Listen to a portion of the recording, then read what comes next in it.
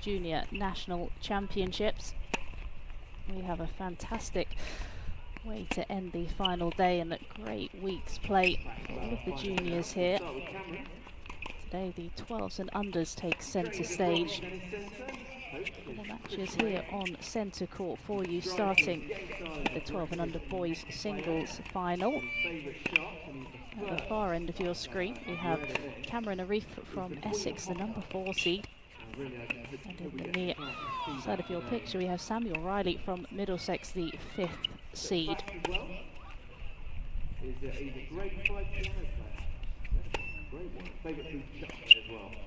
So Cameron Arif in the orange down the far end, like I said, is the 4th seed here. It's had a fairly tricky route to the final. The 12s and unders do play a box event, so they get plenty of matches. In the first round he played Cole Edwards, had a very comprehensive victory, 6-love, 6-1, followed that up against Boyan Ilchev, 6-3, 7-5, and then had a tricky one in his final one, beat Toby Phillips 6-love, 4-6, 10-5. Then in the first round of the knockout phase, beat Dominic Sopek. Again, that was a 3-set battle, 6-2, 4-6, 6-3. Then in the quarterfinals played against Brandon Pugh, that was slightly more comfortable, 6-4, 6-4. And in the semi-finals, took out Max Lendrum. Again, another 3-set battle, 7-5, 2-6, 6-3. So he's come into this final with a lot of tennis under his belt.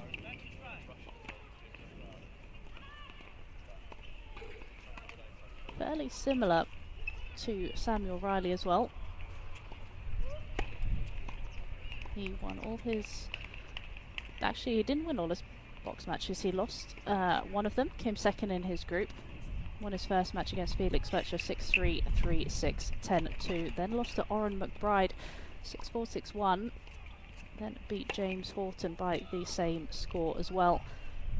So he had a tough first round matchup. Once it got to the knockout phases, he had to take on number 2 seed Oliver Westbrook, but he came through after a tough first set, 7-6, 6-1, and then in the quarterfinals played Boyan Ilchev, took him out 6-4, 6-3, and then had a pretty tough battle against Harry Swain, 1-6, 4, 4-6, 6-love.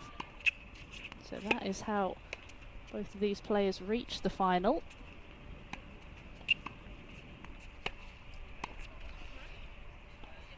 So Cameron Arif down the far end. He does actually train at the RPDC at Bromley Tennis Centre. His coach is Chris Craig.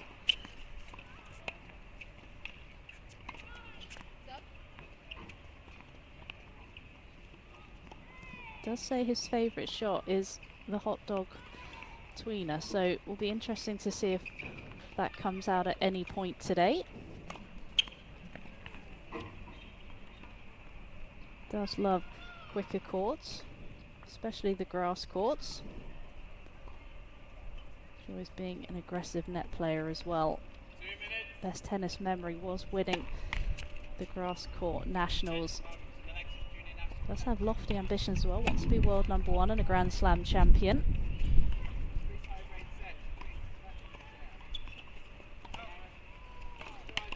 Samuel Riley on the near side here.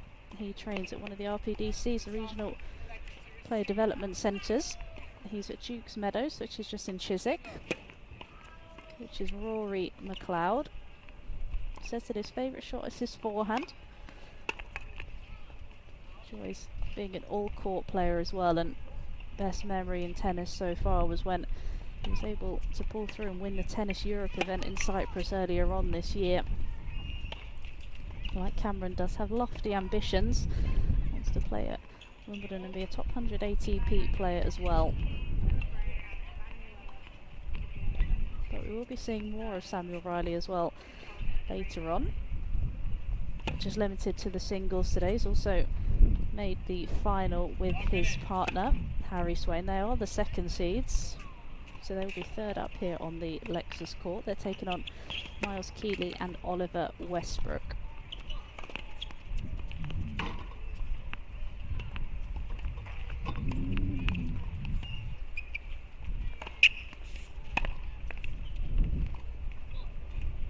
So just the final stages here of the warm-up before both players get ready to kick things off. This 12 and under boys singles final underway.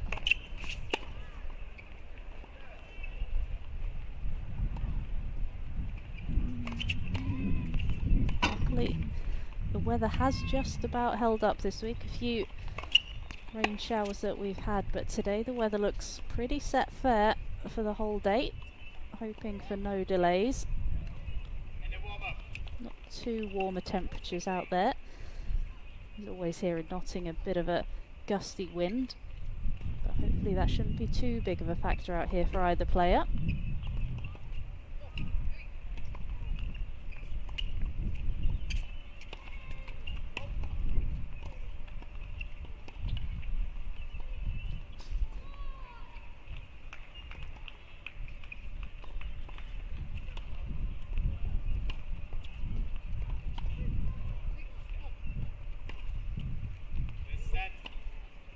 So I'm Anna Smith and I will be taking you through all 4 matches here today. Samuel Riley to kick things off in the final.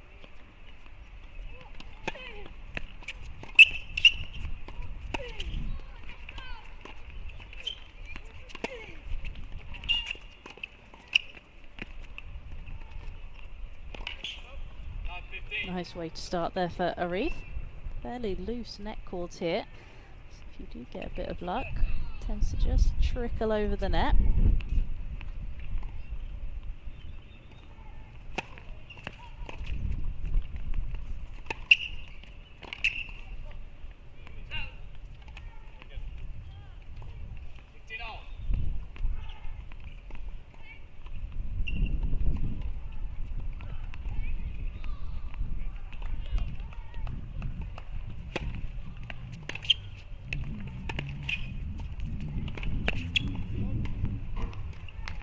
Great forehand there from Arif. Going back behind. You can see looking for his forehand already. Wanting to put pressure on Riley here in this opening game.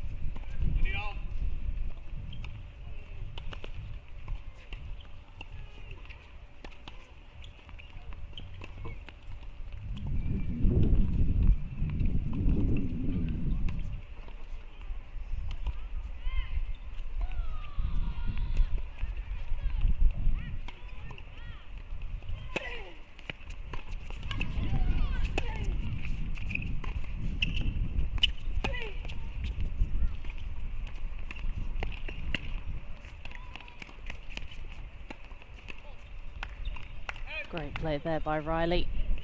Great use of the drop shot. Did really well to get up for that smash. Wasn't easy to control it.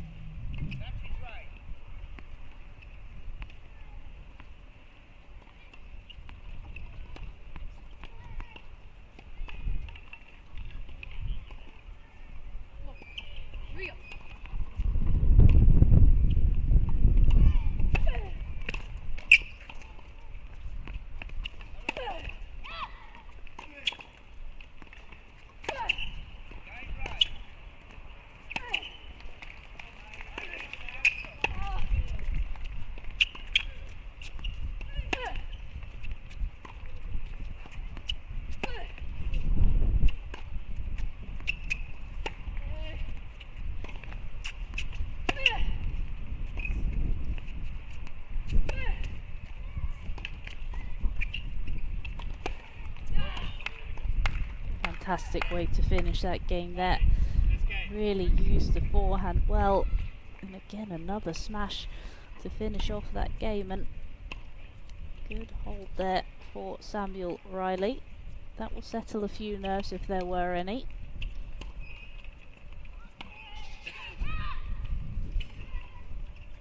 just hear on the on-court microphones the wind just picking up a little bit in that game.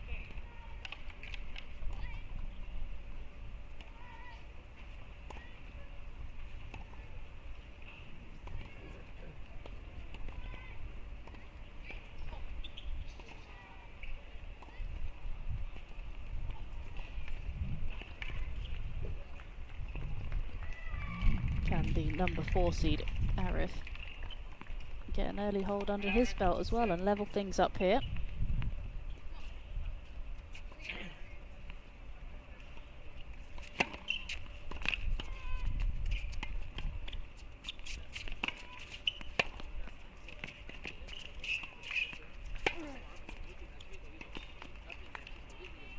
I did mention that Arif describes himself as an aggressive net player, so I think that is what we can expect to see quite a lot, taking advantage of any opportunities, any short balls looking to move forward.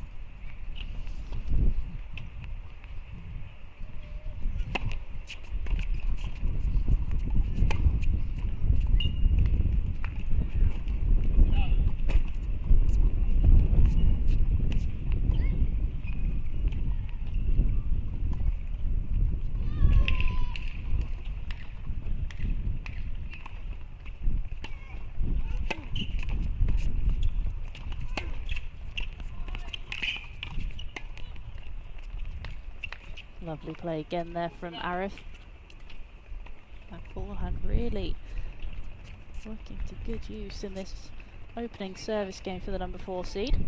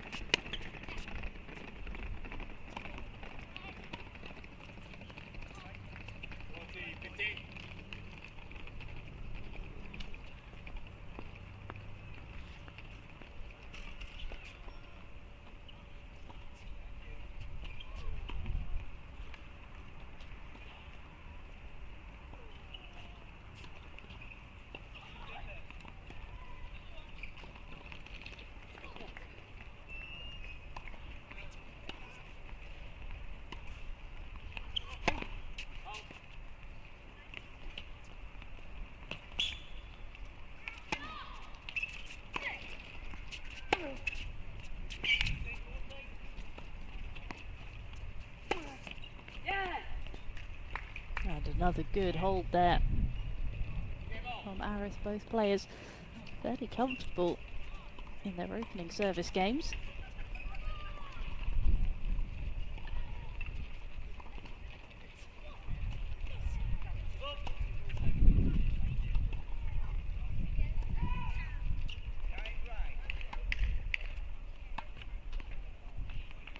Obviously here on the Lexus court we are focusing on both boys and girls 12s and under, but plenty of matches as well on the outside of courts, the 10 and unders.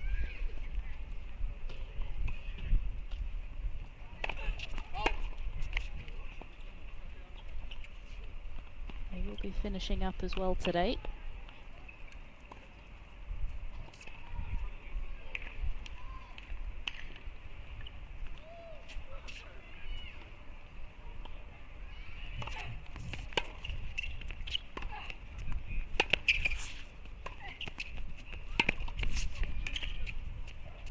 Another net cord there for Arif. 2 already so far in this match.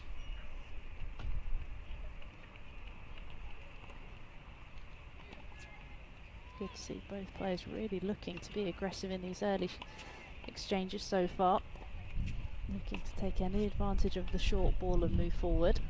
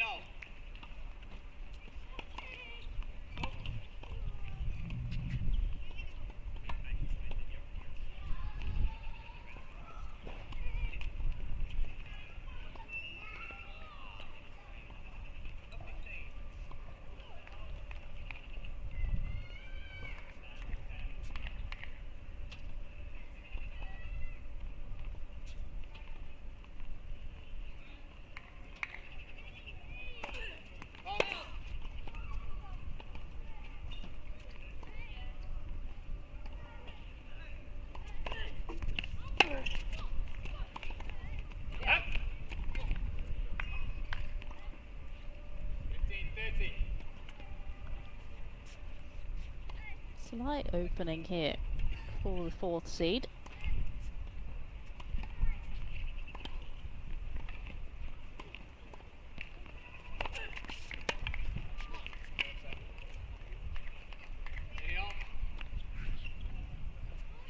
Maybe slightly misjudged that return. Didn't quite look like he was ready for it.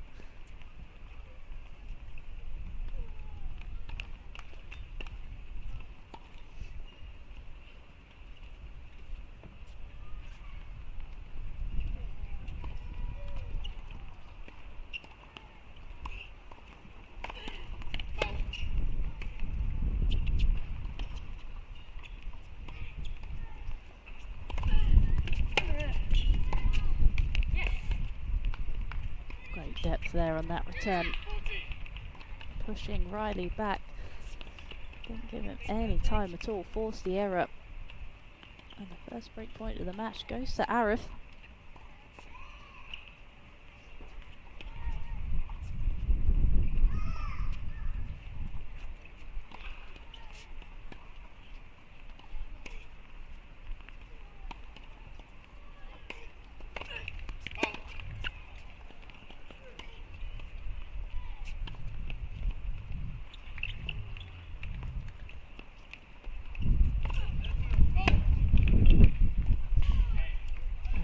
Double fault from Riley, hands the break to the number 4 seed.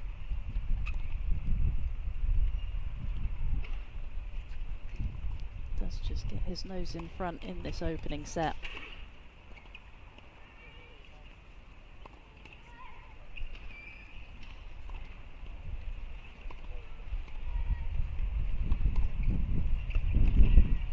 This is just the first match of the day here on the Lexus court. I did say we've got a full day's play. And once the boys have got through their match, we will see the girls.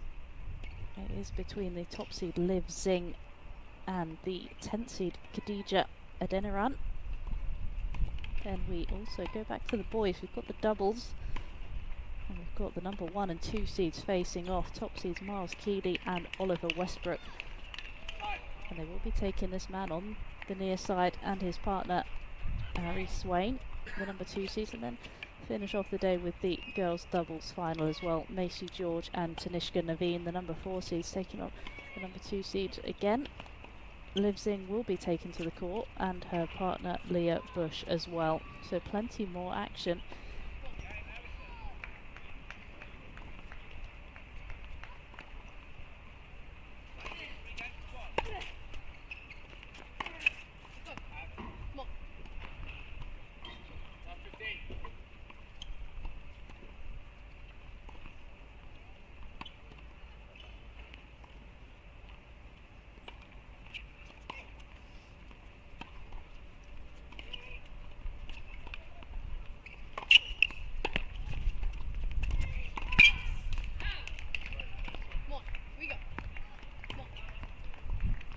Just a couple of unforced errors.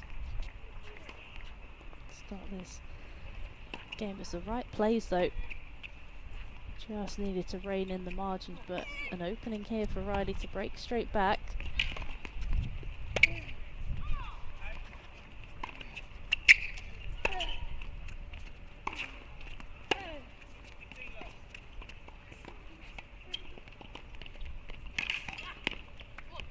Great use there of the drop shot. Already used that a couple of times so far in these opening exchanges. Very quickly, Riley has 3 break points here to get the break straight back.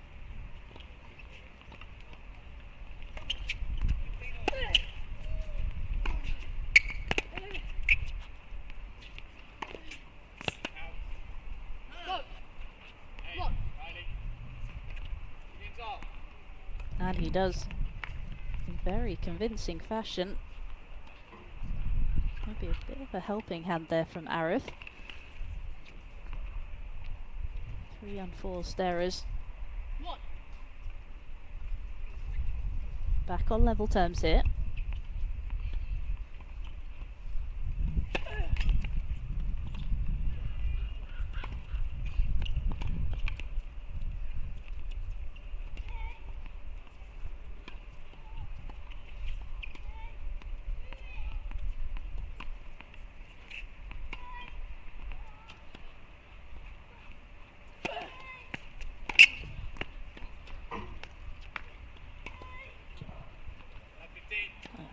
Serve just sat up in the box, waiting to be hit. As we've seen already in his opening 4 games, Arif not afraid to take the forehand on.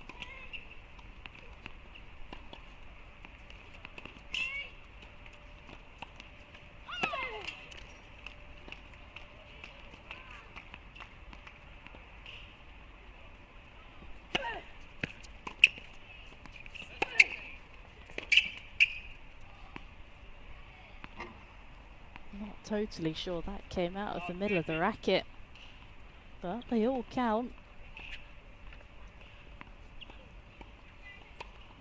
Having been fairly comfortably broken in his previous service game, Arif now opening the door again.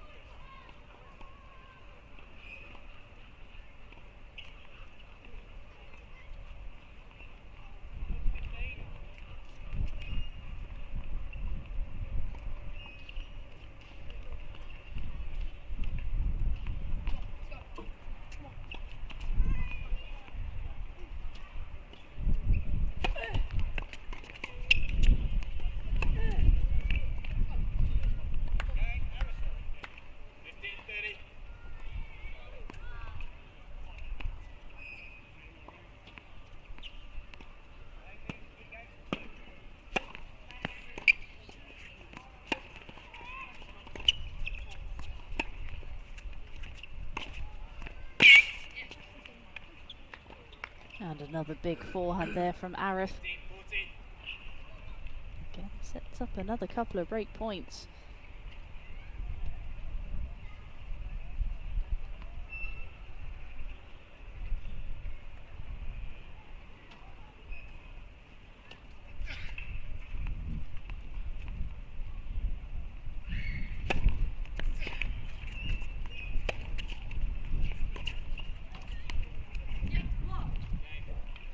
And a bit of a tentative volley there from Riley. Gives Arif the break again. That's 3 in a row now. And the 4th seed gets his nose in front again. 3-2 in this opening set.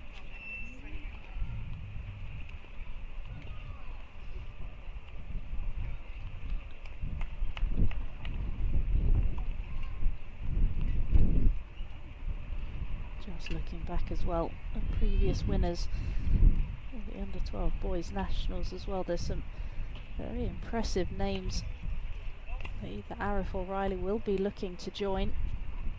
Last year Niall Pickard-Barua put his name on that list, and he went on to win the double here. He won the under-14s earlier this week against Eric Lorimer. So he has joined the list of the 12s and 14 winners. Previous year to that was Mark Seaban, junior he is turning into as well. Interestingly though, the only player in recent years to have completed the singles and doubles double was Luca Powell back in 2017. He teamed up with Hugo Coquelin as well to win the doubles event. Samuel Riley looking to be the first person since then to emulate it. He's able to get over the finish line here and team up with Harry Swain later.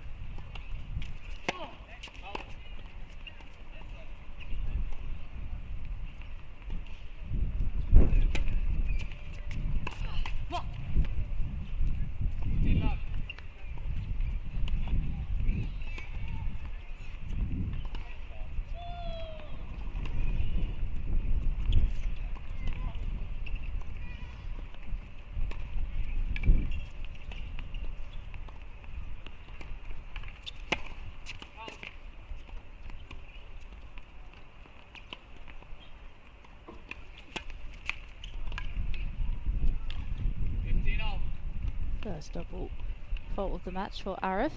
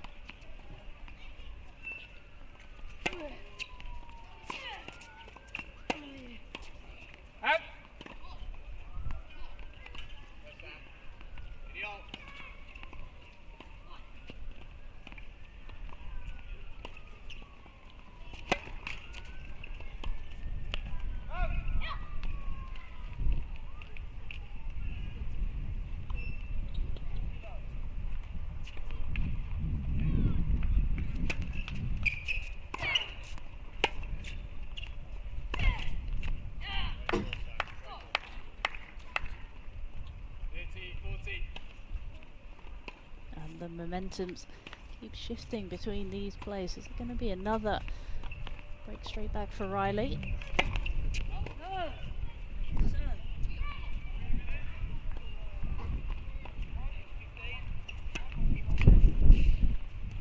Yes, it is. Bit of a gift there. Second double fault from Arif. For the second time in a row, Riley does get the break straight back. Been an aggressive start from both players. You look at the winner count, would have been 7 from Arif. Most of those coming off the forehand. Riley just a 6. Why both players said we're looking to be fairly aggressive, looking to move forward.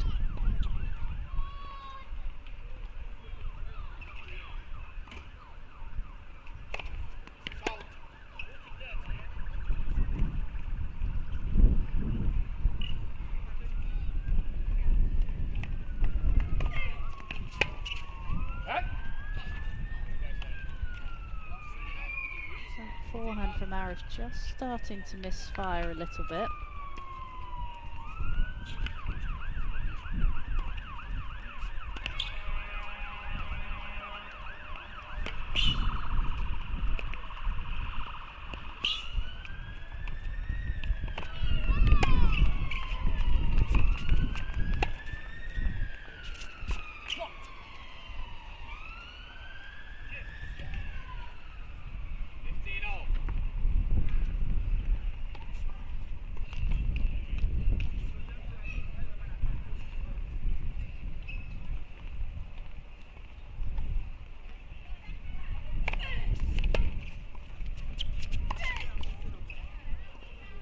Two approach shots in a row.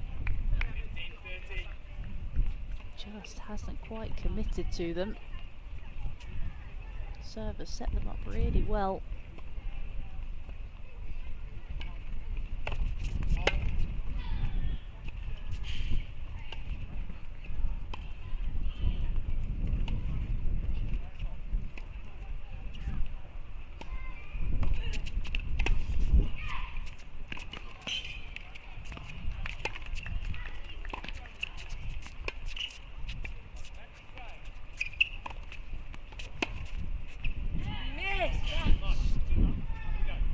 Brave there from Riley. Had missed the previous couple of short balls, but backed himself, forced the error from Arif. Easily being staring down the barrel of 2 break points.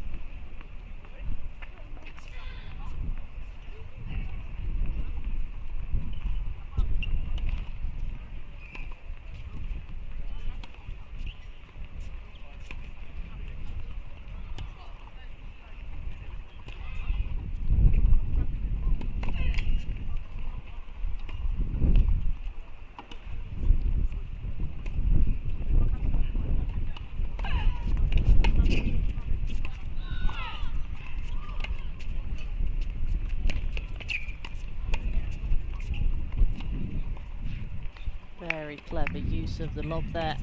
Bringing Riley forward with the drop shot. And also trying to lob over the backhand side as well. Very clever from Arif. Oh, another break point. As you can see, both players 100% on break points converted. Are we going to have a 5th break in a row?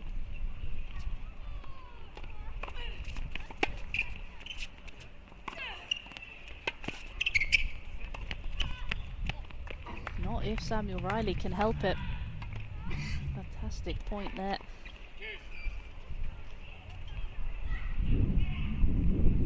It's really something that he's added to his game as well. He's always been very solid from the baseline, but really trying to develop more of an aggressive style, basing that game around his forehand, looking to come forward when the opportunity is right.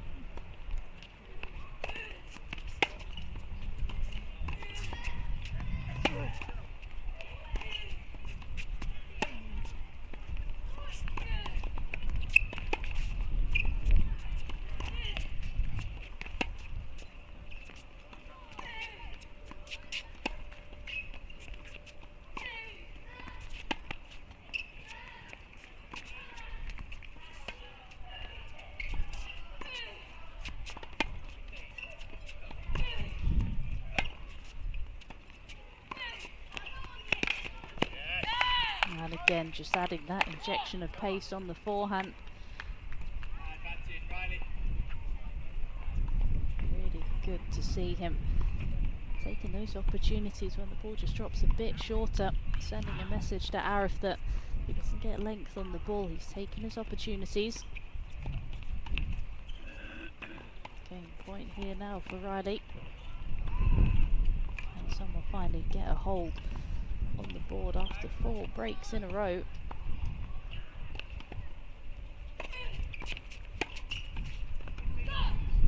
Yes, he can, and a big come on there from Riley. You can just sense maybe a change in momentum here in the body language of both players.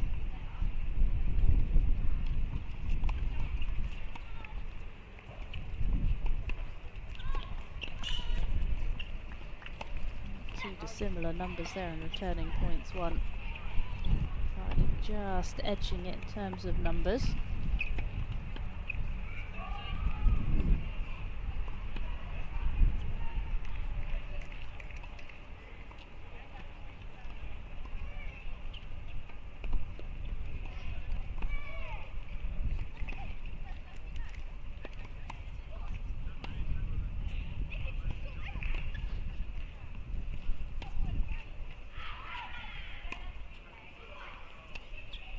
Looking back at as well previous winners of the doubles event, Marshall Dash Green and Jan Yander.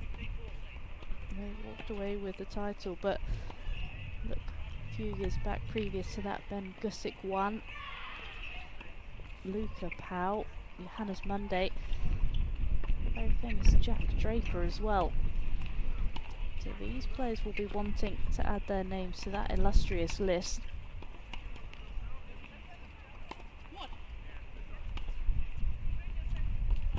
But now work to do for Arif. 4-3 down, and maybe the momentum just with Samuel Riley.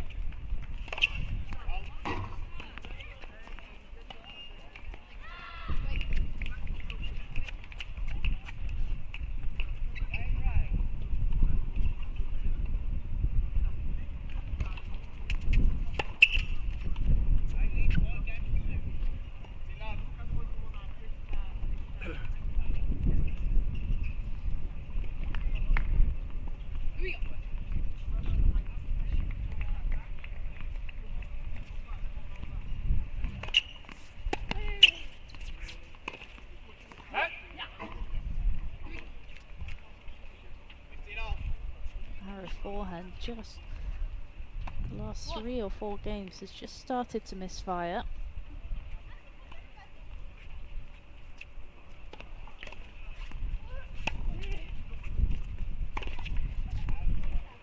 There we see again. You can just see there the frustration clear to see for Arif. Can Riley really feed off that?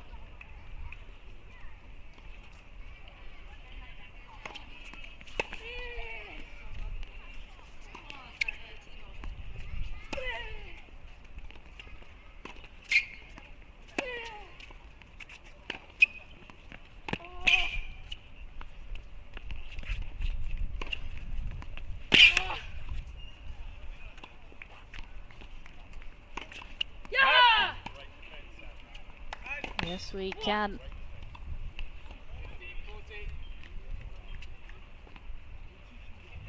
And the frustration does keep building for Arif. That forehand misfiring now. Riley's now got 2 break points. Get this, he will be serving for this opening set.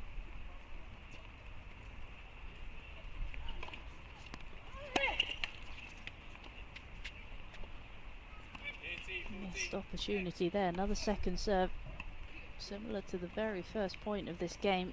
Sat up waiting to be attacked. Would love to see him maybe just take a step or 2 inside the court.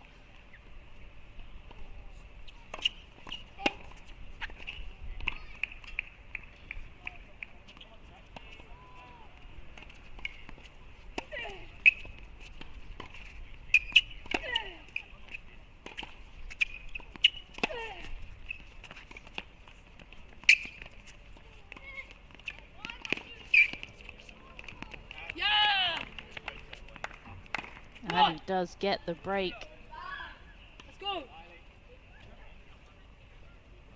And it's been a complete momentum shift in this opening set. Arif twice leading with the break. Now all of a sudden, Riley looking to close out this opening set on his serve. And you'd have to say, with the way body language is from Arif, it's going to be a tough ask for him to turn this around.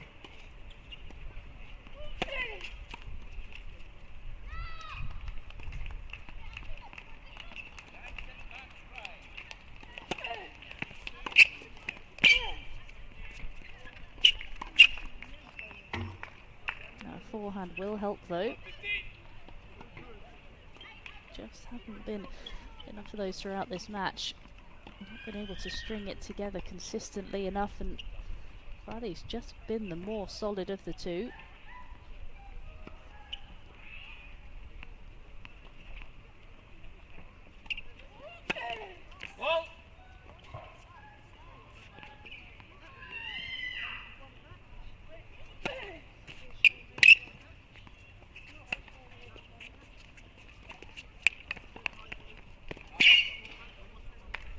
Best drop shot of the match so far. Just when you thought one player was starting to pull away, Arif just reeling him back in with a couple of great points.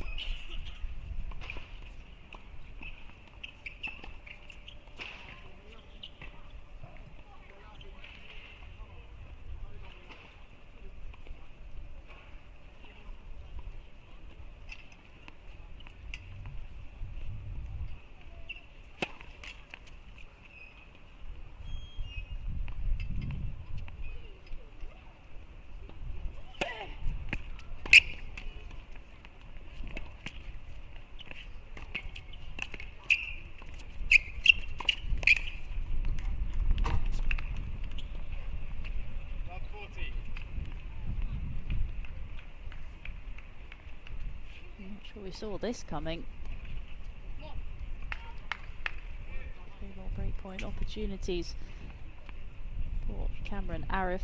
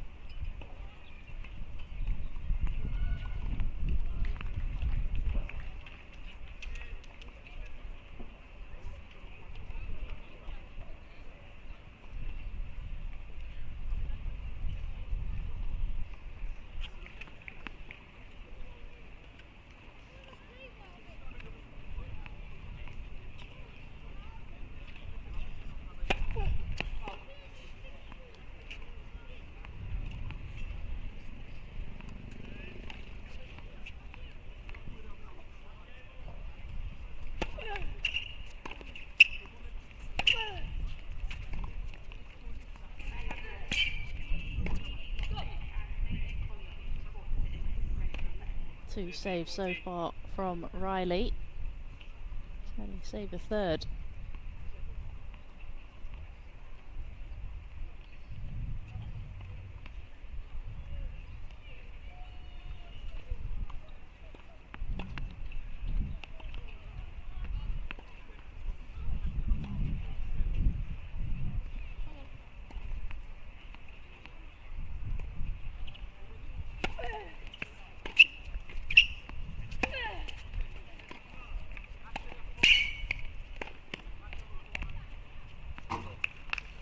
Oh, and he's found a way. I'm not sure how he made that, but the curve he was able to get on the ball. He managed to dip it inside that line. Full credit to Arif there. You thought he was down and out in the opening set, but he's managed to turn it around and get another break. And all of a sudden, we are back on serve in this opening set.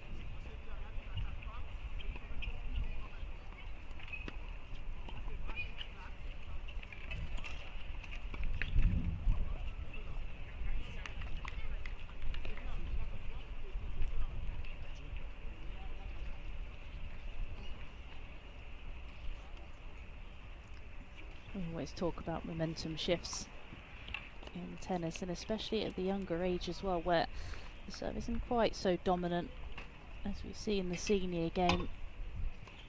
Don't get quite as many free points off the first serve. There's always opportunities to break. It's not until they're able to start developing,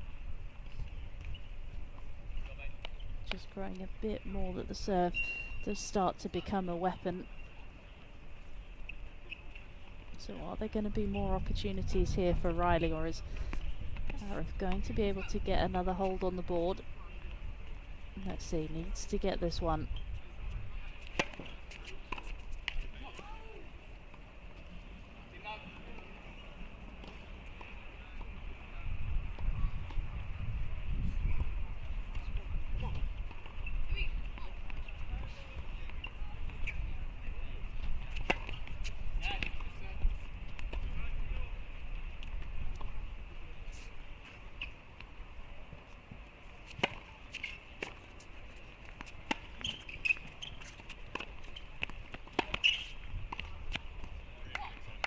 That's more like what we've seen from Riley in this opening set, using the forehand, looking to come forward, put the volley away nicely there.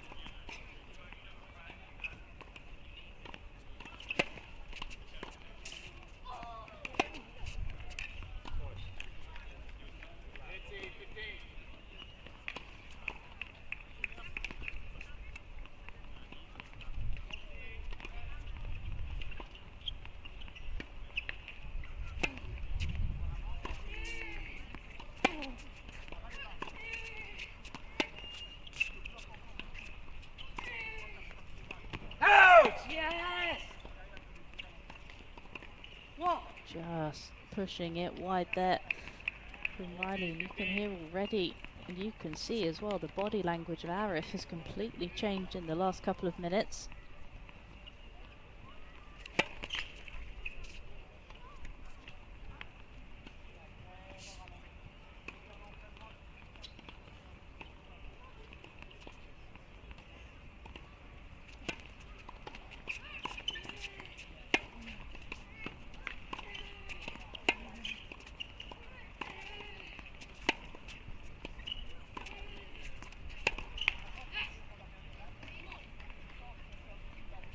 Riley not giving this one up without a fight.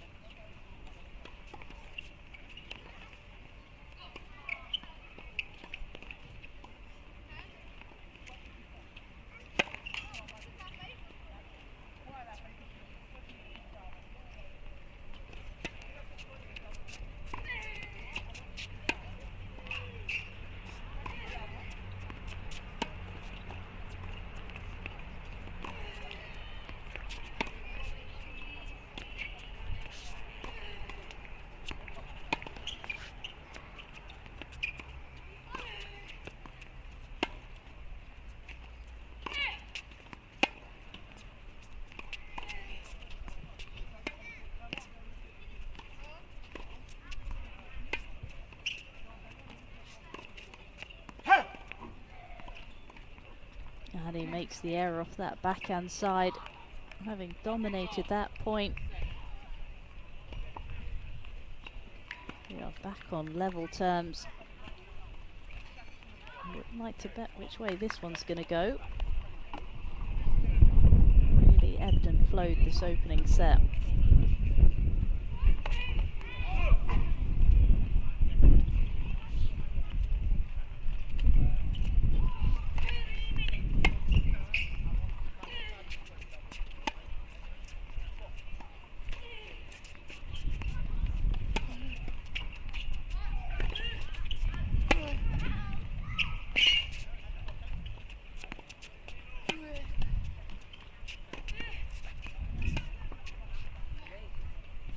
Fantastic court coverage there from Riley.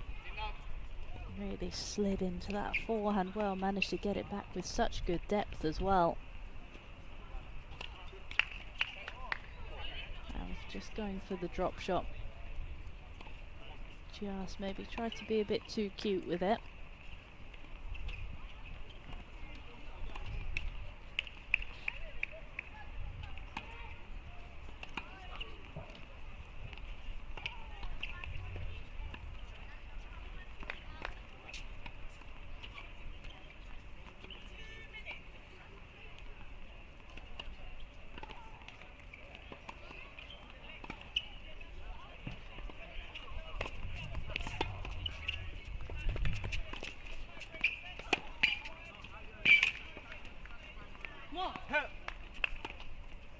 Good injection of pace there from Arif on that backhand side. He's done that pretty well so far.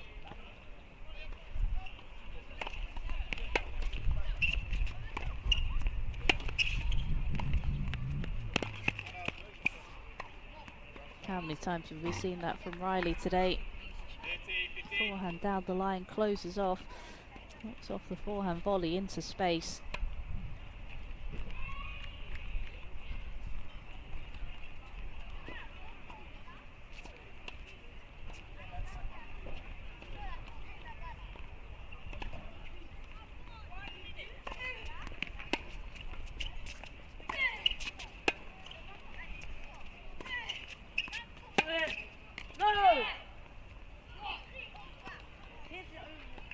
Thought maybe Riley had the opportunity to use the drop shot. Arif was so far back in the court. Chose to hit the forehand approach and move forward, and Arif couldn't come up with a passing shot.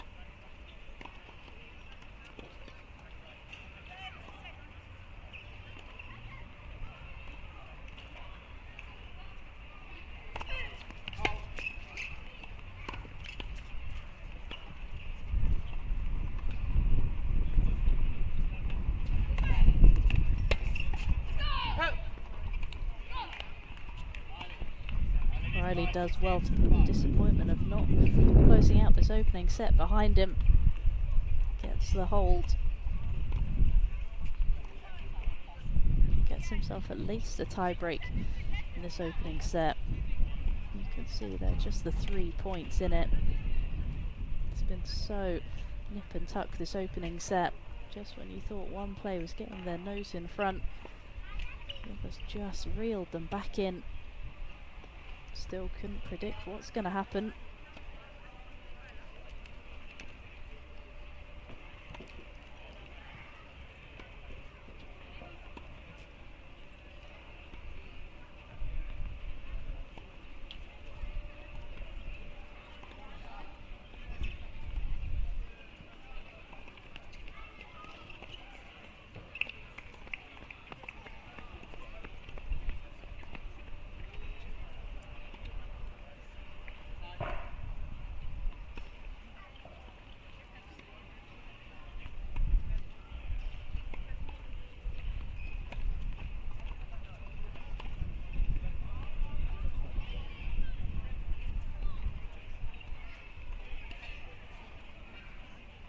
Number 4 seed. Can he hold on to his serve again for a second time to take this opening set to a tie break?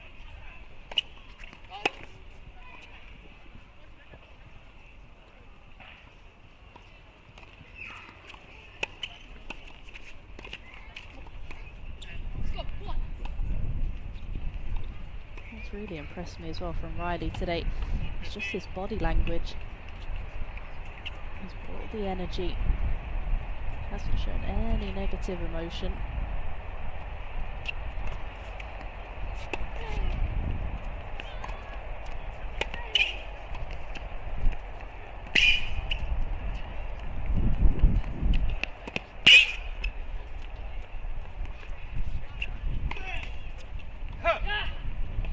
And the net cord not helping Arif out this time.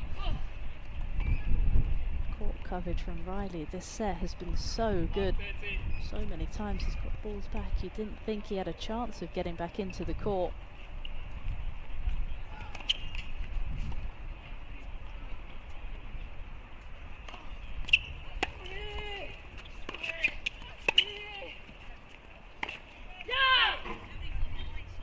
It's just been too many times this set. That forehand has misfired.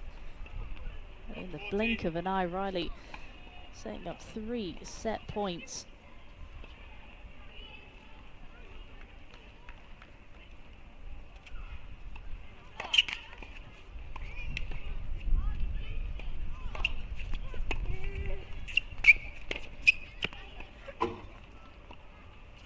First one saved in style. Maybe a bit of frustration behind that forehand from Arif.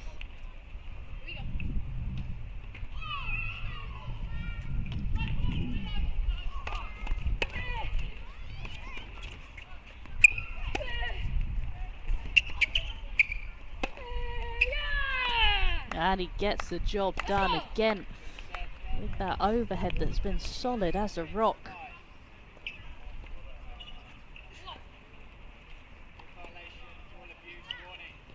So the 5th seed does eventually get the opening set under his belt in 46 minutes. There really wasn't much in the opening set. Just came down to a few points either way, especially in that last game.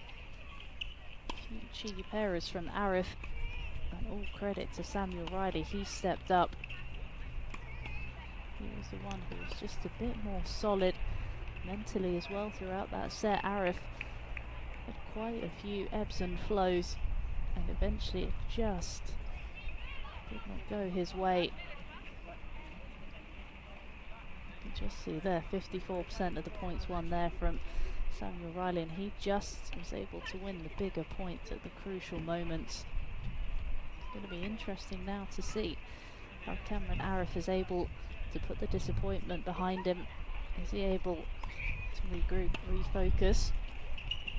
I think he's just taken a toilet break, might be a good idea. Just step off the court, freshen up.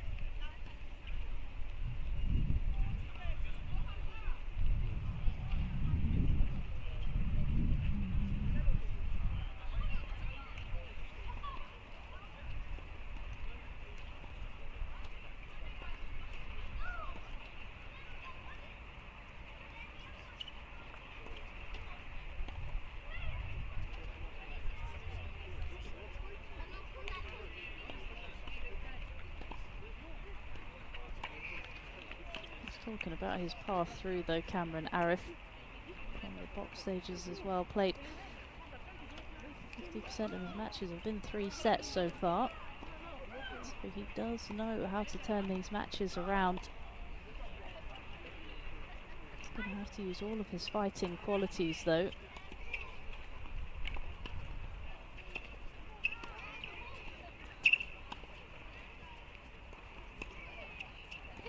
His favourite player is Rafael Nadal as well.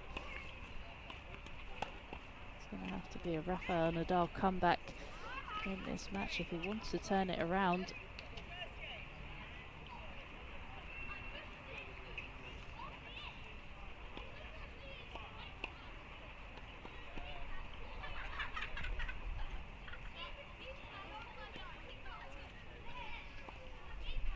Been tough for him though out here, Arif.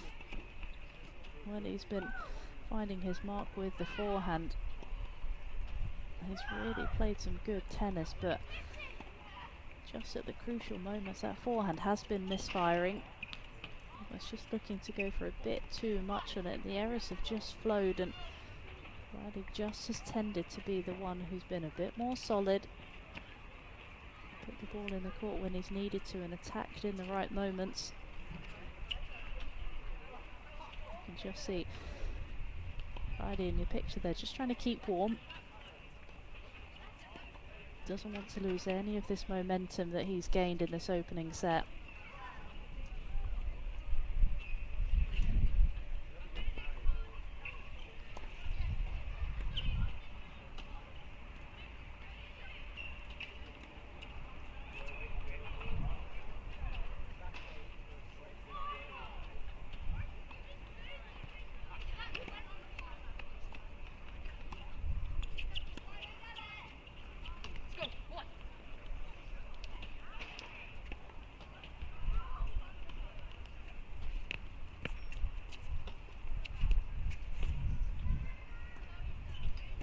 Just making his way back to court.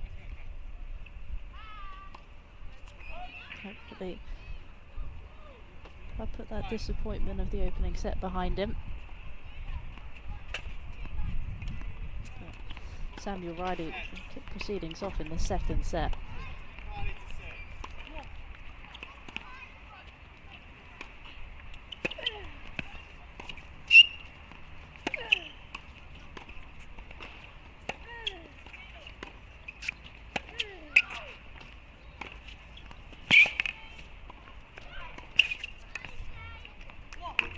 way to start this first point of the second set.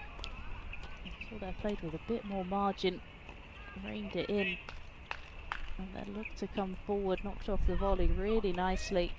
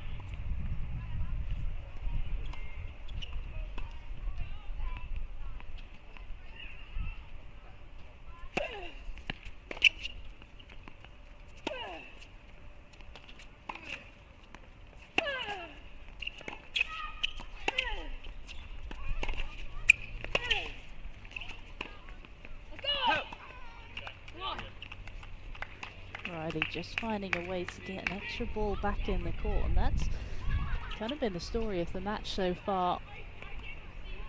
One extra ball back into play is invariably force the error from Arif.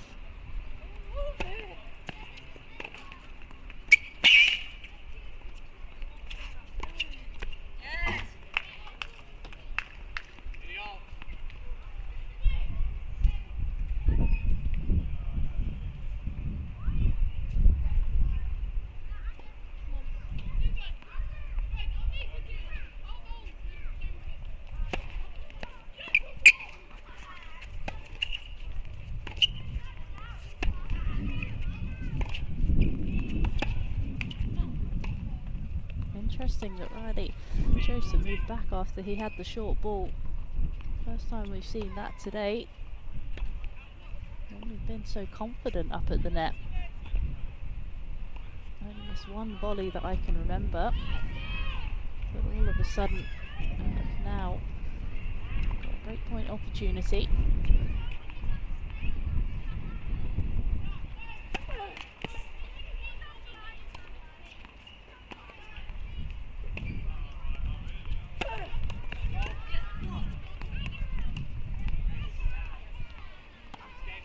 Double fault. Just Riley's second of the match. Exactly the way Arif would have wanted to start this second set.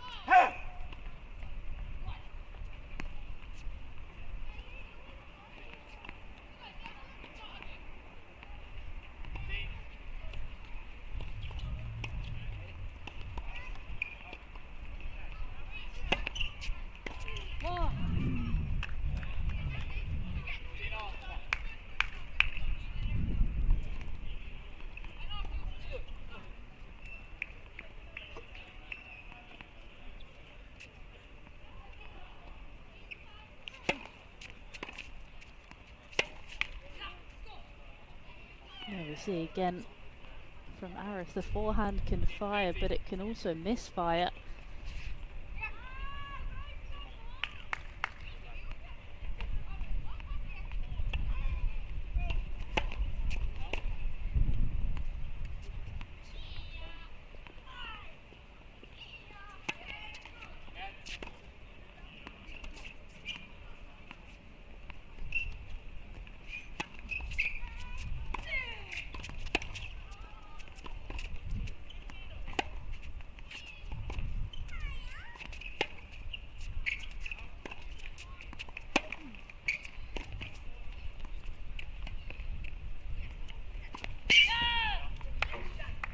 bit of a casual drop shot there from Arif. Didn't quite set up to the ball, and a fairly easy put away for Riley.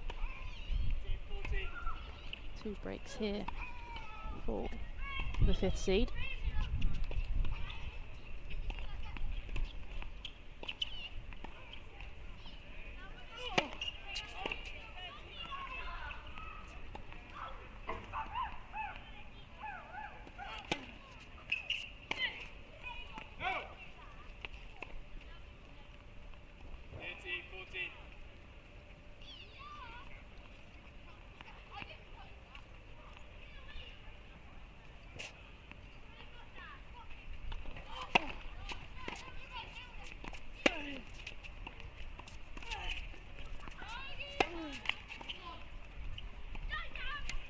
Forehand misfiring again, handing the break back to Riley.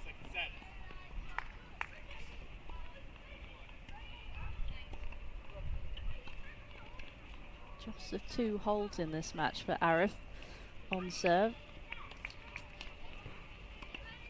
Only the 3 for Riley as well, so the return has been the dominant part of the game for both players.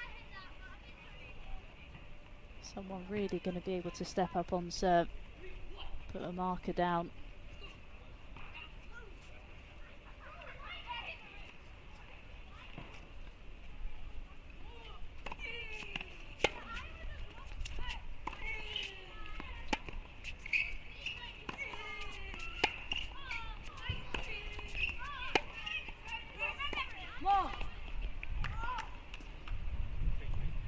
I think if you're Arif, the frustrating part about today, all the way it's gone so far, has been when he's been able to be consistently aggressive. He's been forcing the error from Riley.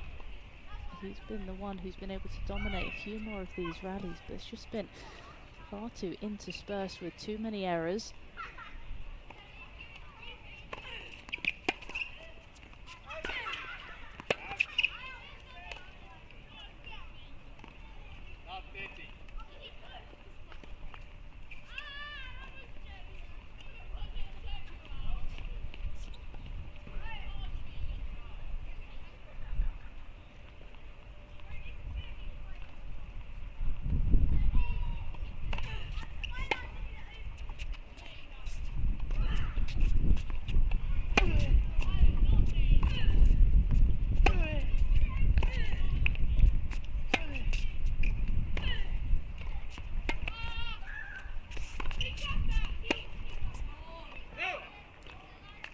Great depth there from Riley as well.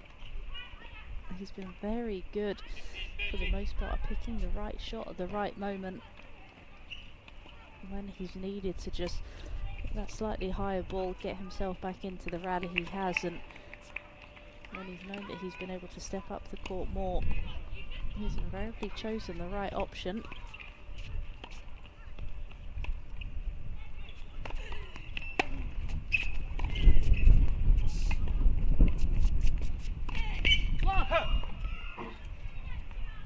Didn't execute the forehand. Again, Arif choosing to use the drop shot, not particularly to good effect.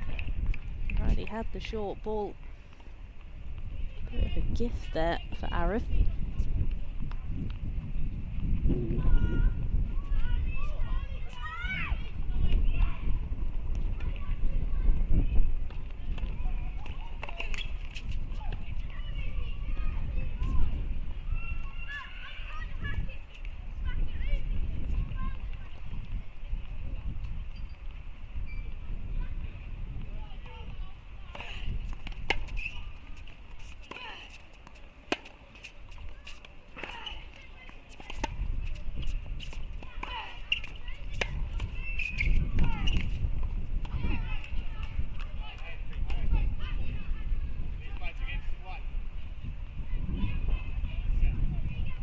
Gets another break. 3 breaks in a row to start this second set.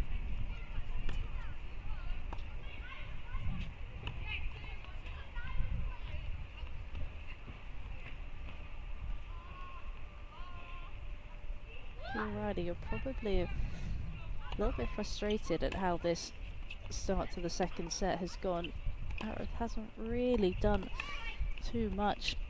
It's just been a few more errors coming off the Riley racket.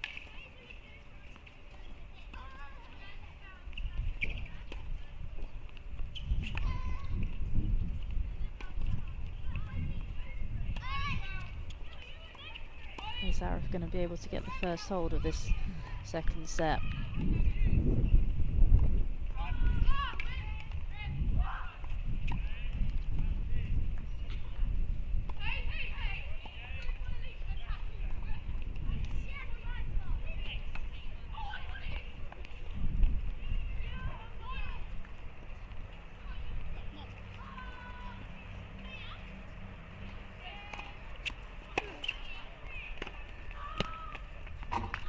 That's the 1-2 punch, the serve out wide, opens a space in the court. This time it's the backhand doing the damage.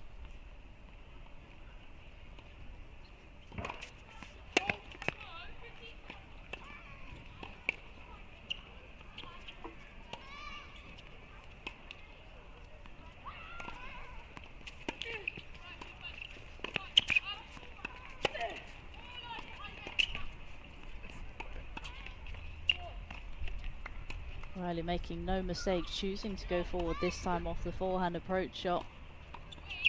It's been so clinical up at the net.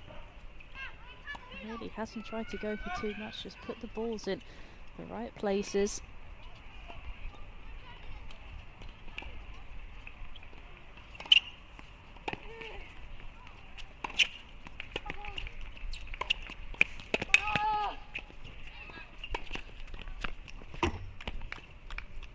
Arif's turn to show his presence up at the net. 15 winners, should I say, rather, off the Arif racket already.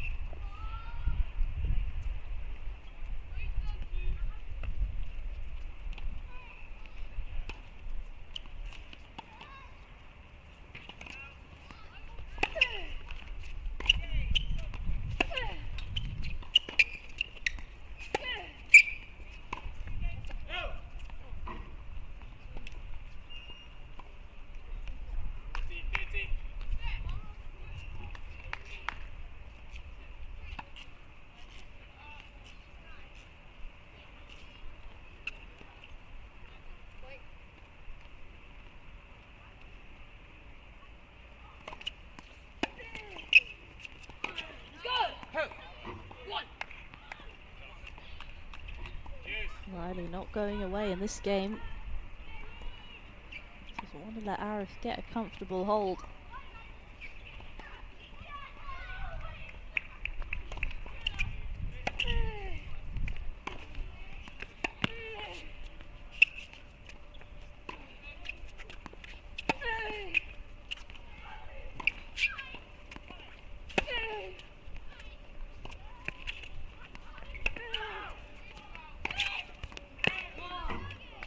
Just injecting that extra bit of pace again on the Arif forehand. That's one thing that has been a real standout between the two players, just that he's able to, when he needs to, off the forehand or the backhand wing, just add a bit more speed onto the ball.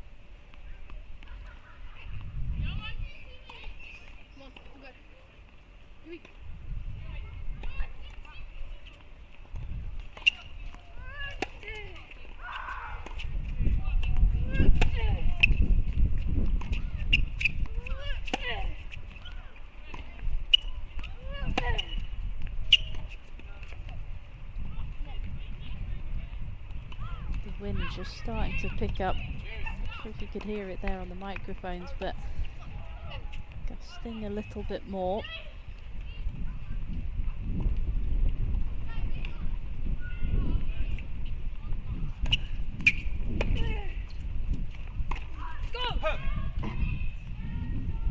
Big miss there off the Arif forehand. Point here for Riley.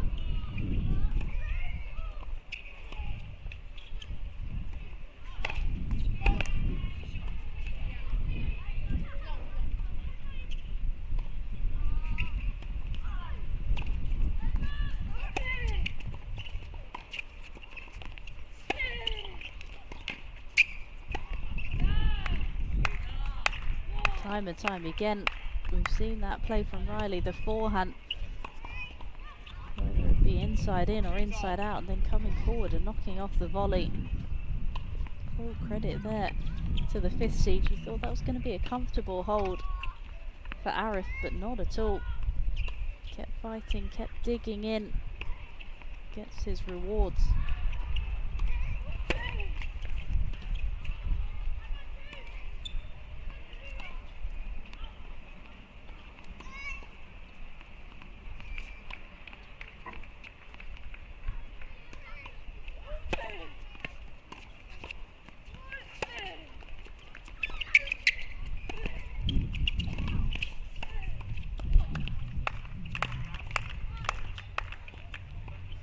This is when you feel Riley is really playing his best tennis, when he's hunting for the forehand.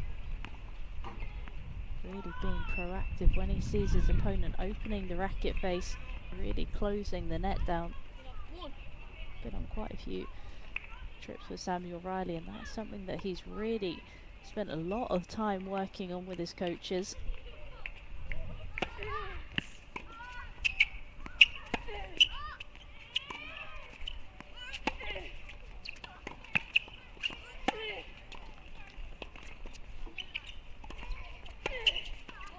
Great to see he's just starting to feel more comfortable using it in matches more, really developing his identity as well, especially at this age. There's still a long way of the path to go in terms of developing how you are as players, what you want to bring to the court.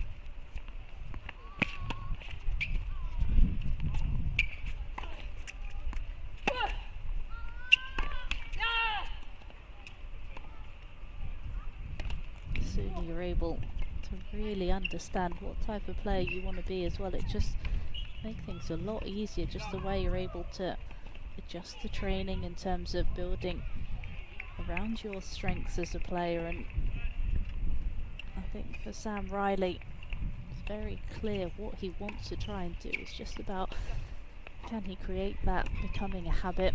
Can he be brave enough to keep doing it? He knows he moves well around the court.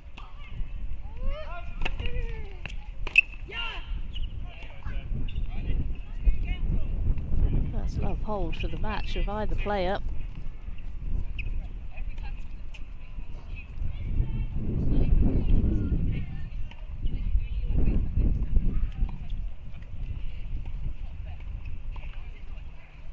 Riley just getting his nose in front.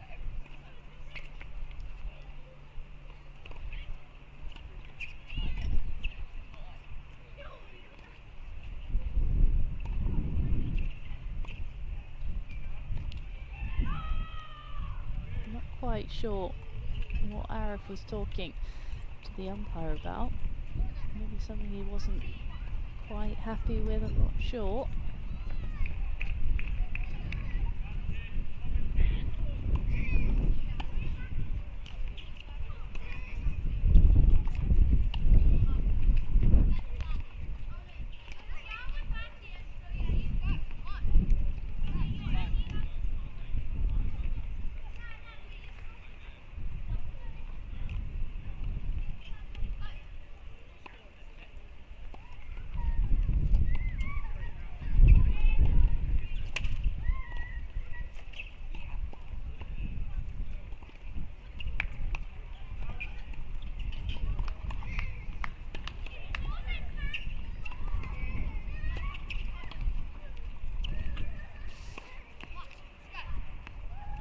Pressure back on the 4 seed here.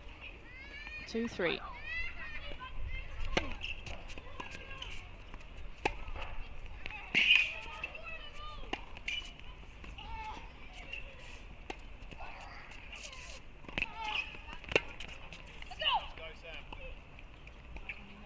Riley maybe just sensing that this is his moment to make a move. It's important, those opening couple at returning points. If you can get one game on the board, 1 point rather, creates that pressure.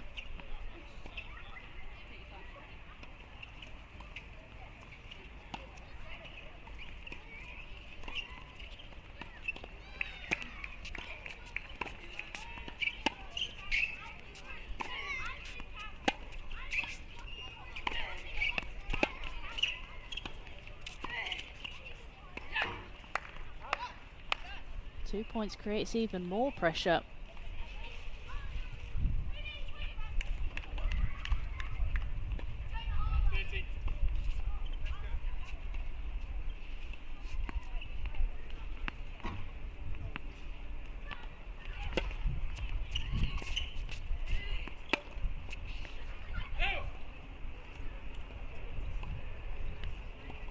Three break points here for Riley.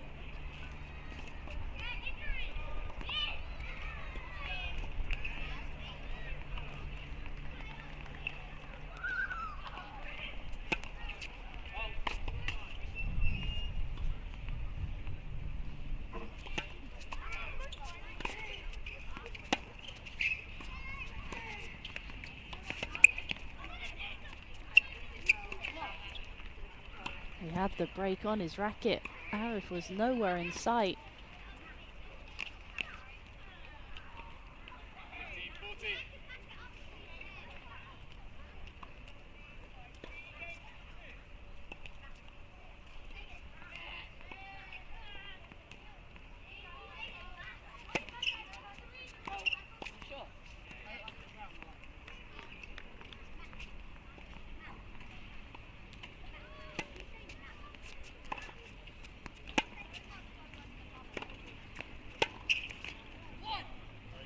This time he does get it. Another passing shot from Arif that hits the net.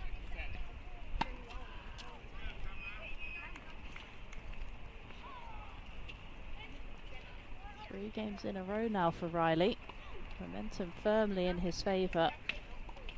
And it's that finish line in sight. Just 2 games now from taking home the title.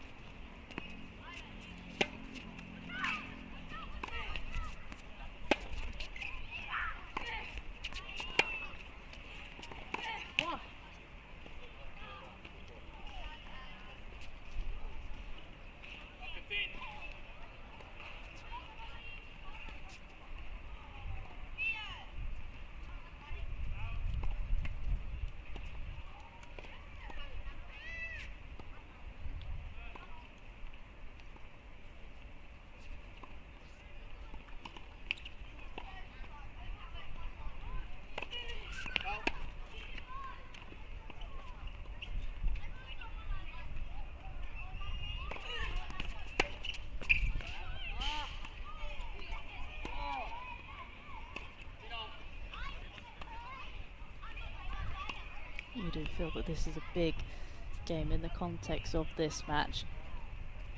If Riley's able to extend that lead, it's a pretty long way back for Arif. He's got to try and peg Riley back.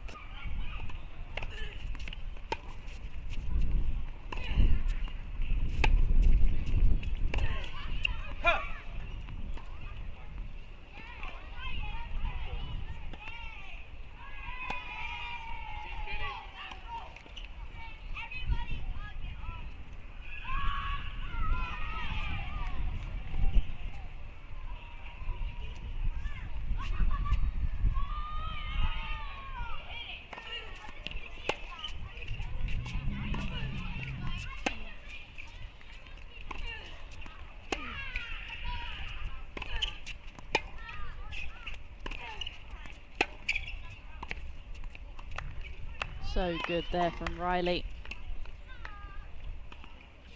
Great depth on the approach, and again he's just moving forward so well to close off the volleys, picking the right spots to place them.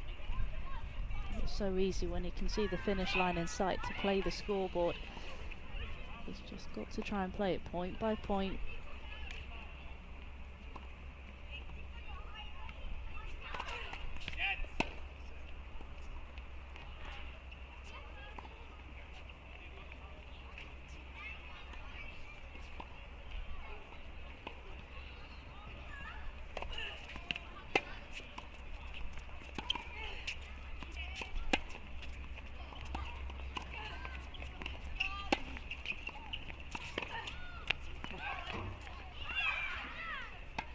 Just pulled off that forehand. Body weight didn't go through the court quite enough.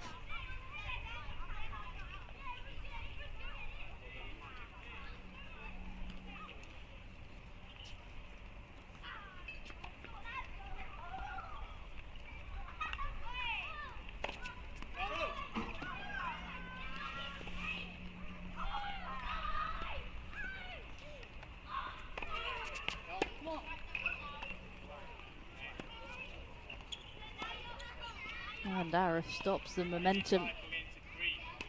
Previous to that game, it was 3 games in a row for Riley. But now they're back on terms and back on serve in this second set.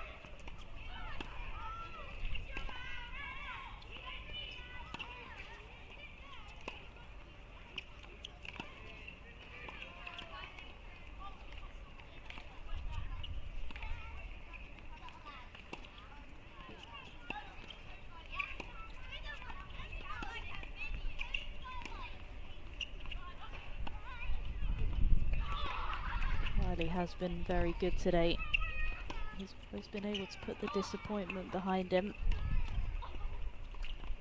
Obviously had that 5-3 lead as well in the first set. Serve for the opening set got broken. He was able to regroup.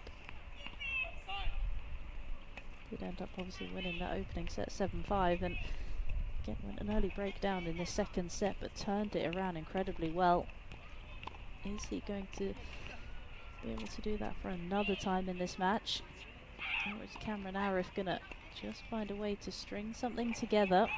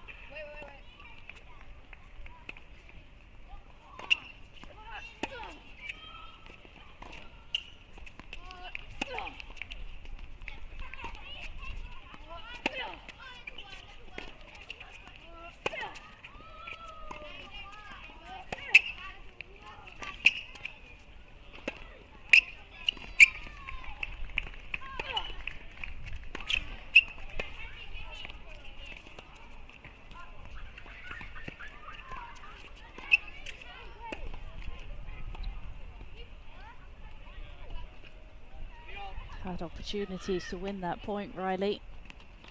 Arif just clinging on by his fingertips.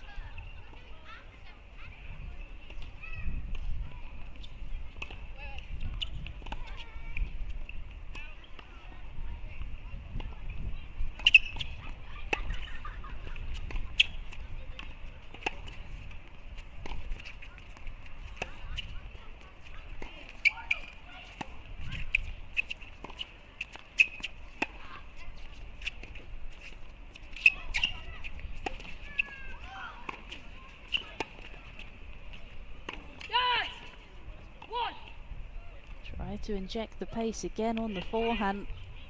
Did it with the previous one, but that one just overcooked it. And a big roar of come on for Riley.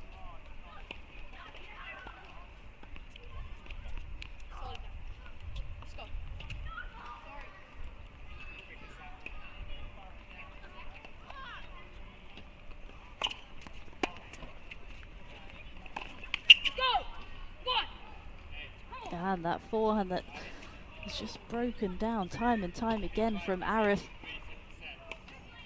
Just breaks down one too many times, and Samuel Riley will now be serving for the 12 and under boys singles junior national title.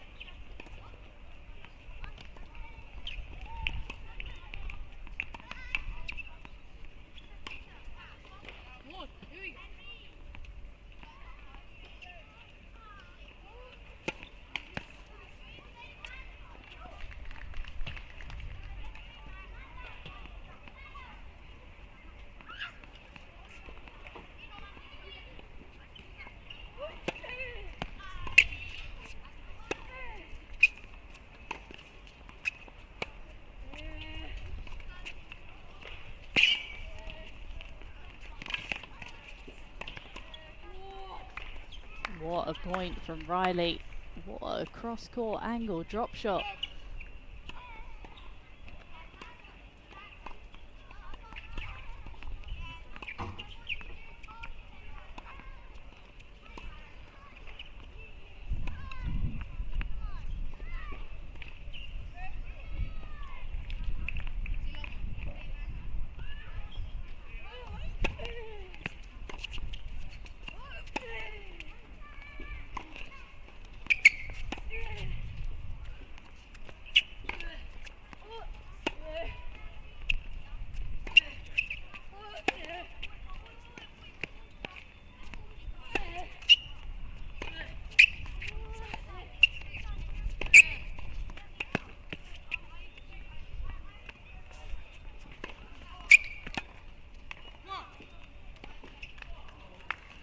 I think that was the longest rally of the match so far.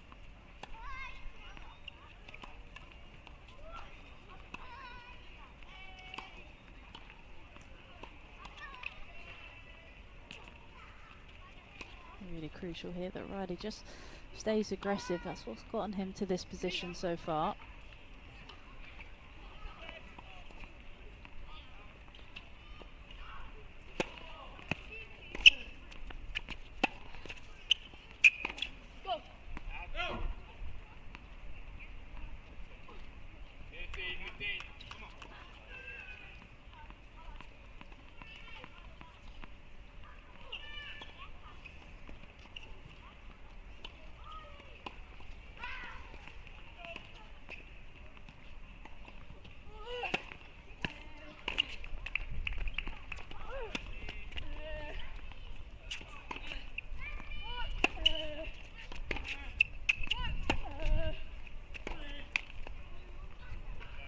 And double championship point here now for Samuel Riley, the 5th seed.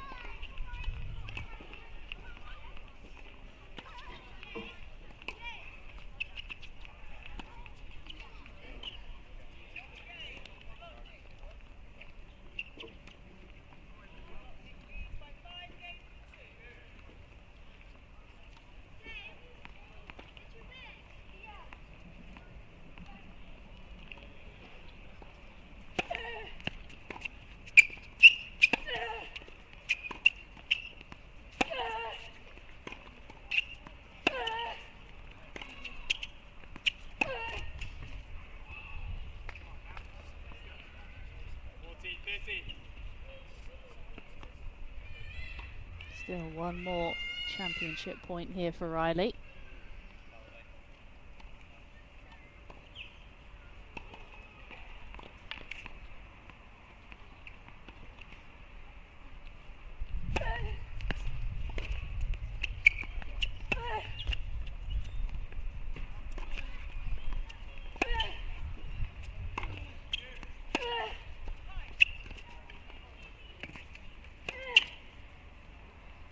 had the short ball, it was lined up on his backhand side.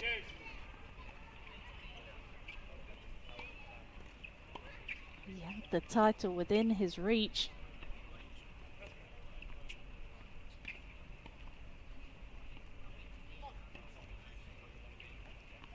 Is it going to play on his mind?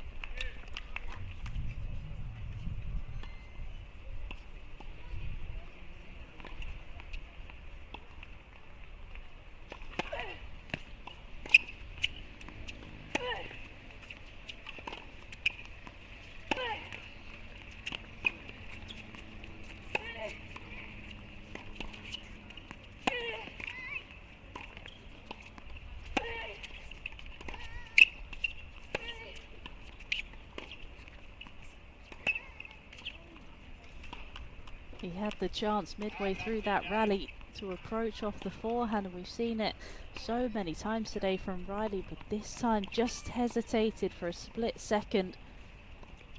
From having 2 championship points, Arif now has a break point.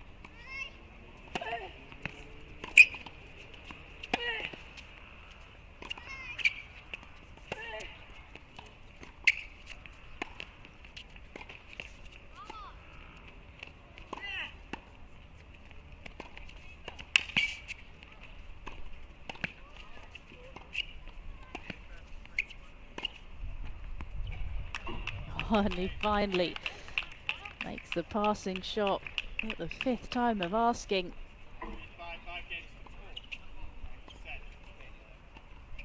Riley will be disappointed that he wasn't able to get over the line. I'm sure he'll be thinking about that backhand approach that he had on the 2nd match point.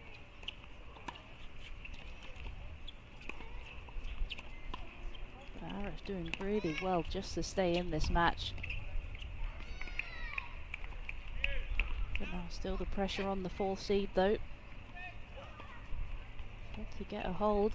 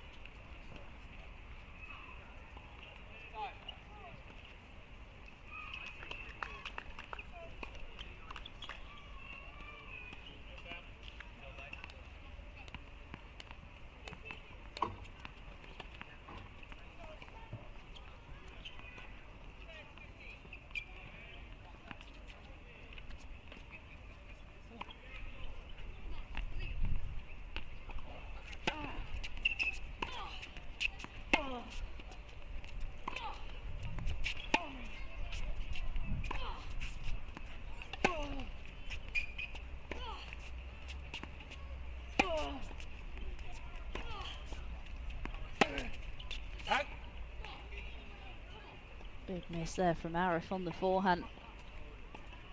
Good depth from Riley. Really kicking it up to the Arif forehand, and I've seen a few times today he's just pulled the trigger not on the right shots.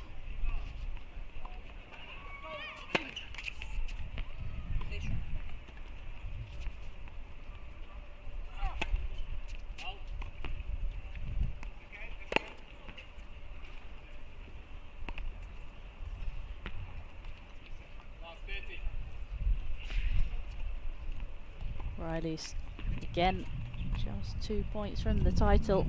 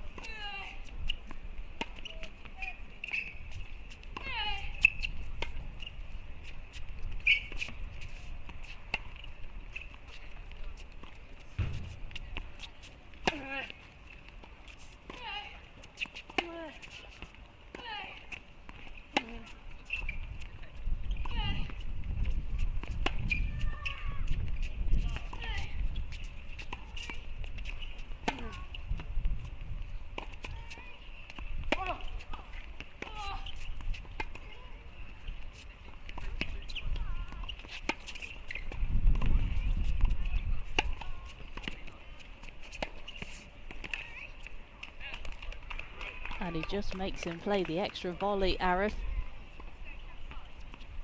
He's just been a bit tentative, Riley, on these last few volleys in the last couple of games.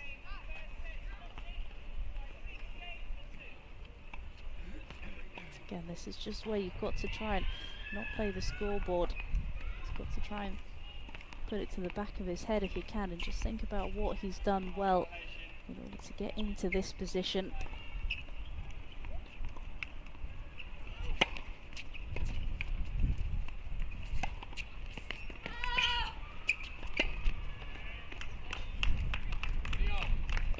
Brave tennis there from Arif. The forehand that had been misfiring, he backed himself. Really solid with the overhead.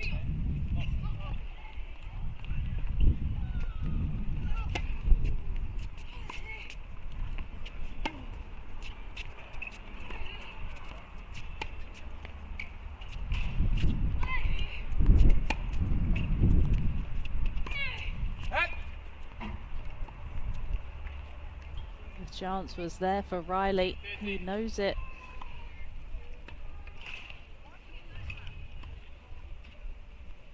Just sat on his haunches there. He knows that was an opportunity to give himself another match point.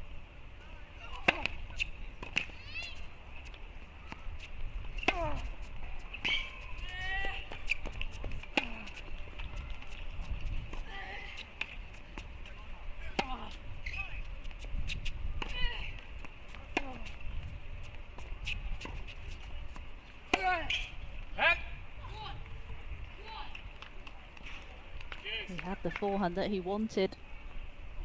Didn't miss by much.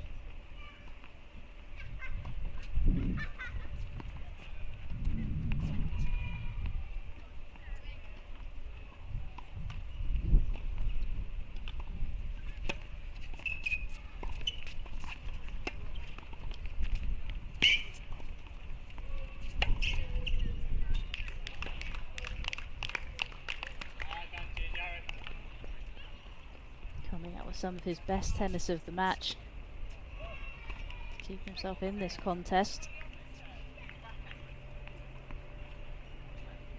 Another game point here for the 4th seed.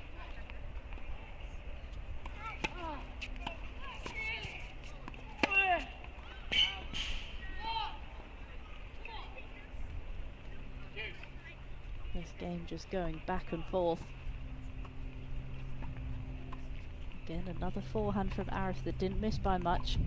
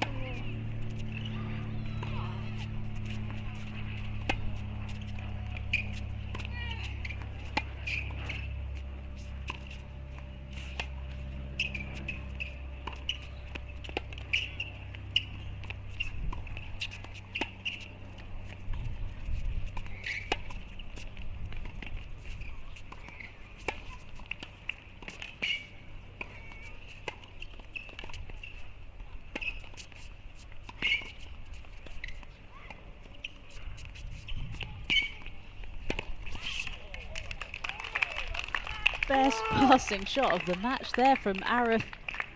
How on earth did he make that? And how did Samuel Riley stay in the rally as well?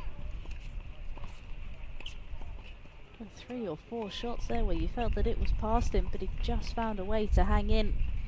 And you thought he'd managed to turn the point around, but Arif came up with something special at such a crucial moment.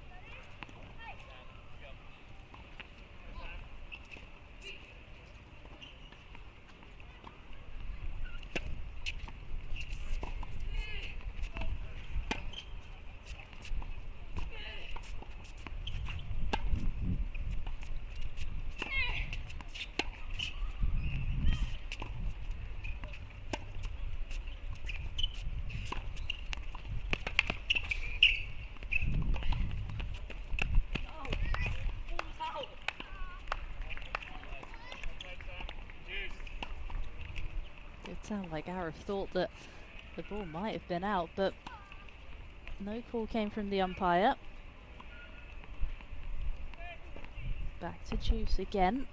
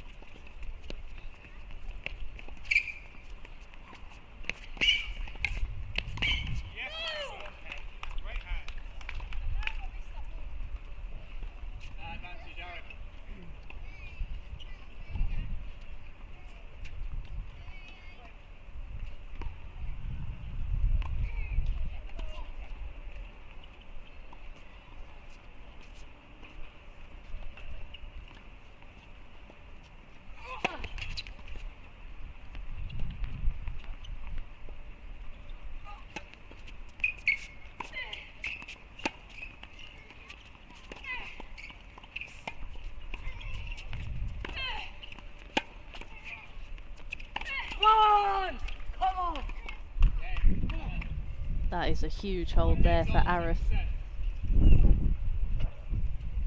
Just clinging onto this match by his fingertips. And now you look at the body language of both players. Arif really has a stride in his step. Riley just trying to take his time. And it's going to be really interesting to see mentally how he's able to deal with this. He's so close to the finish line, and now he's just got another mountain to climb.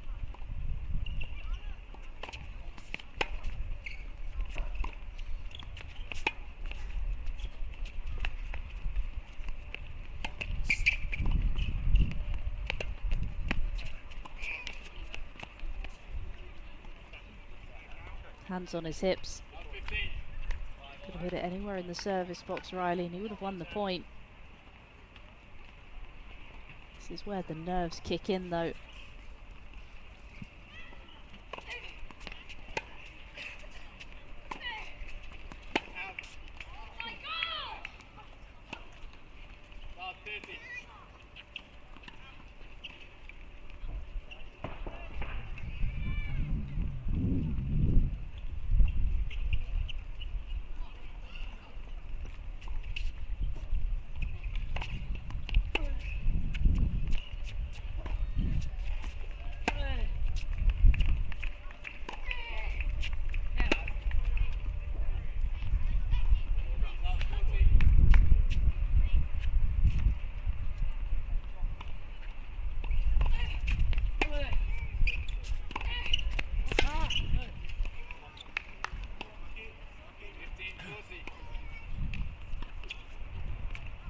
Still 2 break points here for Arif.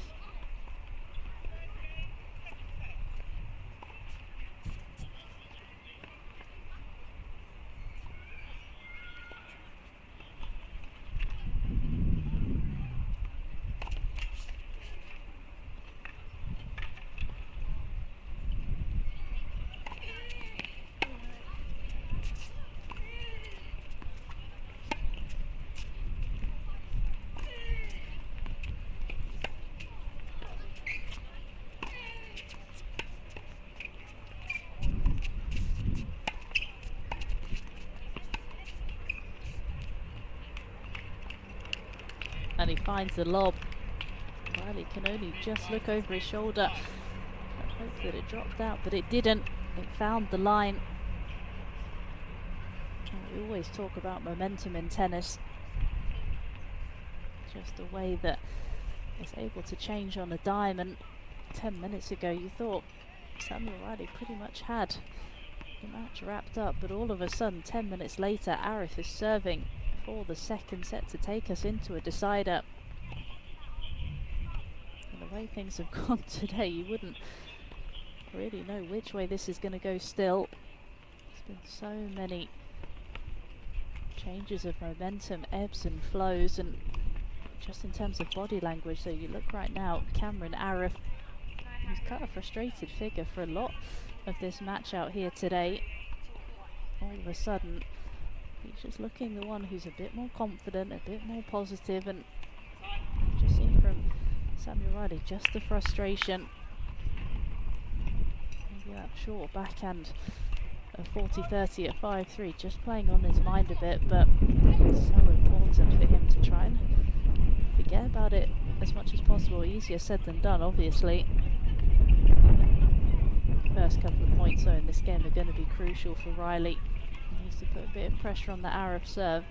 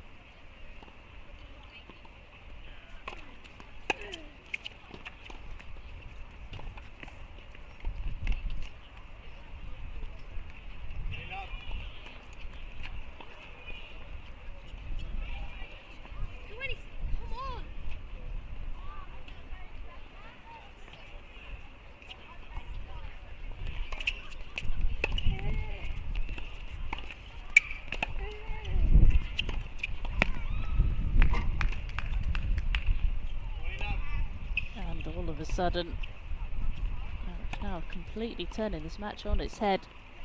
3 set points here for the 4th seed.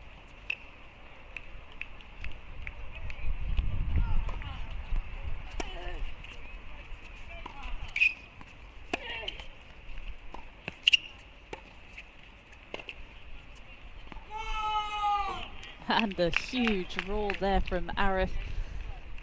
And he does get the job done. His first love hold of the match, and what a time to do it. We are into a decider now. 52-minute second set. You have to say, you probably didn't think it was going to go this way. Set 5-3 for Riley, 40-15. Backhand mid-court. Hasn't missed many of those in this match, but maybe the pressure just getting to him a little bit. And all of a sudden it just shifted. 4 games in a row there for Cameron Arif.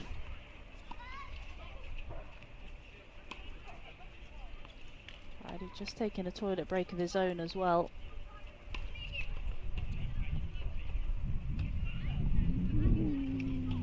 Be a good thing, like Arif did in that opening set, just to take your time. See if you can regroup, put the disappointment behind you.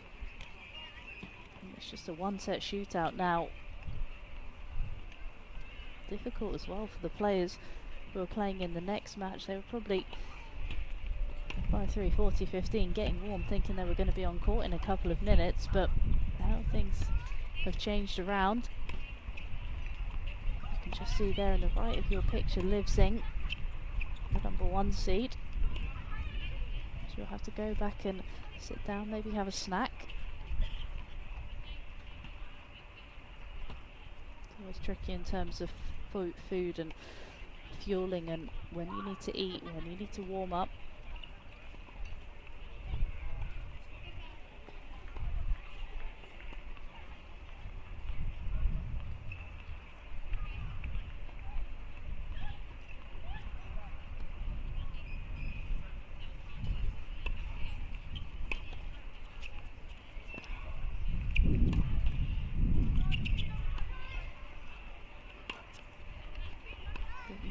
As well for this deciding set.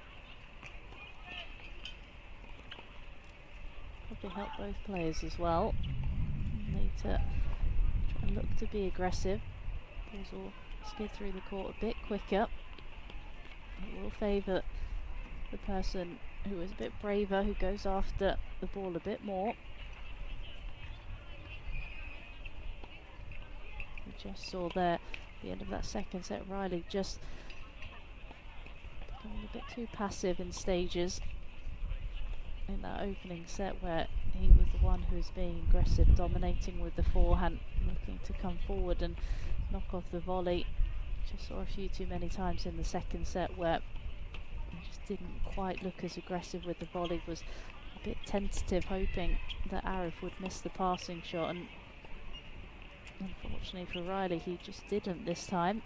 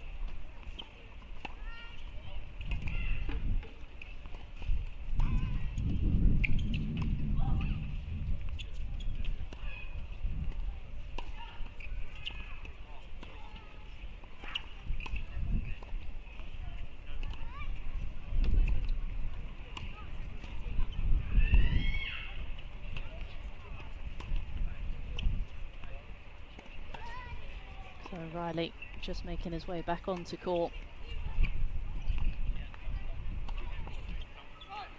Is he going to be able to put the disappointment of that second set behind him? Needs a strong start, you feel.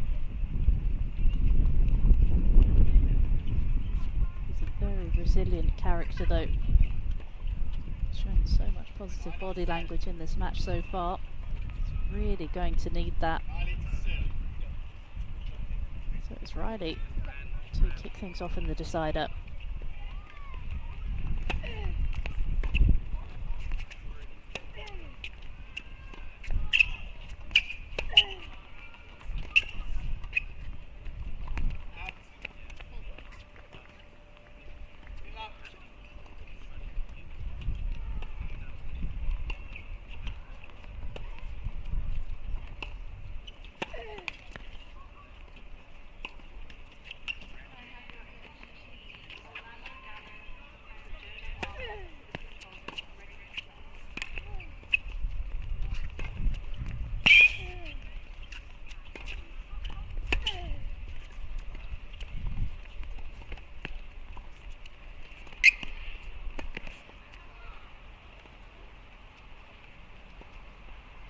Not sure that came off the whole of the middle of the racket, but they all count.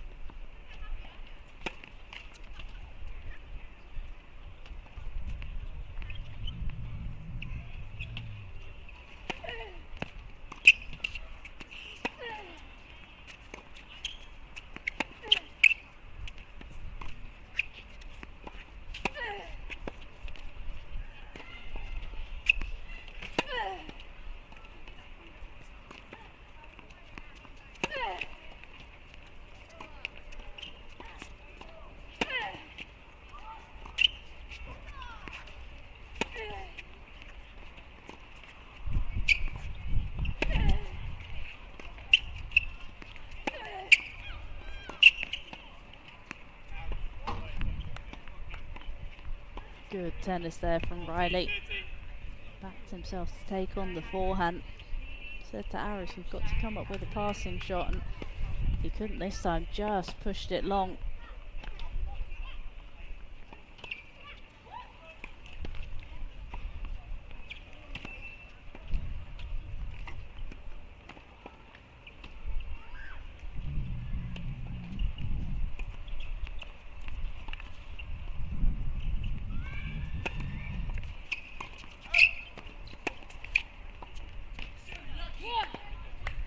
And he finds the forehand winner, and that's a big hold for Riley.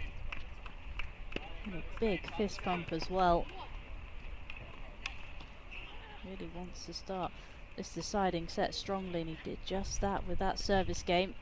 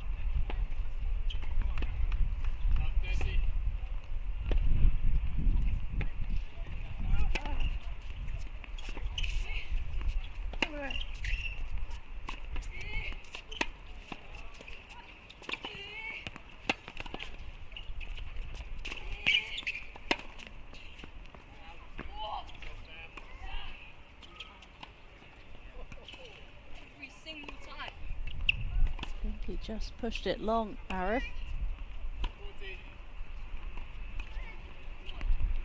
Well, they've got 3 opportunities here now.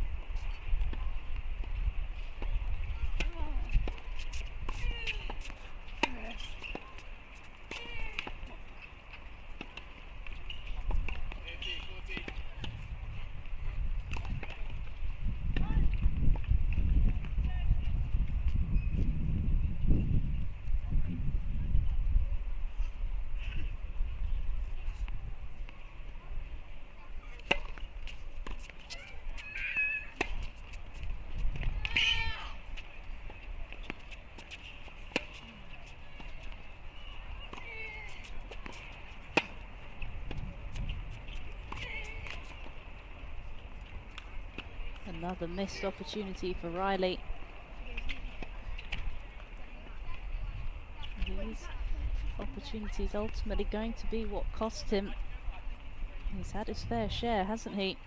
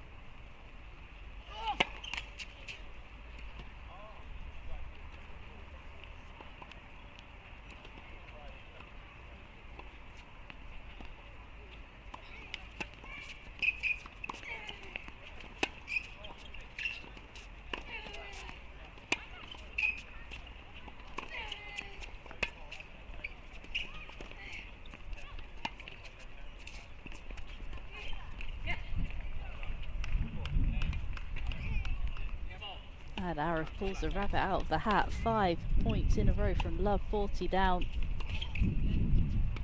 Levels things up early on here.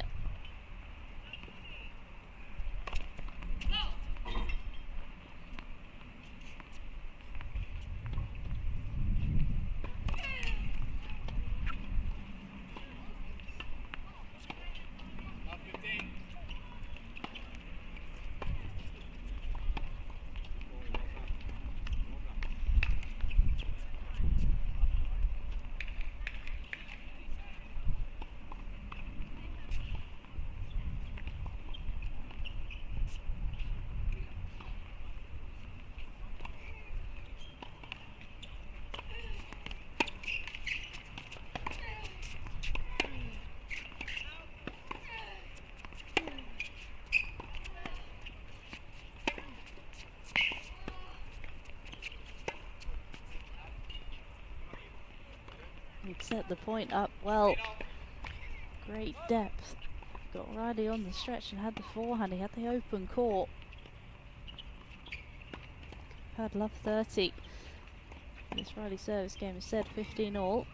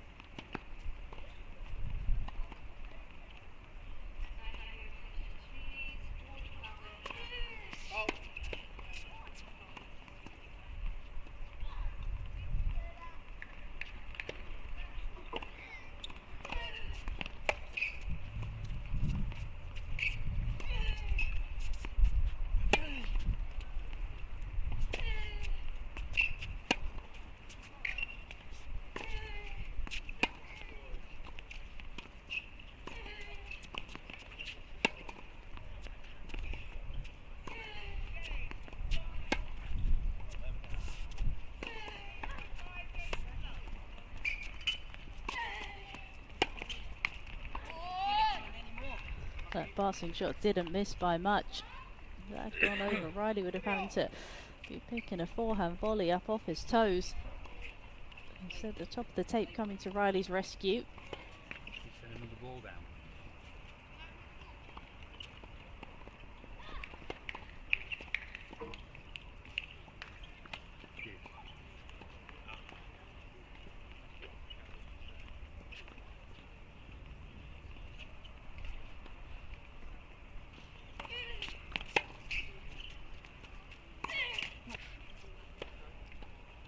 Not this time though.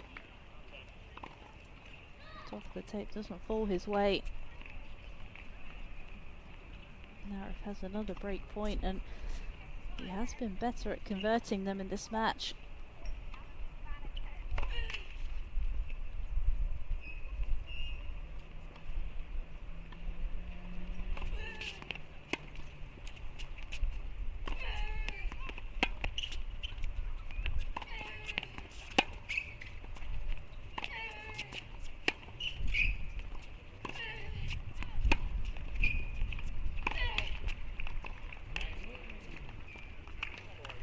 Arif completely changing tactics in that point. Just solid as a rock. Telling Riley, you're gonna miss. And unfortunately there, for the 5th seed he did. Just that forehand that starting to break down a bit under pressure.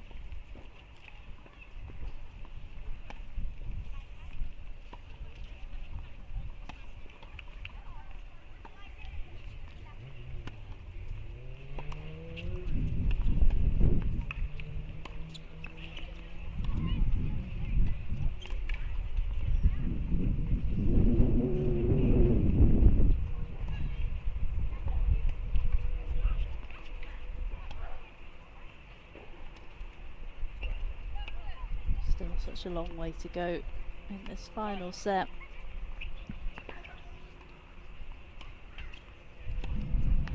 Players who had 5-3 leads in both of them. Riley in the opening set, Arif battling back,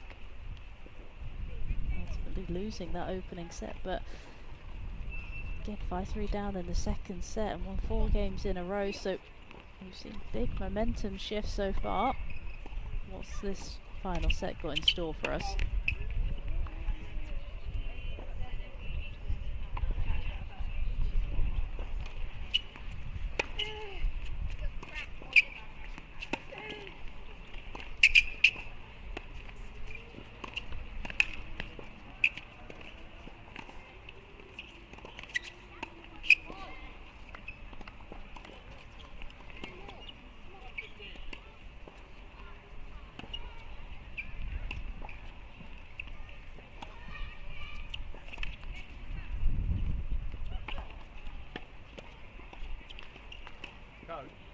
Coach.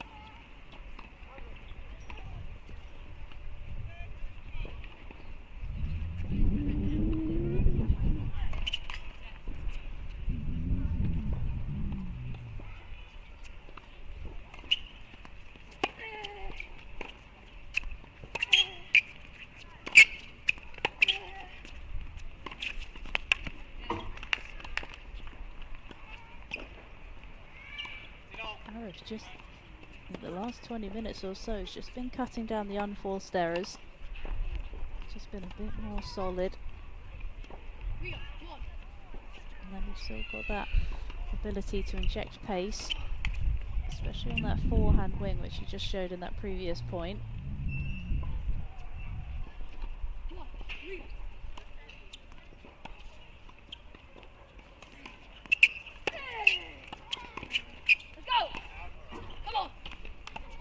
Still prone to that forehand, just being a bit erratic.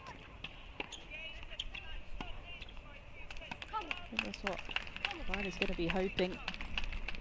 That forehand can just spray a few more errors like it just did.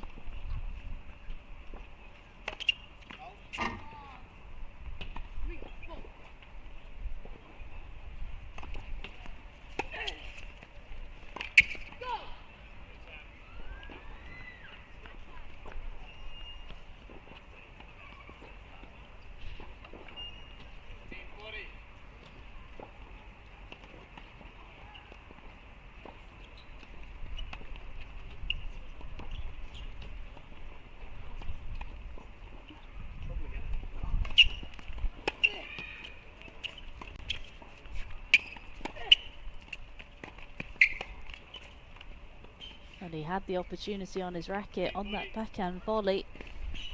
He had the whole court open. So we've got one more break point.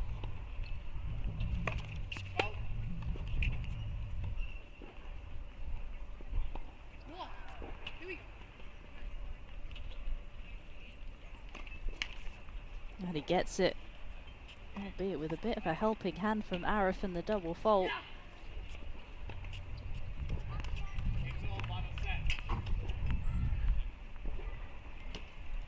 But you'd have to say Riley deserves a bit of that luck. When he's been down, he's just found a way, just stuck in there. Back on serving this decider.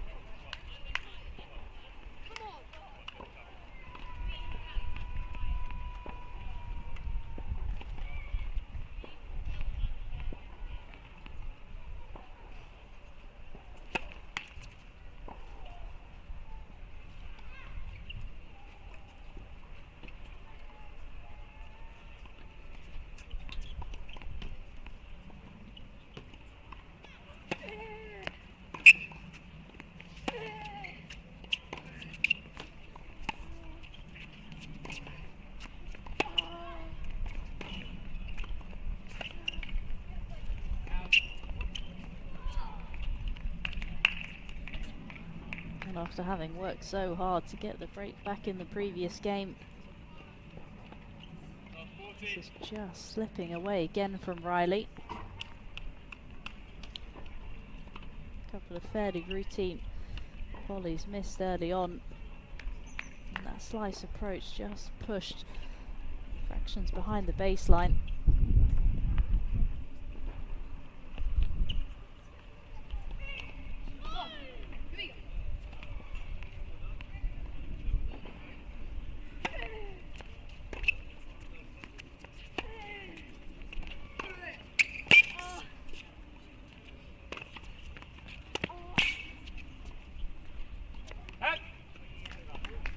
That forehand from Arif just forcing the error.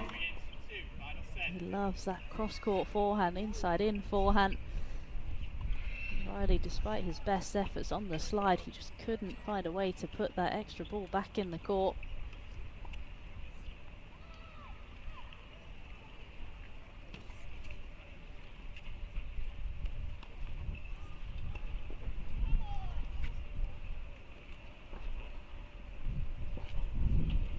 Second break for Arif in this decider.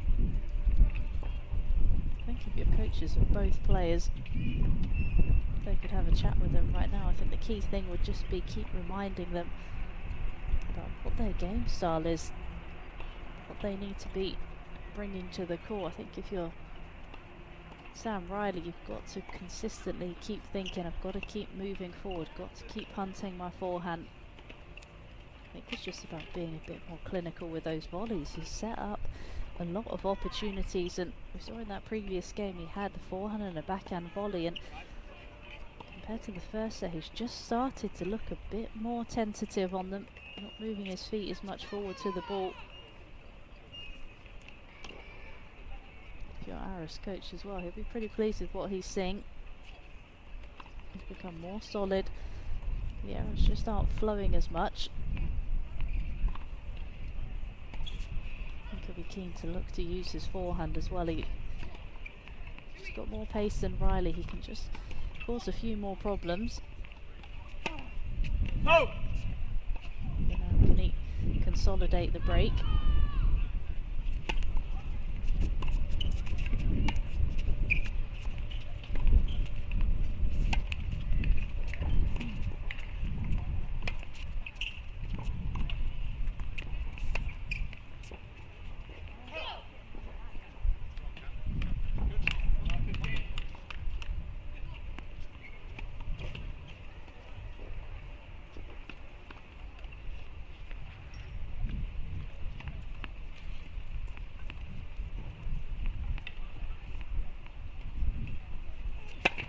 Go!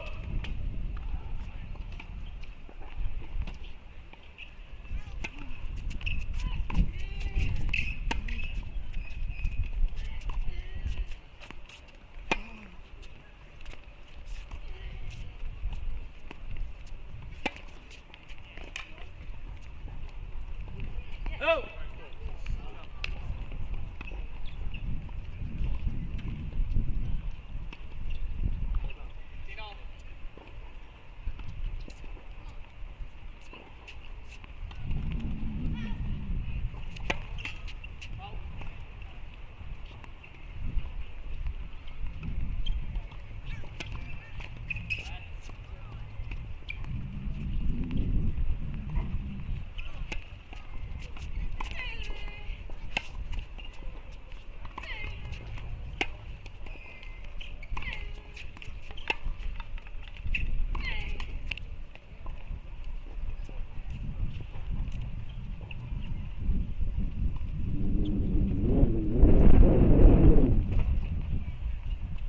Wind just picking up a bit.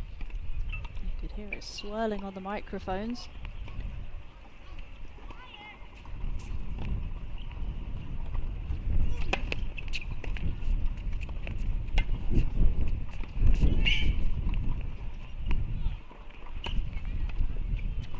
No!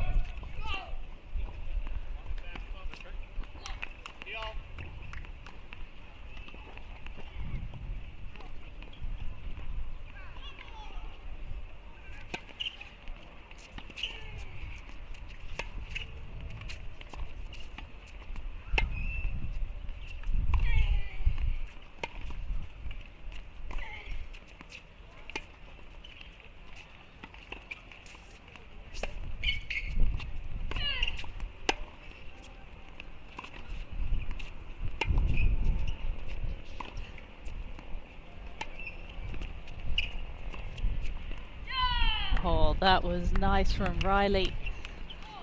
Almost Federer-esque, wasn't it? Setting up for the forehand drive, but instead choosing to use a forehand slice. Disguised it so well.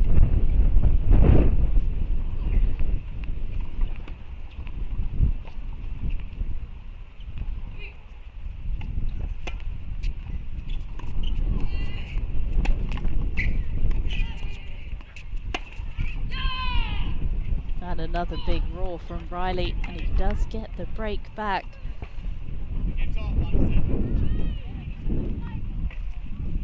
So maybe you thought Arif was going to pull away. Riley just reels him back in. We're back on level terms in this decider, and like the two previous sets, you wouldn't like to say which one is going to go. Go!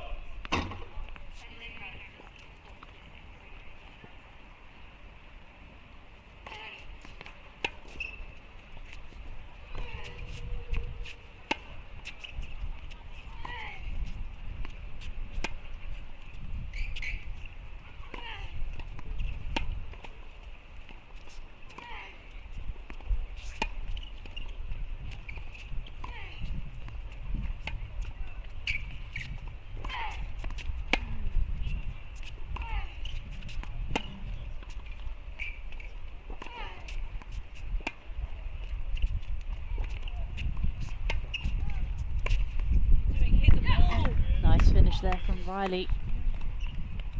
A lot more clinical with the volley, moved his feet forward well, got a bit more pace behind it.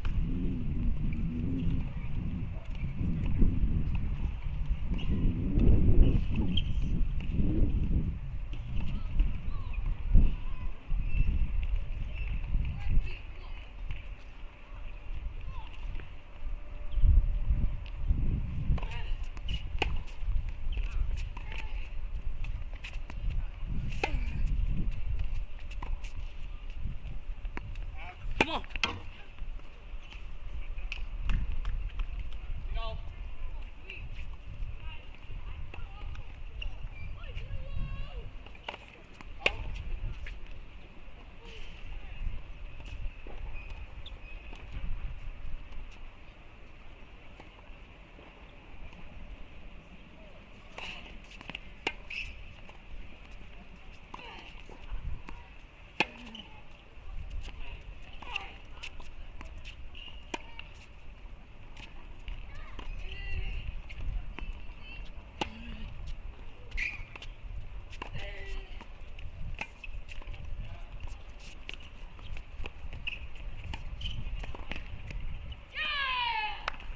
Controlled that backhand down the line so well. I guessed the way that Arif was going to go. But to be able to control it under that much pressure. Riley's not going anywhere.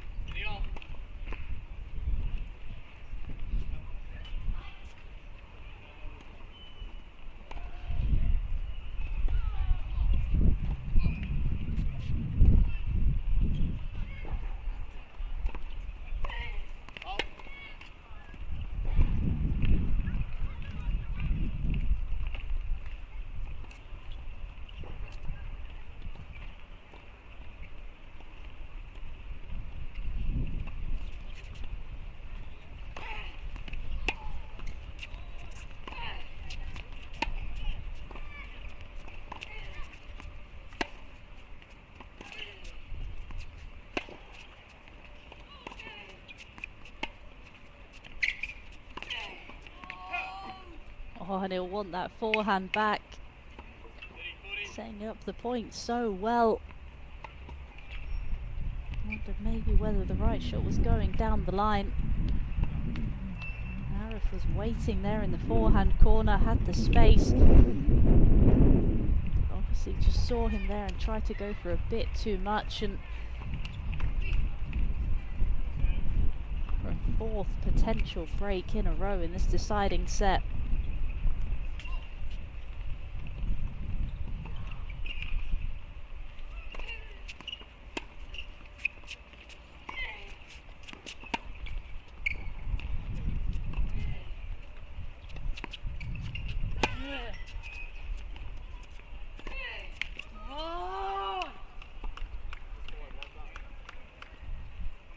And Arif does get that break.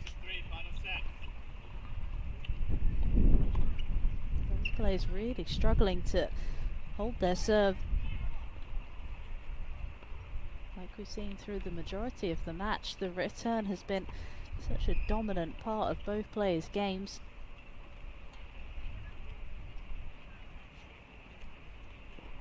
We haven't seen a hold from either player since the opening couple of service games in this deciding set. Is Arif just going to be able to consolidate the break, and maybe he'll end up being one game away from the title? What has Samuel Riley got left in the locker?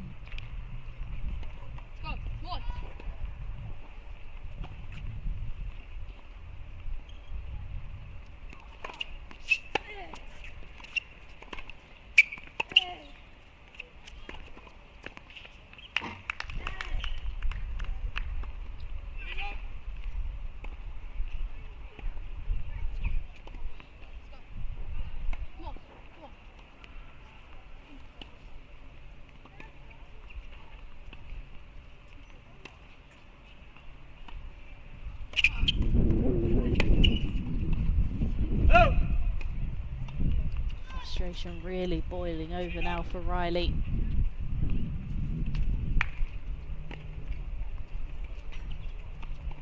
Only been 2 love games in this whole entire match. Are we potentially going to get a third?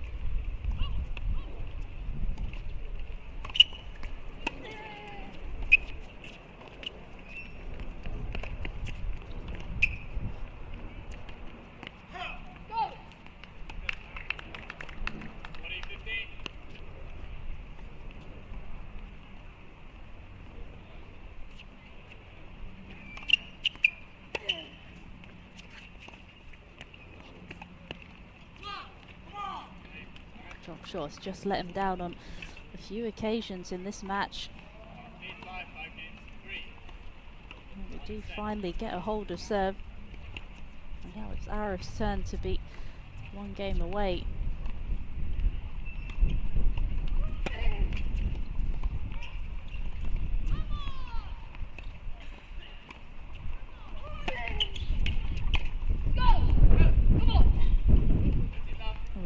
Now if you're Riley, let's just keep the scoreboard pressure on Arif. At least put him under the pressure of trying to have to serve it out for this title.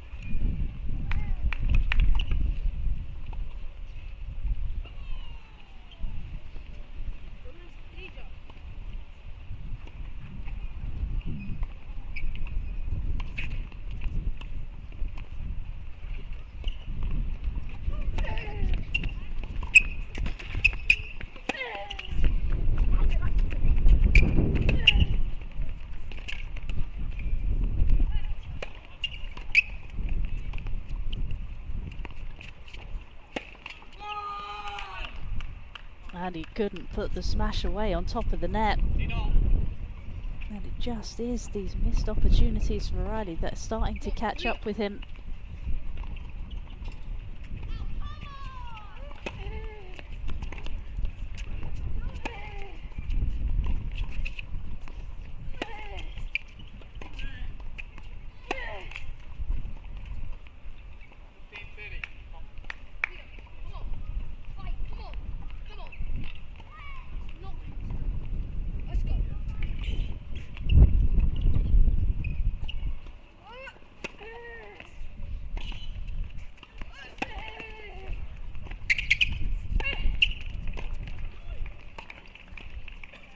Much more clinical on the volley there.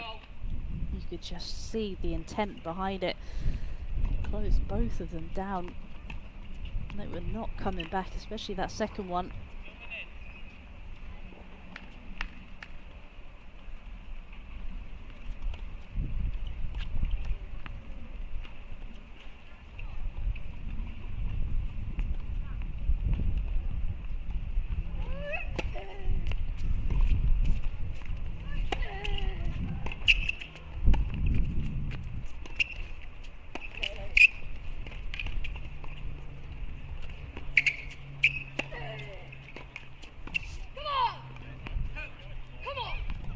This time not making any error with that overhead.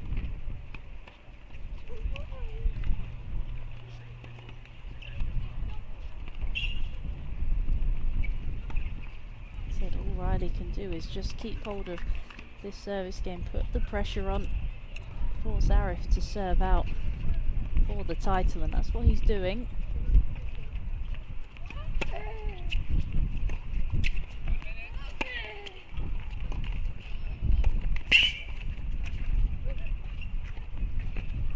Couldn't with that volley. Now Arif's just 2 points away from completing the turnaround.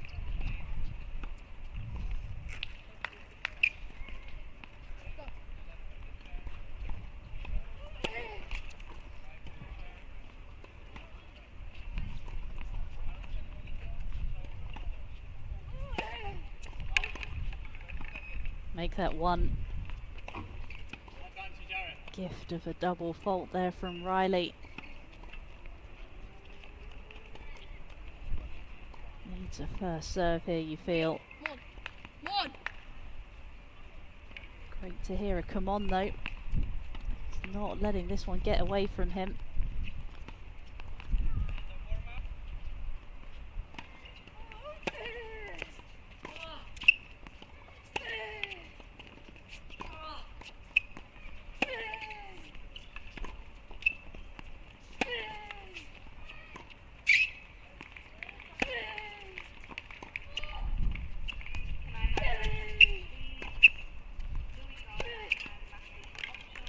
Oh, but the forehand just letting Riley down, and Arif just drops to the floor. What a comeback. A set and 5-3, 40-15 down. And all of a sudden he's able to turn it around. And he is now the 12 and under Lexus Junior National Champion. 2 hours and 28 minutes. What an epic battle it was out there. It was back and forth, up and down. Didn't know which way it was going to go. But the 4th seed finally pulling through. What a way to start the final day's play out here on the Lexus court.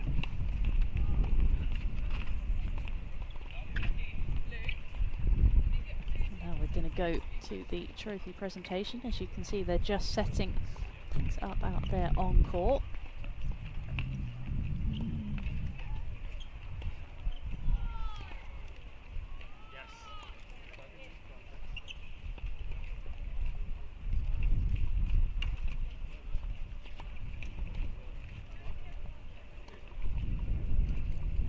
Just see there Holly Milligan, a crucial part of this event. Makes all of this possible for the players. It's the way that it has developed over the years. to the organisation and everyone who helps out. This is so good for the players just to be able to experience events like this, and this is what they're going to get as they get older and go into the more senior events. Hopefully they'll be looking to play the Tennis Europes, the ITS, the Junior Grand Slams, and then obviously moving forward hopefully to the Senior Tour as well.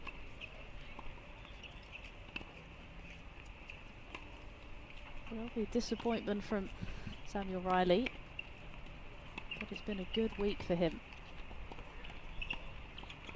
Plenty of positives to be able to take, and so close. That's the beauty of sport, isn't it? The fine margins. And that will lead you to the presentation.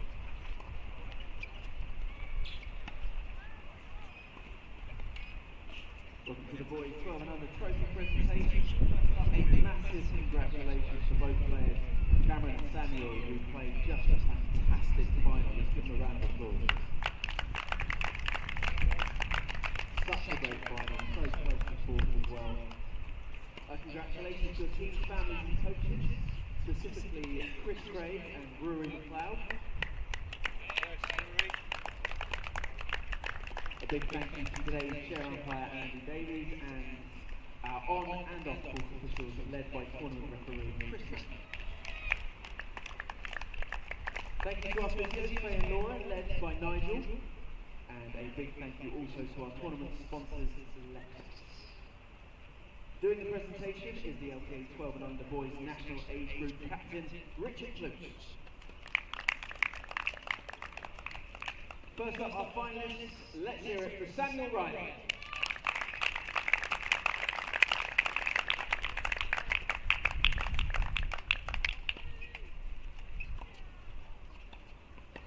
Samuel, a couple of words on that game. It was very close indeed, wasn't it?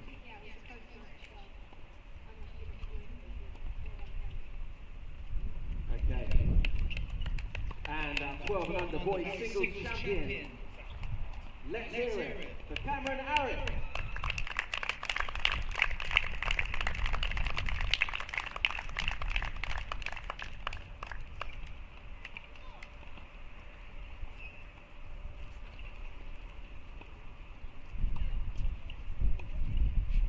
Cameron, congratulations. A couple of words in that game and you almost lost it in the second set but pulled it right back and came back so strong. Great match for both of us. Sam played really well in the match. Congratulations, it was a fantastic final. Let's hear it for our 12 and under boys singles champion, Cameron Aaron.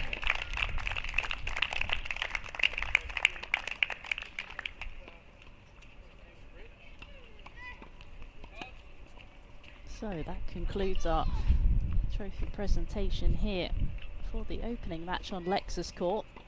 We still have plenty more tennis for you on the final day of the Junior National Championships. The boys open proceedings here, but we've still got the girls 12 and under singles to follow in just a few moments time. Do not go anywhere between the top seed Liv Zing against the 10th seed Khadija Adeniran. Join us in just a few moments for that.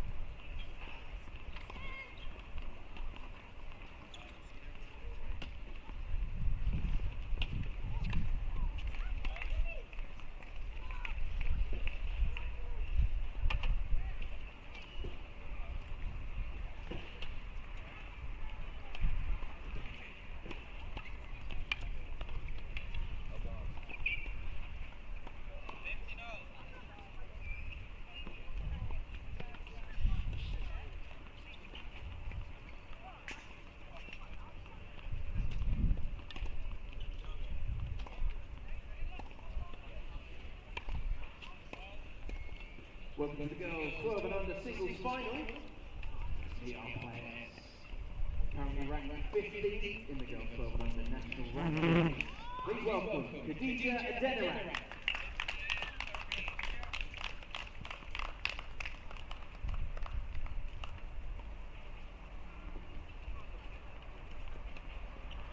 Her opponent today currently ranked number 1 in the girls 12 and under LTA national rankings. Lexus.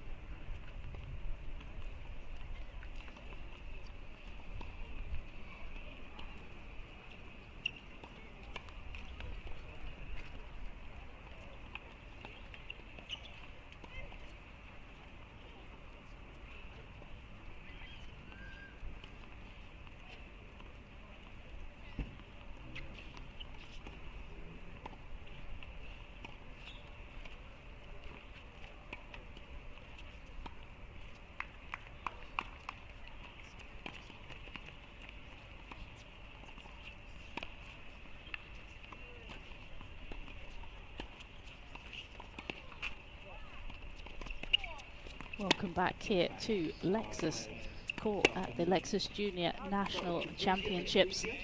See 12 and unders who are taking centre stage today. We have just seen an epic battle in the boys singles. Just finished a few minutes ago. Cameron Arif saving 2 match points in the second set before prevailing in a 2.5 hour contest against Samuel Riley 6-3 in the third. But now the girls here are taking to the court. At the far end of the court, the 10th seed, Khadija Adeniran. One thing you will notice about her, she doesn't have a backhand. She hits 2 forehand, both left and right-handed. Does exactly the same with the serve as well, so you don't see that too often. Her younger sister plays like that as well. Fun fact is selective judging in front of her supplements. And that is a good fact. As is the way with the 12 and unders. They play box matches to start, so they get a lot of matches during the week. Then the top 2 players come out of the box, and they go into a playoff draw. Adeniran was unbeaten in her box matches. She faced off against Melitza Sakamoto Milijevic. That was her toughest match of the box as well. She won 6-4, 6-3. Played against Grace Hadley, won fairly comfortably as well, 6-1, 6-love. Then in the final match, played Soma Engamise, won 6-love, 6-1. Went through obviously into the playoff draw. In her first round match she played against Tanishka Naveen, won fairly comfortably there again, 6-3, 6-3. In the quarterfinals took out Lila Reid, 6-2, 6-love. And then in the semi-finals had a much tougher contest against Leah Bush. That was 3 sets, that was 6-1, 2-6, 6-4. It's been a tough route yesterday. I'm sure that will stand her in good stead today, because Liv Zing has been thoroughly dominant in all of her matches so far. She just dropped the 4 games in her box matches. Won her opening match 6 loves against 3, and Matthew played against Audrina Neeladou. That was her toughest match in the box as well, 6-1, 6-2, and then finished off against Annabelle Fletcher, again 6 love, 6-1. Then in the first round of the playoff, of the knockout draw rather, played Samantha Hazlitt, won 6 love, 6 love. Then in the quarterfinals, played Dasha Jones, 6 love, 6-2, and then in the semi-finals, played against Judy Zhang and won 6-3, 6-2. So, what can Khadija Adeniran do to hurt Xing? She's been so dominant so far.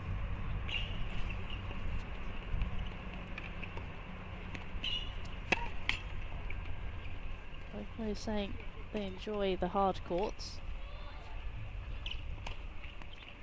Both players also saying that their game style is aggressive. Khadija saying she enjoys playing with an attacking style, whereas Liv, aggressive baseliner.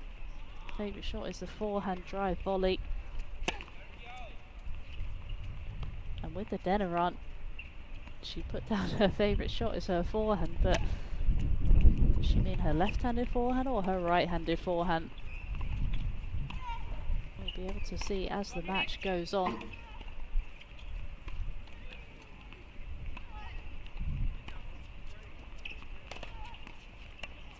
But this isn't the only time we'll see Liv Xing in action today.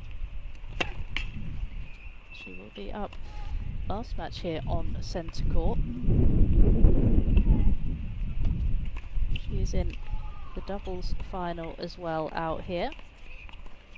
They are the number 2 seeds. She is playing with Leah Bush, and they will be taking on the number 4 seeds, Macy George and Tanishka Naveen. So we've still got plenty more action for you today. Following this match, we've got the boys 12 and under doubles final. Is Samuel Riley able to put the disappointment behind him of not quite getting over the line? Still has the opportunity though to take a title and get his name on the winners board. But for now, we are concentrating on the girls.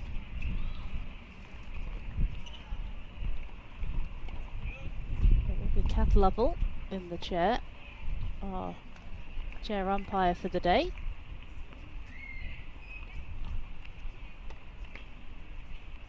And it will be Khadija Adeniran to take us and open up this match.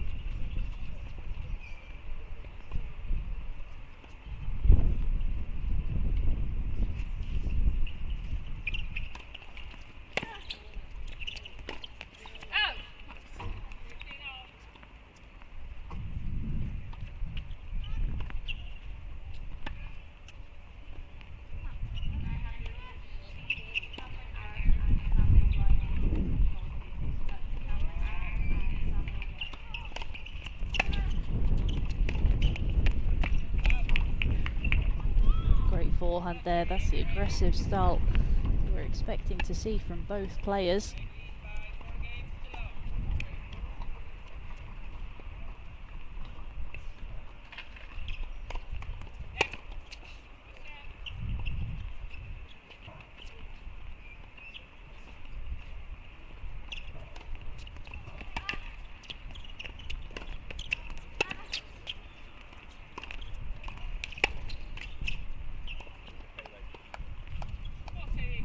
It's interesting watching Adeniran.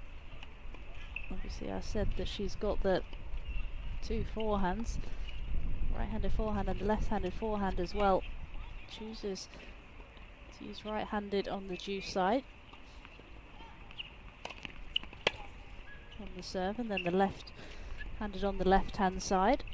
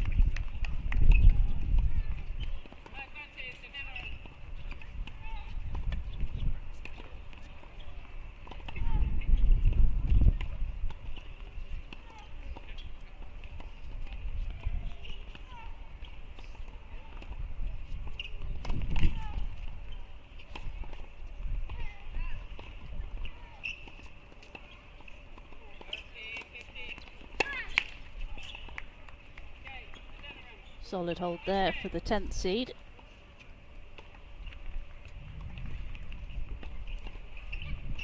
You can already see in the opening game from both players really looking to step inside that baseline, be aggressive. Neither player really wanting to be on the run.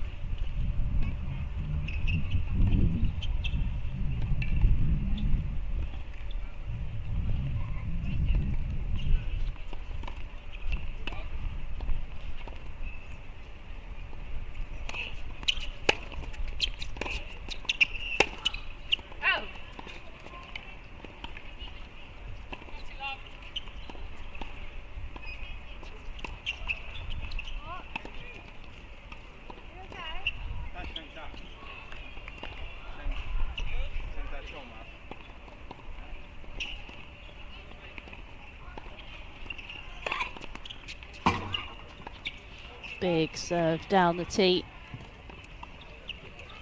That's one area that she's really improved, the serve. Getting more free points off of that delivery.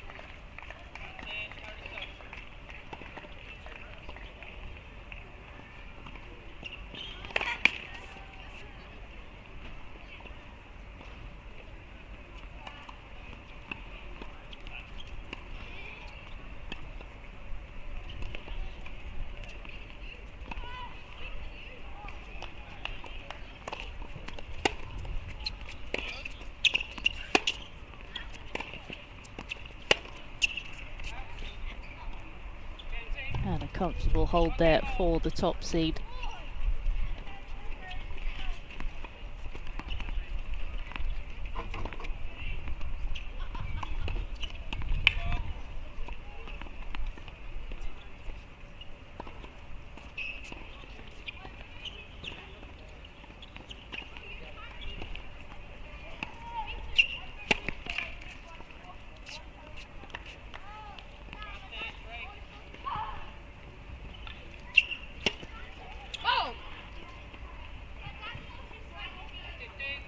First double fault.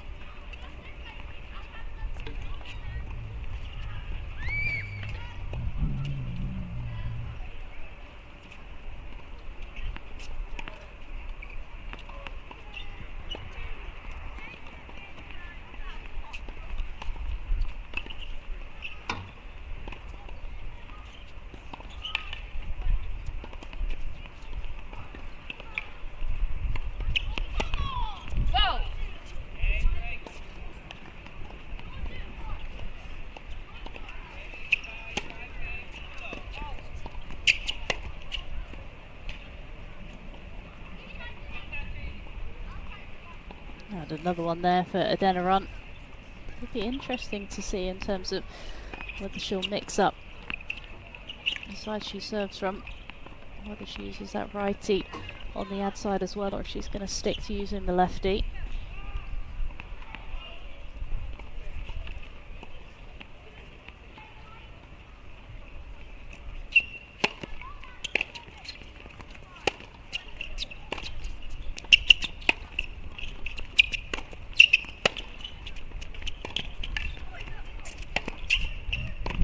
Love the way she controlled the court there. You can see what a good athlete she is.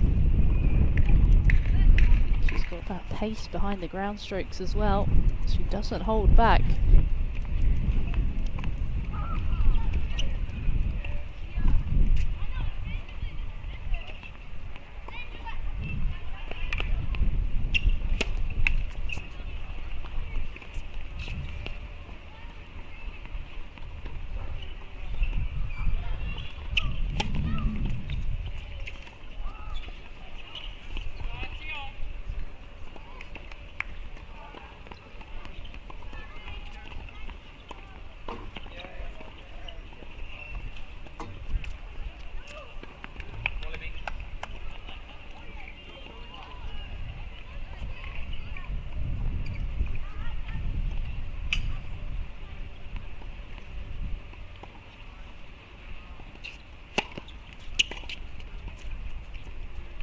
Great use of the body serve there. Really jamming that right hip up. When you hit that body serve, you've got to make sure that you're accurate. That's the danger, otherwise it's right in the slot.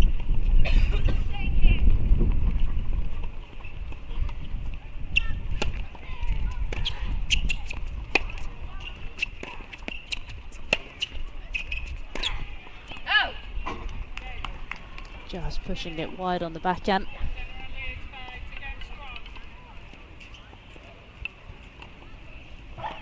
And we're on serve 2-1 in this opening set.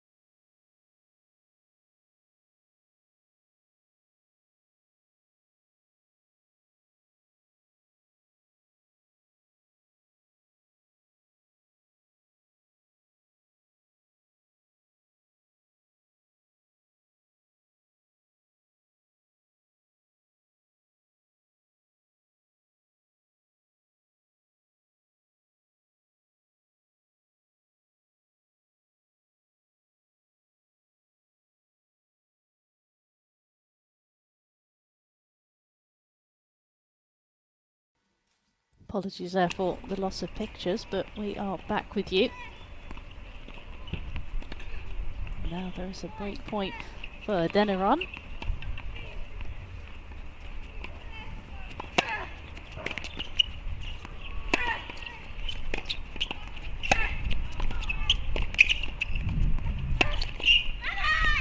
Really well saved there by Zing. Moving Adeniran side to side there. This time going back behind.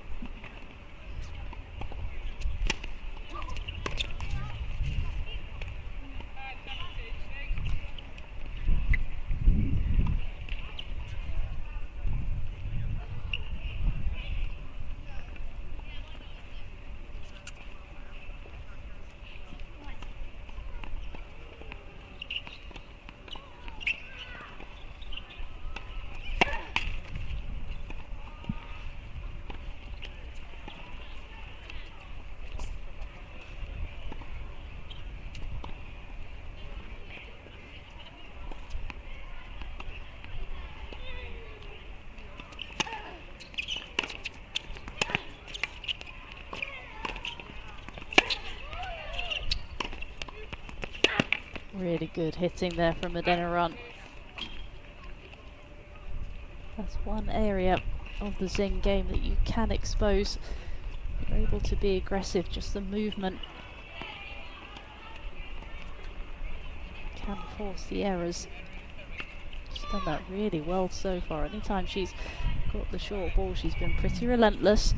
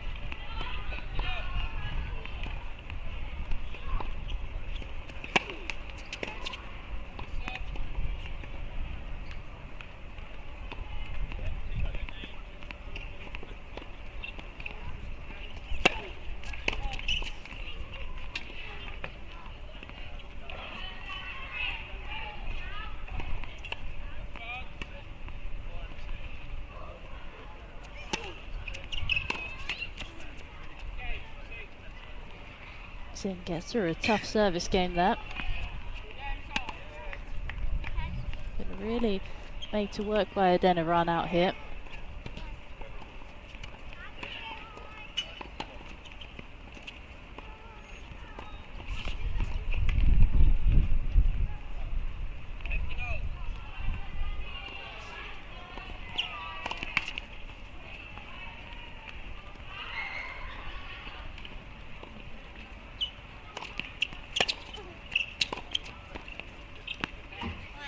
Great depth off the return. It's a good second serve as well. But it came back with interest for Sierra.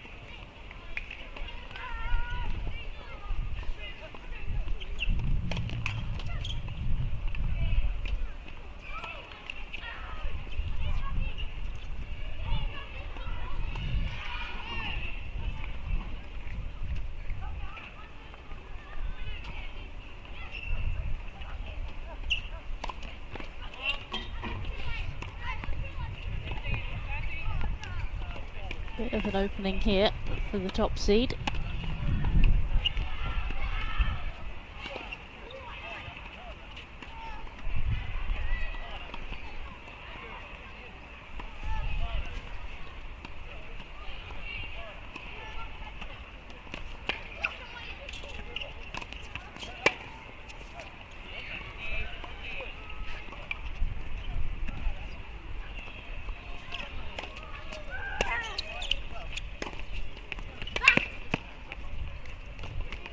I love the way she's taking on the ball.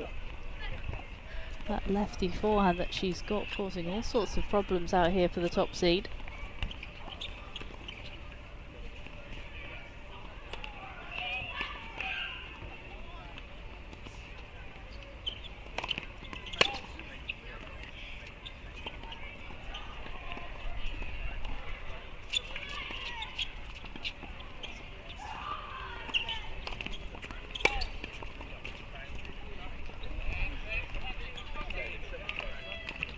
Double fault there, handing seeing a break point here.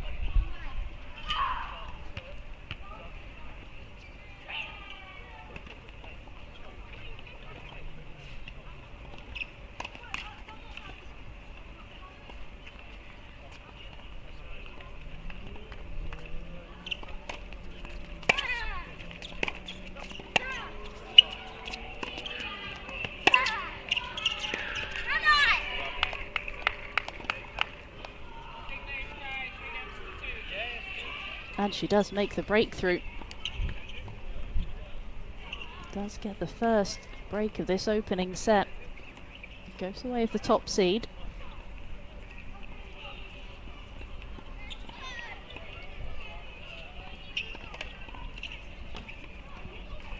Not hanging around Adeniran. Taking much break at these changeovers. She means business out there.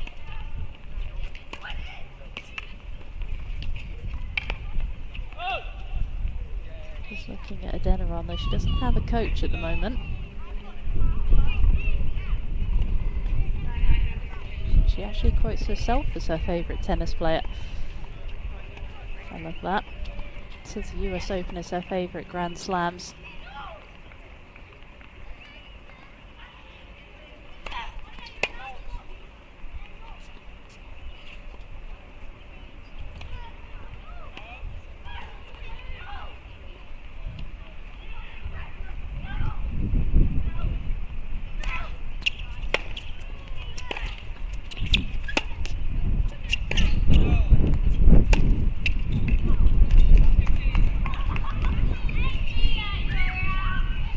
Like that forehand, she's able to open up the court and able to hit cross court, and then she's able to just pull the trigger down the line.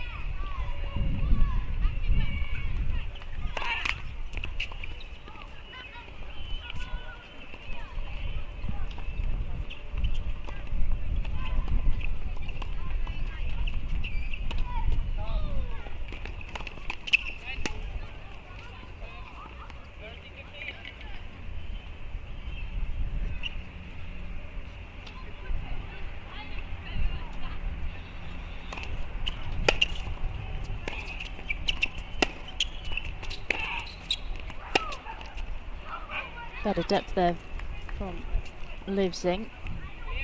I think she knows against Adeniran anything that she drops short, she's going to go after, so she's got to think about putting her under pressure.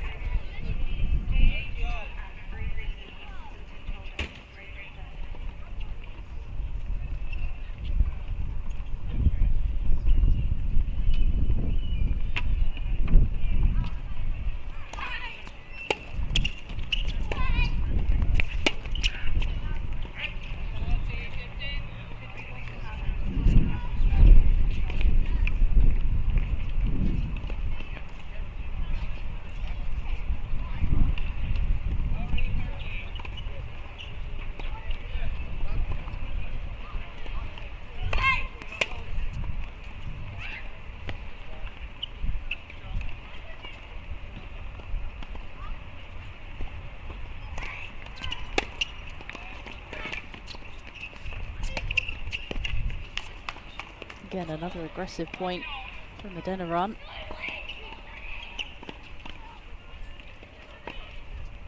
Not really sure she knows how to hold back.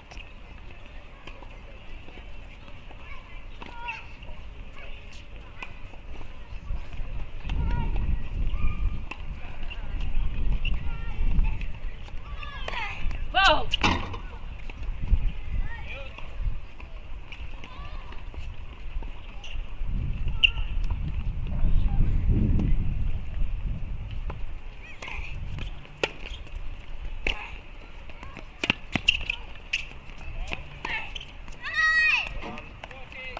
Great backhand there from Zing. Stepped into the court really well. Took time away from Adeniran.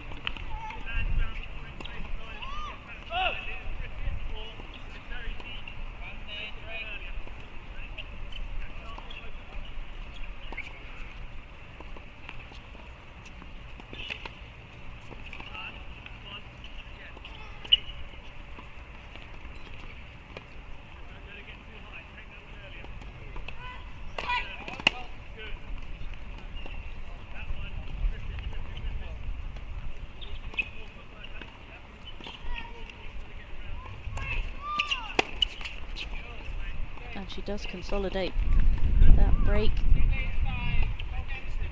Creates a bit of space from Adeniran. 4-2 in this opening set.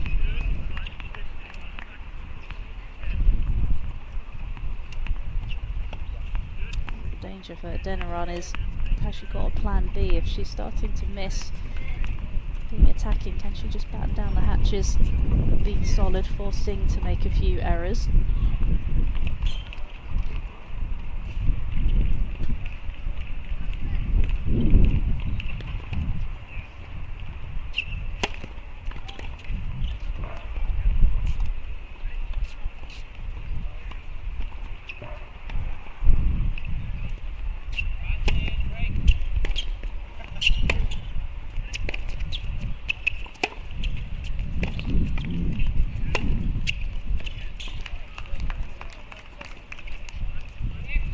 That lefty forehand, that's really been the standout from the 10th seed. It's really where the winners have flowed from.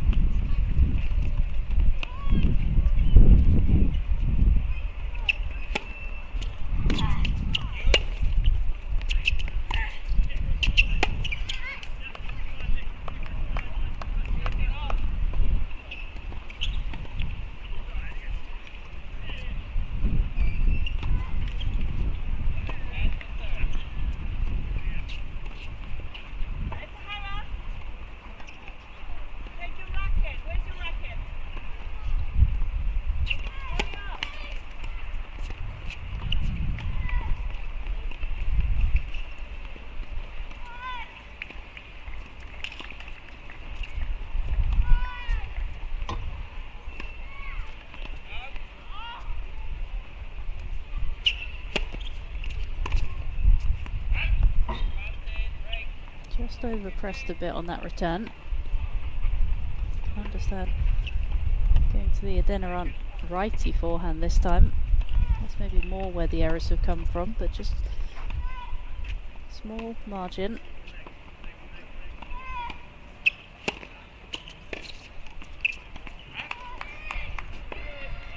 Pulling off that return as well.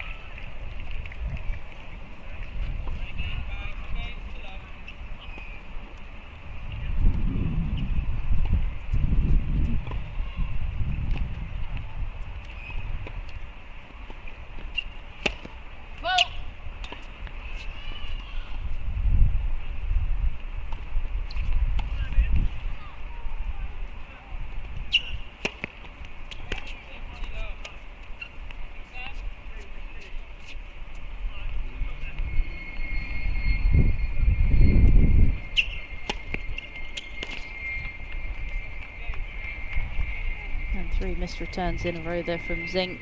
And Adeniran another holder serve.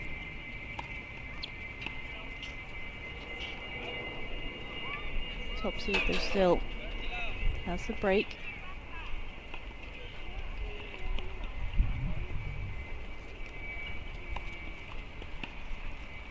Not sure Zing's coach Harry Bushnell and Victor Benea at Chiswick and Park Langley respectively. I'll be happy with what they've seen so far. It's been a solid start from the top seed. Enjoys these faster courts. Like I mentioned, she's an aggressive baseliner in terms of style, looks to dominate, especially with the forehand. Looks to take the drive volley on as well. This indoor hard as her favourite surface. Also interestingly, Simona Halep as her favourite player as well. Says that she really likes her style of play.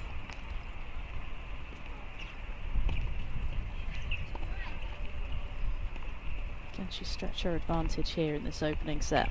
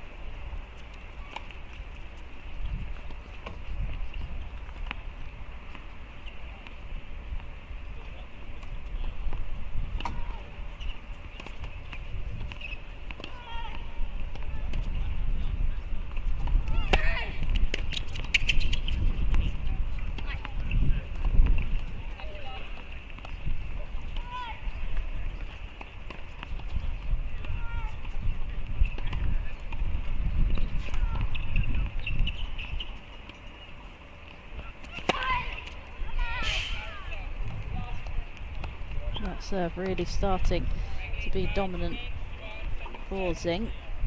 Getting quite a few cheap points.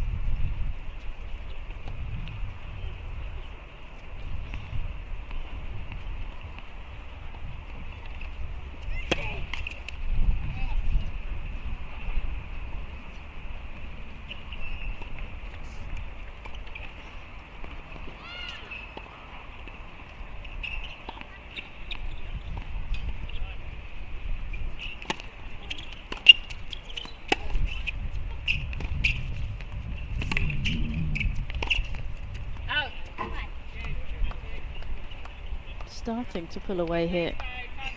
Zing opens up a 2-game advantage, just 1 game away from taking this opening set.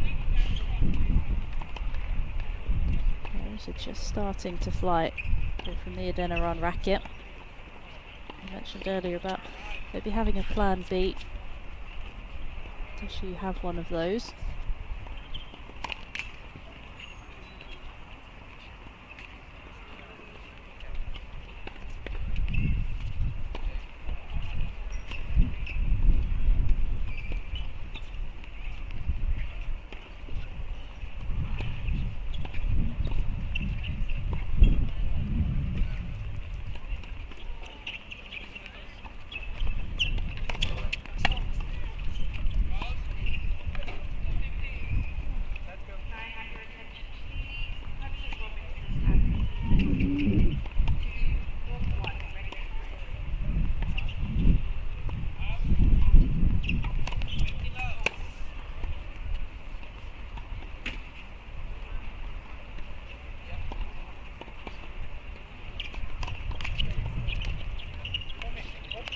Double faults just starting to prove costly. Second of this game. And Zing's now just 2 points away from taking the set.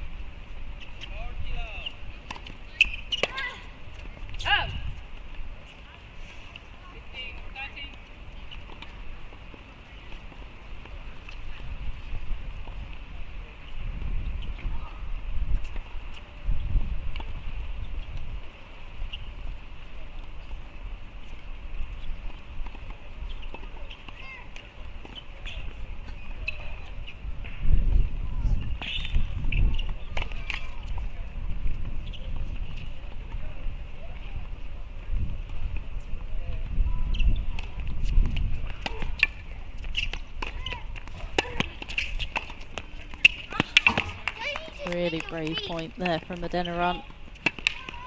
Brave second serve, really went for it. We probably shouldn't expect anything less the way she's gone about this opening set.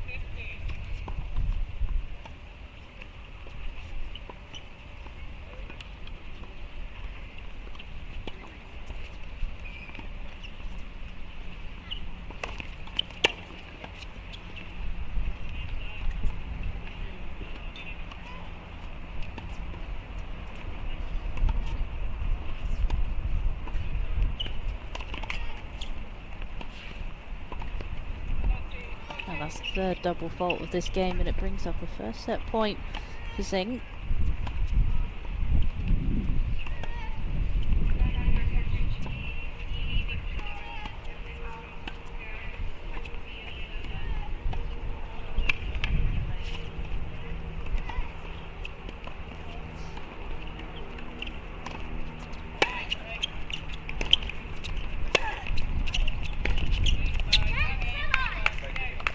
Another off-ball stirrup, and the same in the opening set. 6 games to 3.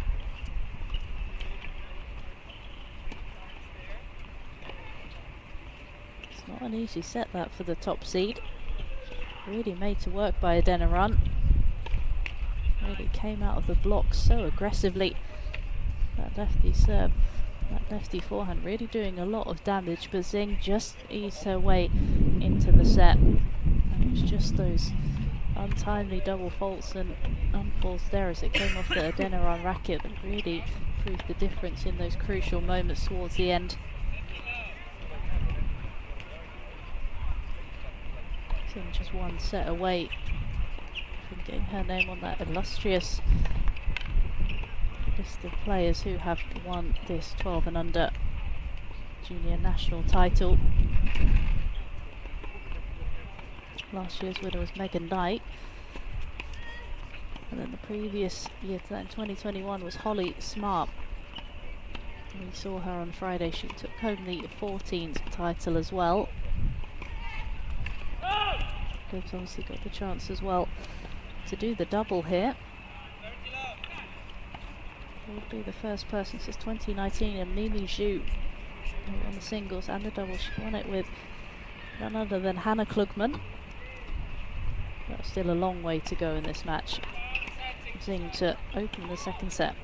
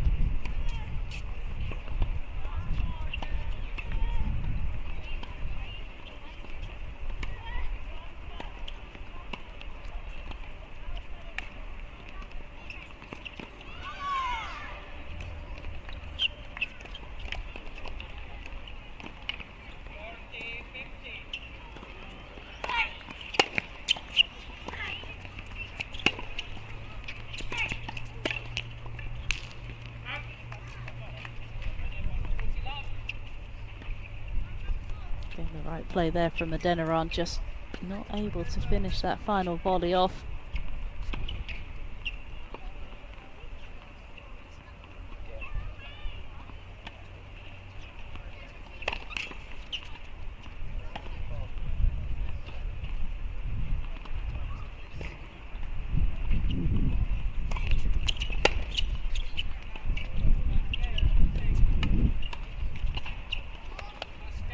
Very comfortable hold there in the opening game of the second set from the number 1 seed. is this, where she's really just going to put her foot on the accelerator and open up that lead. What does Adeniran have left? I think she's just going to have to cut out a few more of those errors. She needs to be a bit more solid. Just gifting a few too many points to the top seed.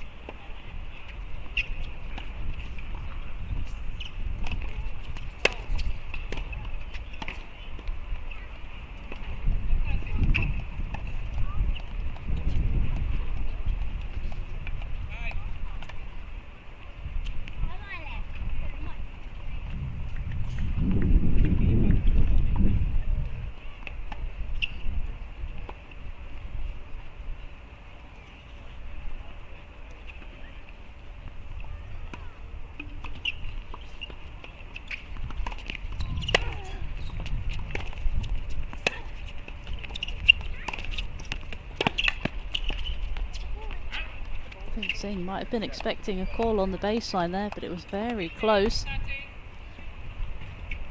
Adeniran just holding on here.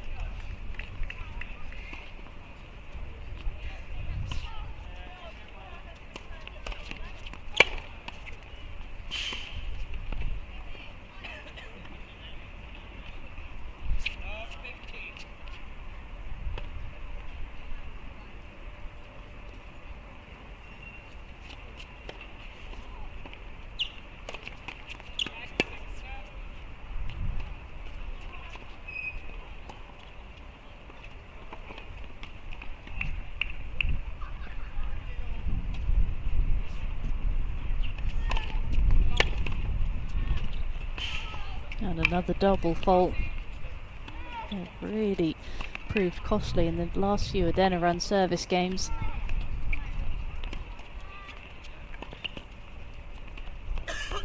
Breakpoint opportunity here to get an early lead in the second set.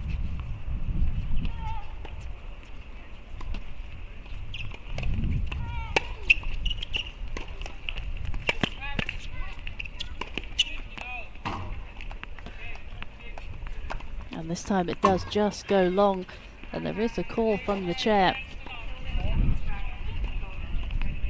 And once he does get that early break and leads to love, what can Adeniran do to turn this around out here?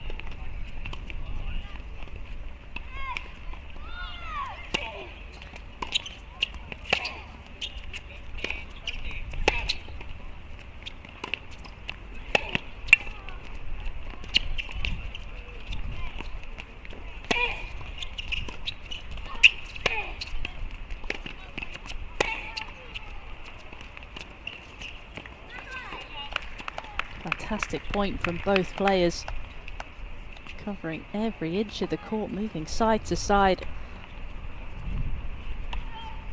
Singh just coming out on the right side of that point though. Just seems to be the way the pattern of the match is going.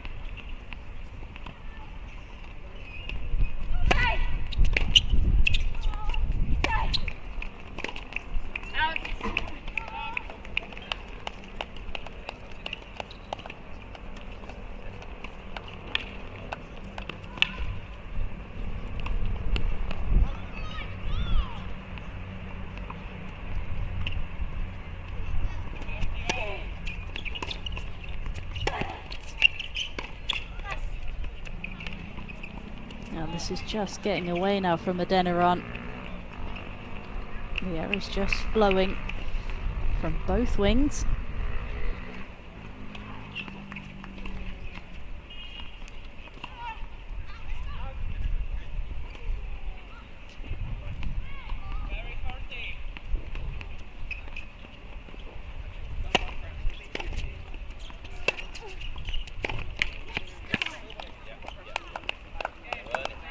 And a very comfortable hold there for the top seed, and she is really starting to motor away in the second set.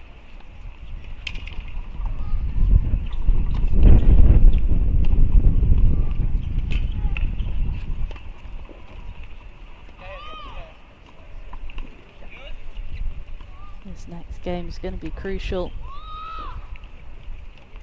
I do feel as if Xing gets that 4-love lead, it's going to be a very long way back for the 10th seed. Just noticed that towards the end of that opening set and these opening 3 games of this set as well, that Adeniran has just been rushing a little bit. Maybe just needs to try and take her time, slow down the pace of this match. Just give herself a chance to compose her emotions a bit. And take the sting out of the Xing game.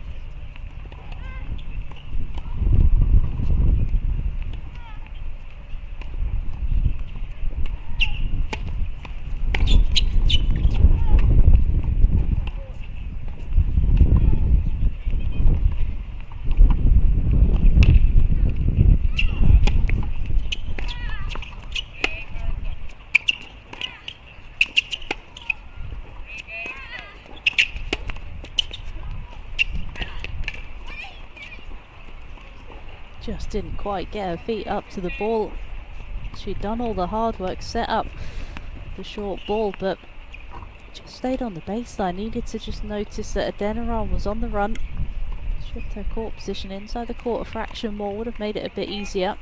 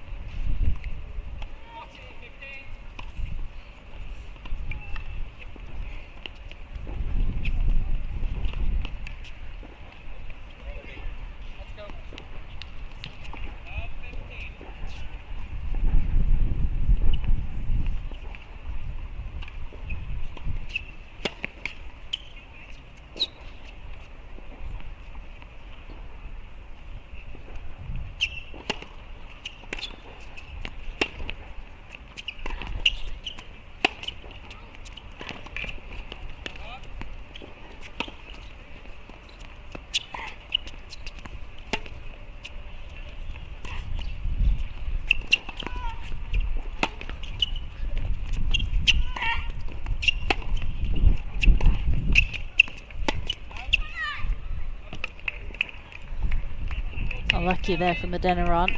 She did so well to stay in that rally. That higher looping ball from Xing. I'm not quite sure how she managed to get a racket on it, let alone get it back in the court. But that forehand that we saw firing on all cylinders in the opening set has just gone off the boil.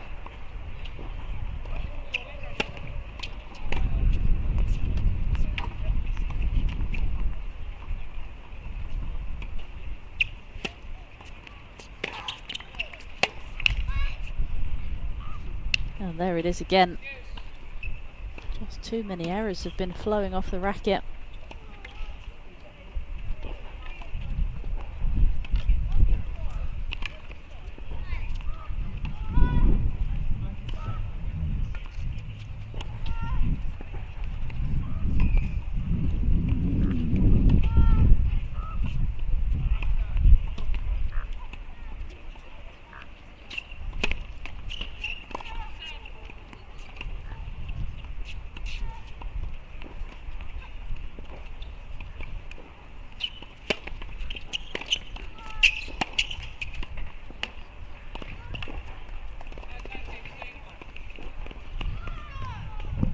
break point here for the double break for the top seed. Could this be the crucial blow?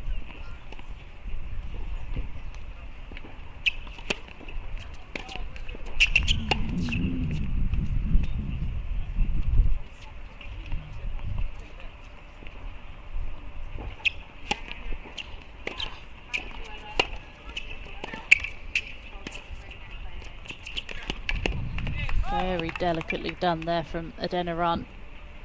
Did really well. It wasn't easy. Just cut inside the ball. Singh just couldn't quite get her racket underneath it. Back to Juice.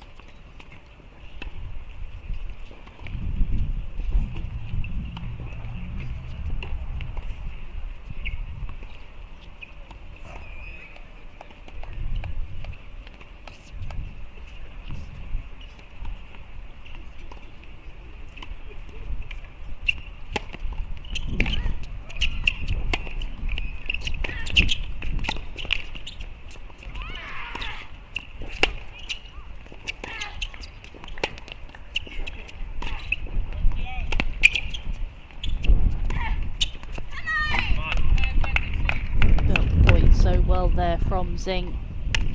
Pulled the Adeniran into the right hand side of the court to open up the space, and that forehand that's just been so dominant from the top seed, causing all of the damage out here.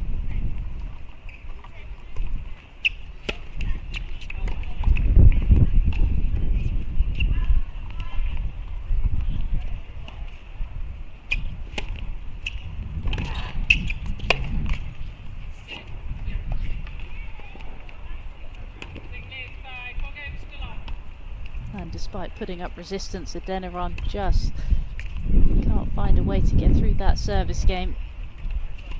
Zing's now got the comfort of the double break. Finishing line is in sight for the top seed.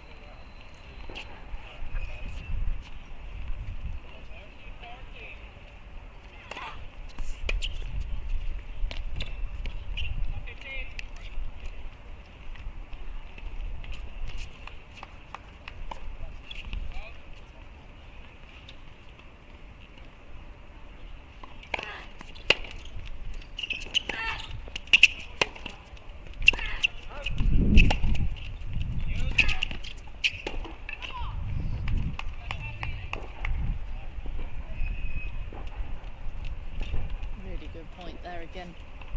We saw that pretty often in the first set. We just haven't been able to see quite as much of that type of point in the second set. Another big serve there from Zing. Serve down the tee, especially on the Juice side, has really been a weapon for her today.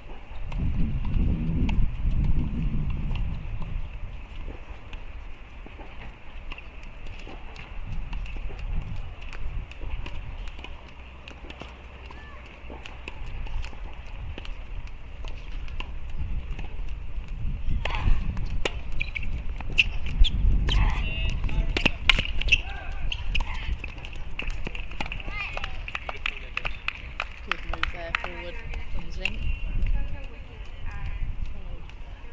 That forehand down the line really well.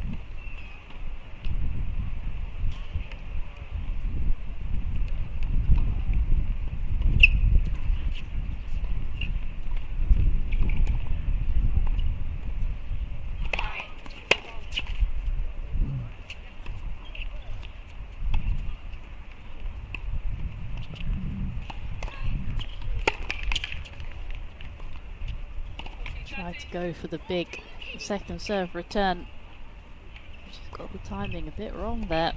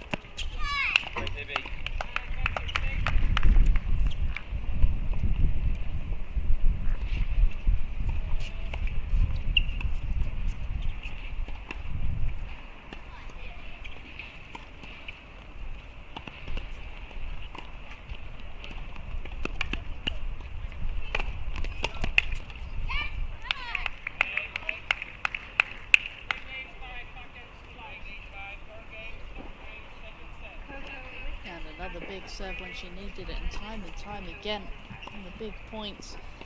So it has shown why she is the top seed for this event. Now the finish line really is in sight for the number 1 seed.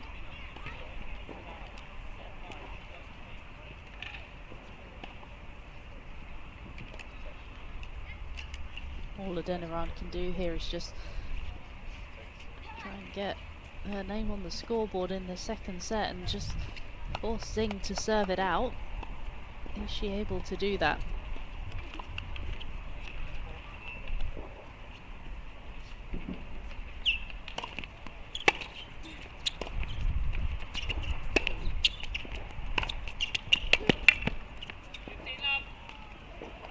She can string more of those points together, then absolutely. A lot of really promising signs though for Adeniran, just in terms of her game. She's a fantastic athlete, moves incredibly well around the court, has a really good injection of pace as well.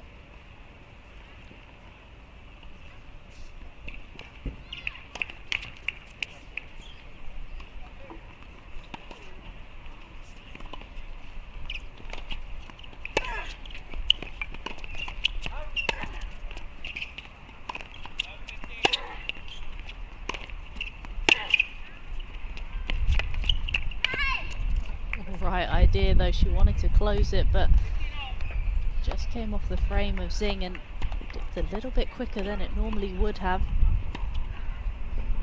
But I'm saying she's got a lot of positive attributes out here. It's just about how was she able to mould that into her game, into her style.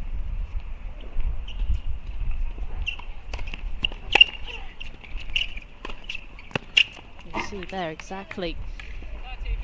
Such good pace on the ball, really opens up the court well, but just at the moment isn't able to quite do it as consistently. Won't put under pressure, but that will come, that will develop as she matures.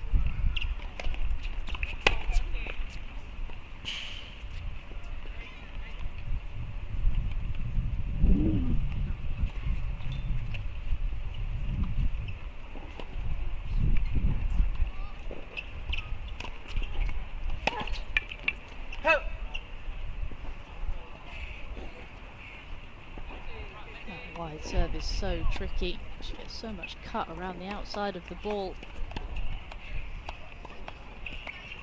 2 game points here to keep this match alive.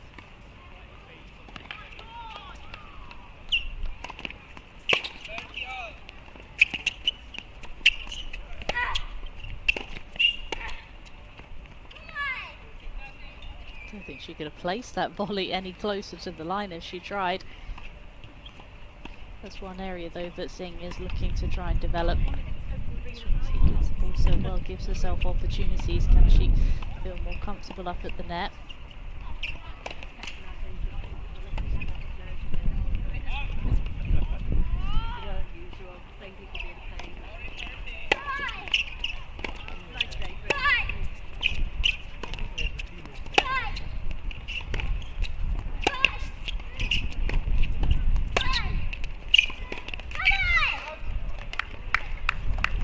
Defense there from Zing.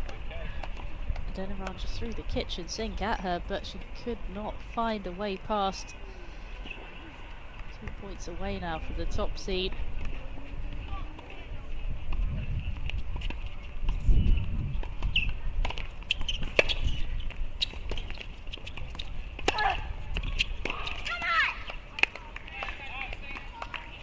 Make that just the one. Brings up a first championship point here for Zing.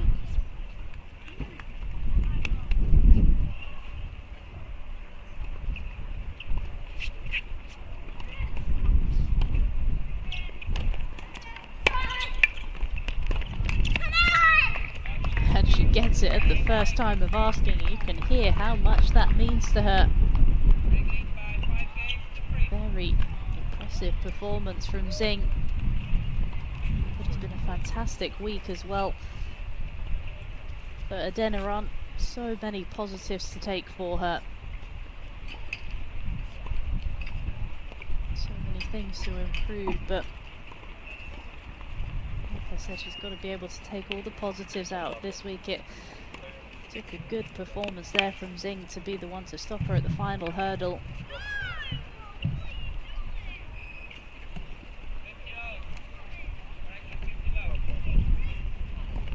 And Zing's not finished for the day either. She's still got work later on. She's got to rest up and recover. She is going to be on court for our final match here of the day at the Lexus Junior National Championships. She will be taking to the doubles court. Her and Leah Bush will be taking on the 40s Macy George and Tanishka Naveen. For now she's just going to enjoy around the girls 12 and under junior national champion. And just setting up again for the trophy presentation.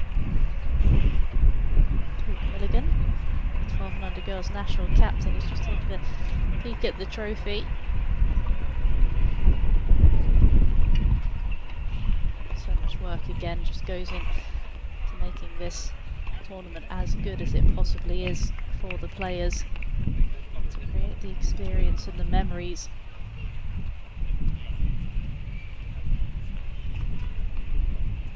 So I'll hand you over to the presentation party.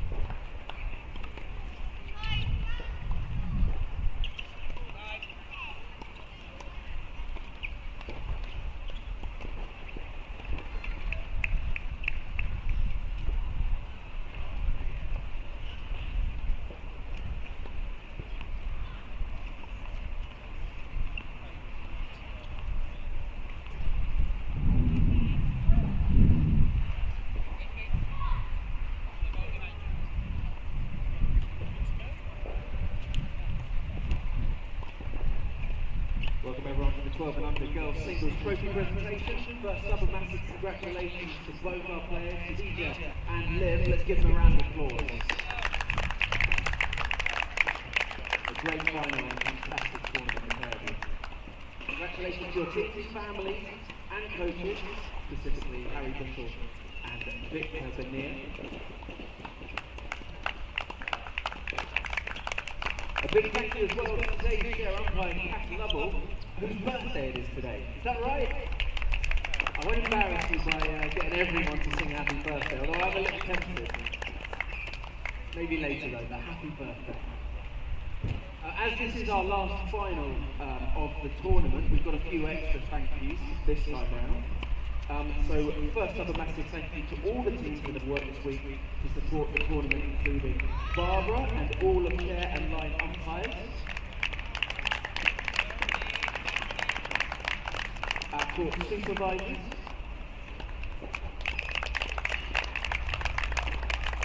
big Grimsdale and Nova Patel on control. Jill, our assistant referee.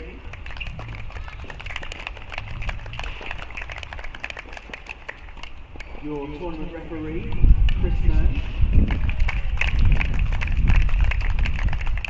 The physios, Nigel, Laura and Faith, are keeping the players in top form throughout the week. To our commentators, who've been absolutely brilliant if you've had a chance to tune in and listen to the stream. Abigail Johnson and Anna Smith. To Ron and the Dunlop Stringer. To Chelsea Gosden and Priya Yohal, managing player services. Ollie is used as well for security team. To James, Niall and Nick and all the teams that have been catering for keeping us nourished. Yes, absolutely. And all the teams at Nottingham Tennis Centre for hosting us, of course. And finally, to our tournament director, Holly Minnick, for creating, yes, absolutely, massive round of applause, for creating this fantastic environment for all of you guys competing. The time and effort it takes to bring an event like this together is huge, and Holly always goes above and beyond. So, one more round of applause for Holly, please.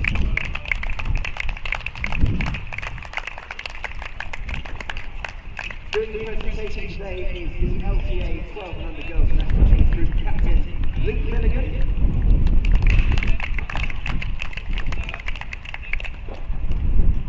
Now, first up, let's hear it for our finalists, Khadija Adeniran.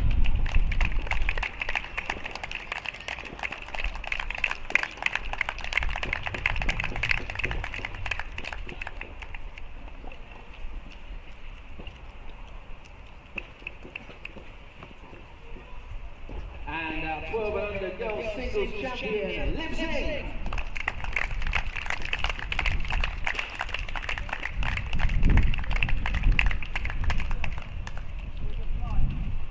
Liv, congratulations, a couple of words on that. Thank you, that was a really fun and great festival. I want to thank my parents and my coaches for supporting me. Well said. One more time. Let's hear it for your 12 and under girls singles champion, Liv Singh.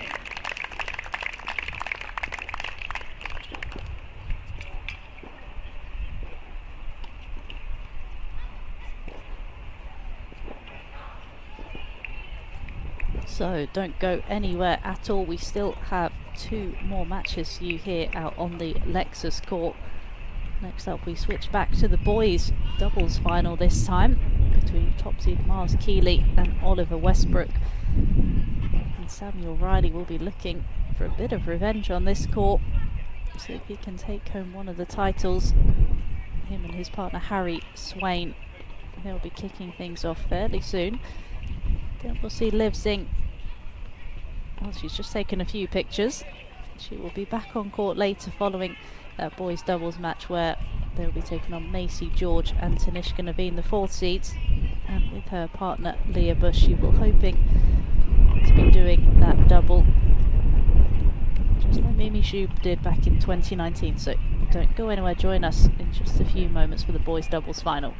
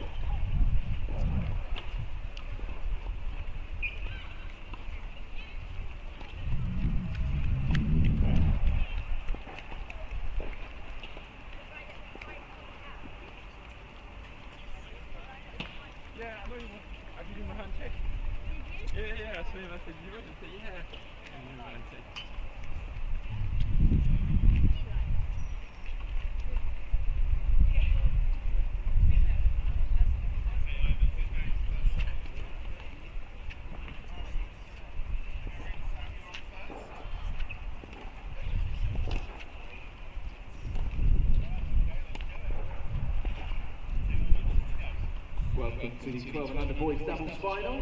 Get our players onto court. Currently seated number 2 in the 12 and under boys doubles. Please welcome Harry Swain and Samuel Riley.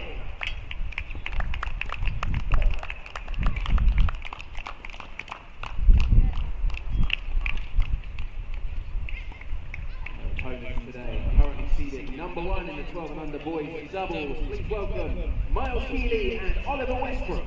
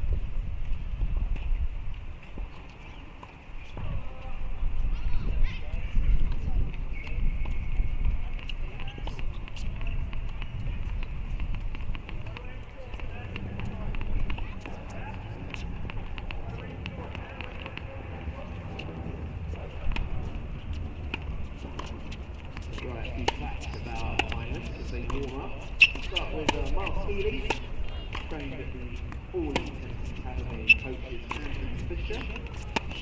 So back here on the Lexus court here at the Junior National Championships for our penultimate match of the day. The 12 and under boys doubles event coming to a conclusion.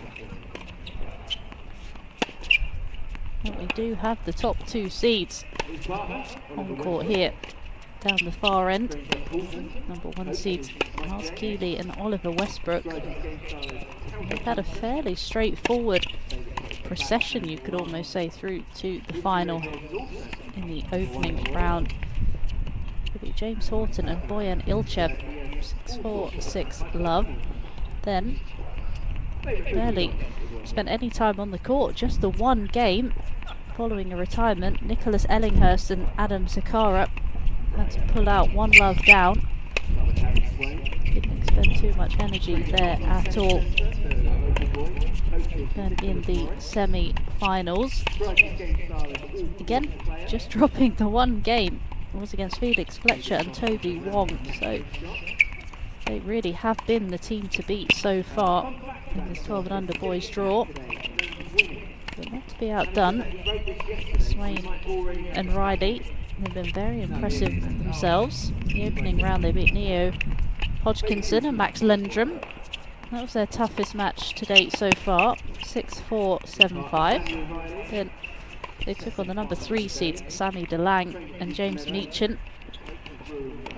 Oh, sorry, beg your pardon. Brandon Pugh. Player, favourite shot is a And they forehand. won 6-1, 6-2. Then in the semi-finals, they took on Samuel DeLang and James Meechan. And again, they won very comfortably, 6-3, 6-2. So this one's going to be pretty hard to call. Best of luck with the game, guys. I think a lot of it will be down to how much energy Riley has after that 2.5-hour battle we saw opening proceedings here on the Lexus court. Going to need a bit of help from his partner, isn't he?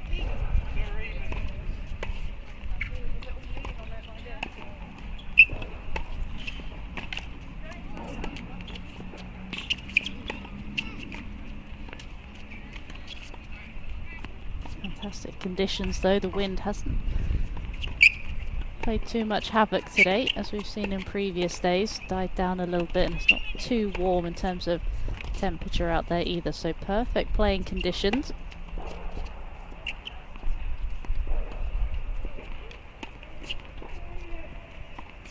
Still plenty of other matches going on the outside courts as well. We've got the culmination of the 10 and under as well. Such a good event here, extremely well run. And all the players want to join the honours list. You can just see the building in your right hand corner, the indoor courts. They do put up all of the previous winners going back to 2014, and there have been a lot of impressive names on that leaderboard.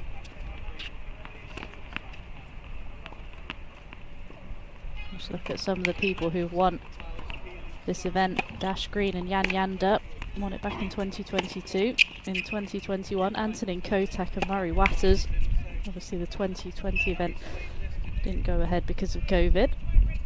But going back, 2017, Hugo Coquelin and Luca Pau, that was incidentally the last time that someone did the singles and double-double. Going even further back, there's 2013. And then you guys might all recognise Jack Draper. He's on this list as well. So it's a prestigious list that they want to join.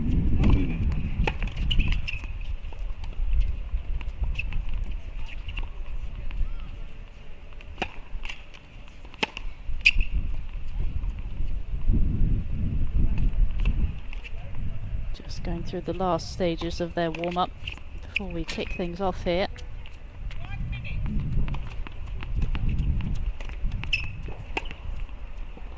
In the chair through this one is going to be Ray Lovell taking us through proceedings.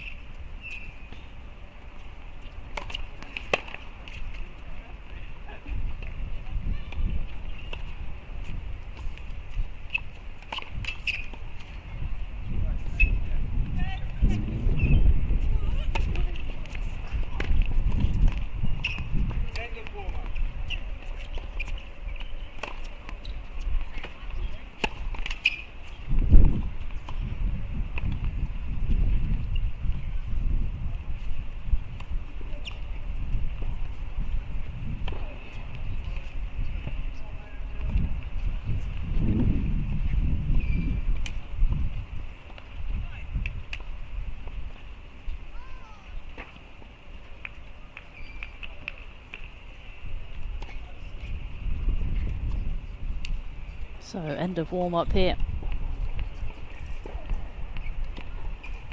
And we can now get down to deciding who is going to be the 12 and under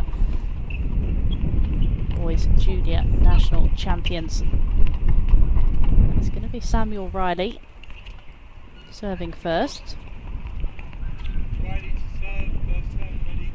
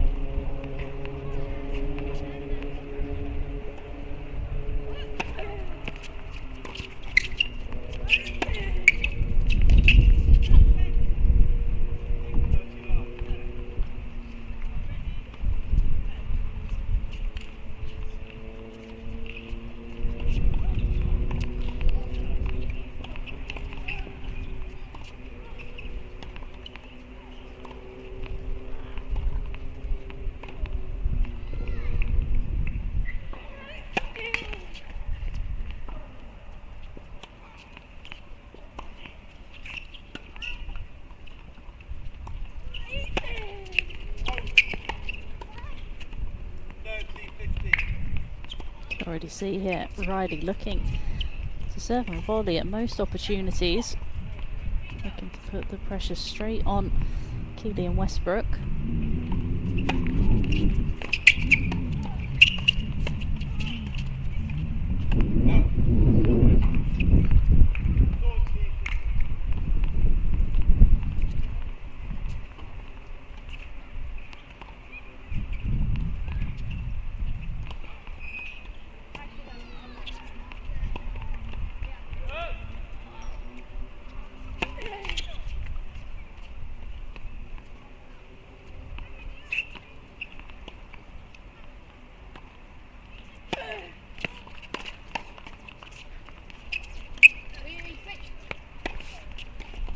Really well dealt with there on the smash by Harry Swain, and a very comfortable hold for the second seed.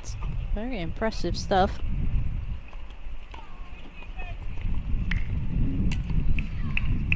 Obviously mentioned the disappointment Riley had at not being able to just get over the line. Obviously had those 2 match points at a set and 5-3, but it's not often you get a quick chance at redemption, and that's what he's going to see this match as.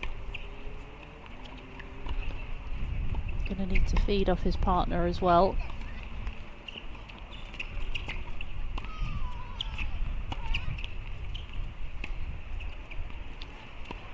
But what can Keeley and Westbrook do in their opening service game?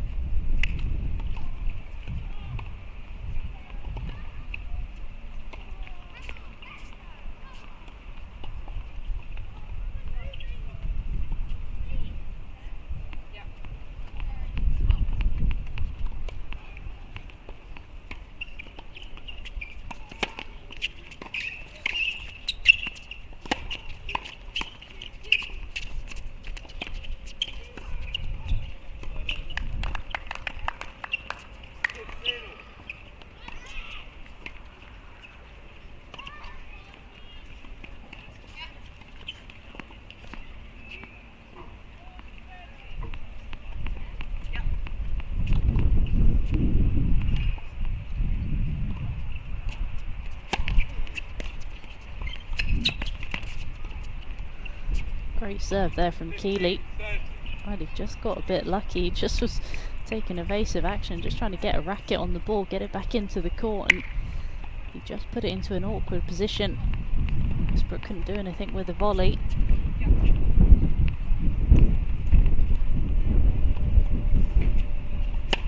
Fault!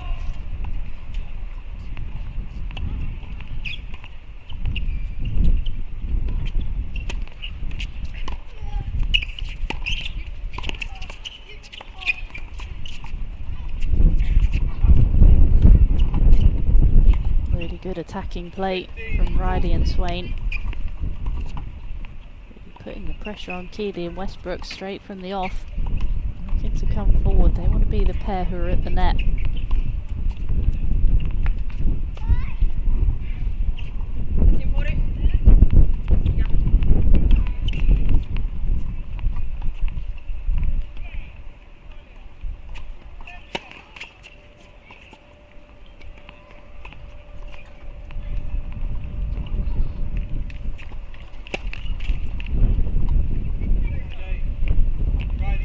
Get the early break.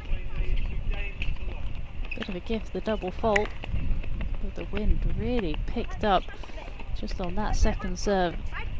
You can just hear it in the on-court microphones. Not easy conditions out there.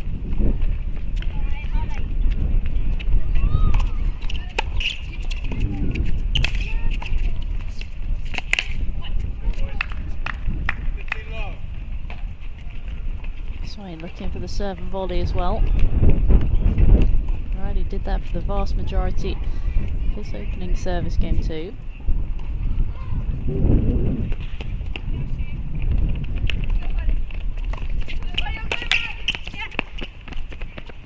Oh, what a return there from Westbrook on the full stretch to be able to control the racket, get it over Riley's head.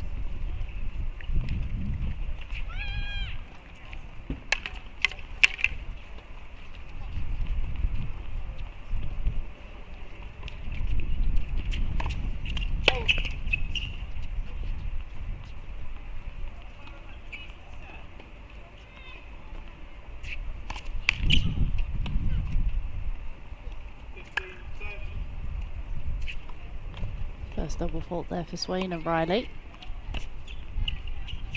Just opening the door for the top seeds.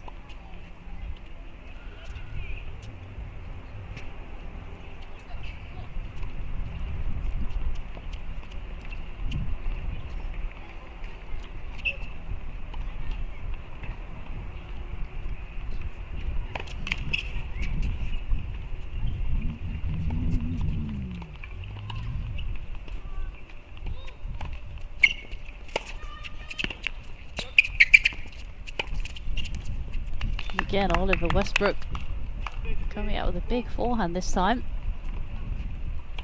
I really like the move from Riley at the net, but that's where you've got to think about trying to move a bit more diagonally, try and cut the volley off, take it at the highest point you possibly can to be more aggressive. It's hard when you're trying to pick it up off your toes.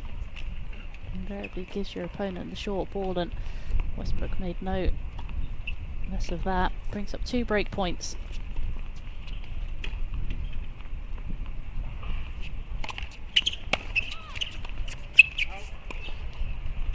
Great first serve. There to save the first one. Still one more.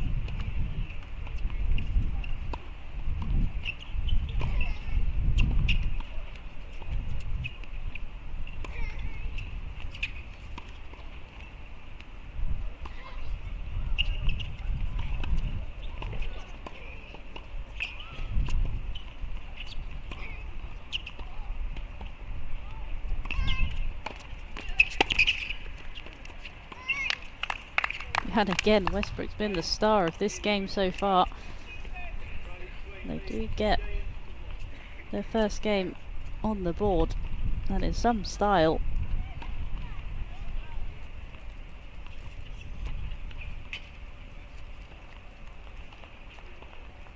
So we said earlier that Samuel Riley's at Duke's Meadows with Rory McLeod. Harry actually trains here at the Nottingham Tennis Centre. Coach Nick Morris.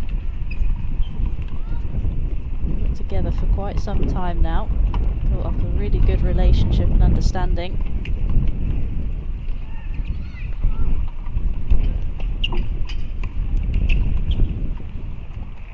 He does actually say that his favourite shot is around the net post passing shot, so let's see if we see one of those today. He does describe himself as an all-court player, and hard is his favourite surface.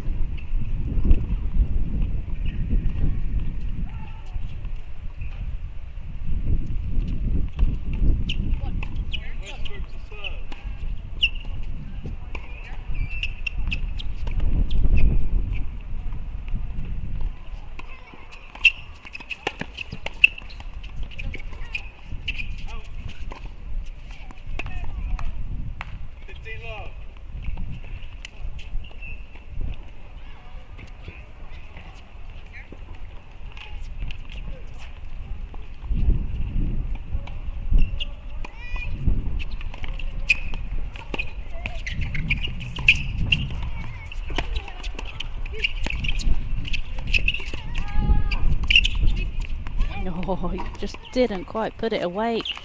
That's the danger when you hit the volleys at the opponent. You always give them a chance to get it back into the court, and just wasn't clinical enough and then forced the error.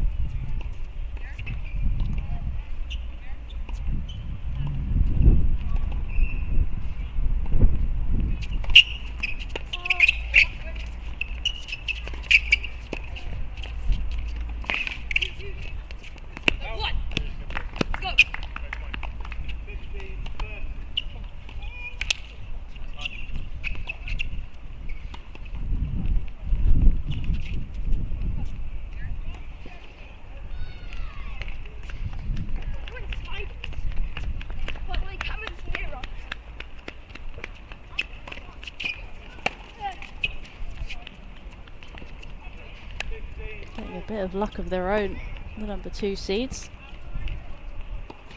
So having drop served in the previous game, they now have 2 break points of their own to open up that 2-game advantage again.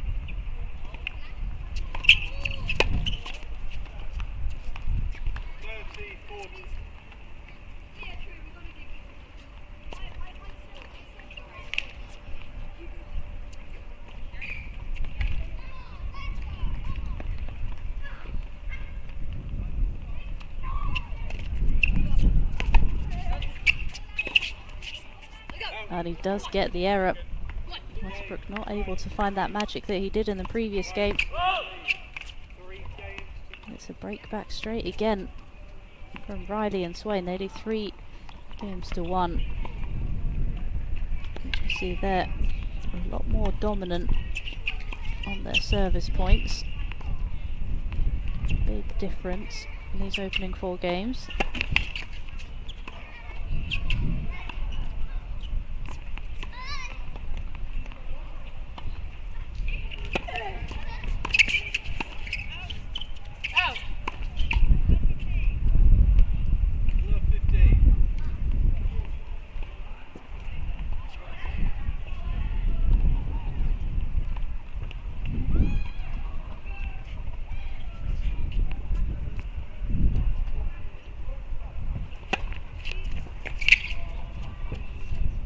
Great serving there from Riley. I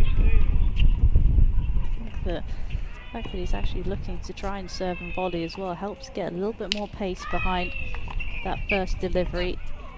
Gets his body weight transferring through the court.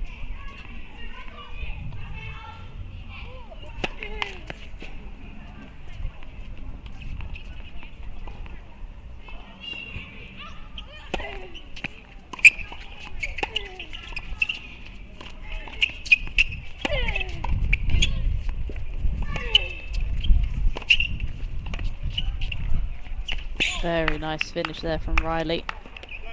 Really good move, hit the deeper volley and set up the space for the shorter angle.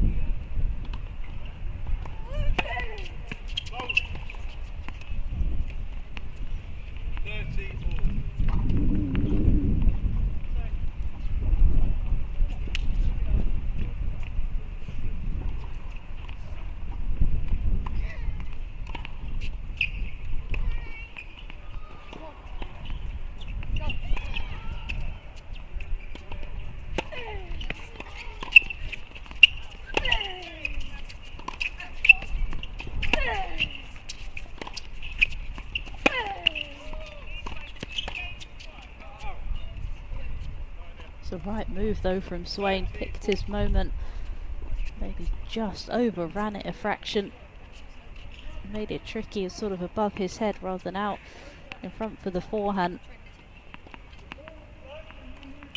Again, another opportunity for Keeley and Westbrook.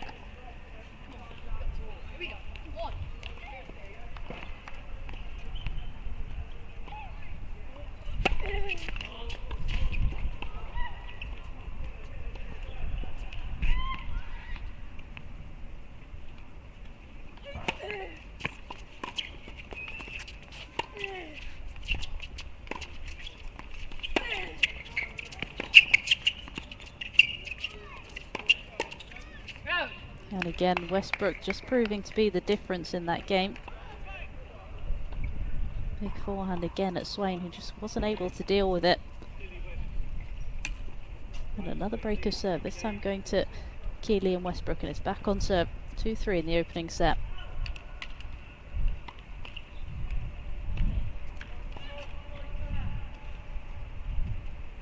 So Oliver Westbrook is coached by Mike James out of Holton. Says his favourite shot's his backhand down the line, which you can understand why. Interesting, we see a lot of aggressive baseliners or players who want to play in that way, but Westbrook not at all. He would described himself as a counter puncher, prefers to play on the clay, a little bit slower surface. Says his best tennis memory was going to the IMG Future Stars event. Let's go. Come on. Again, has lofty ambitions as well, wants to be #1 in the world, and says his favourite tennis player is Nick Kyrgios because he's entertaining. And you can see why.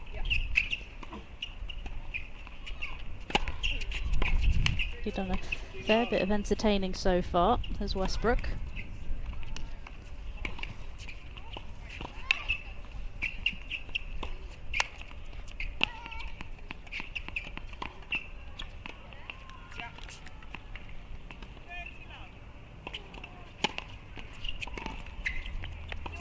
Quick. Quick.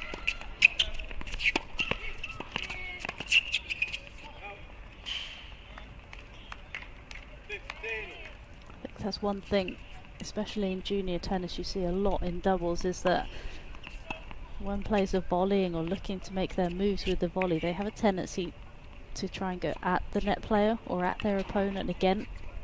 Something they really need to try and keep developing in terms of finding where the space is, always looking to avoid their opponent. Players have far too good reactions if you hit it back at them.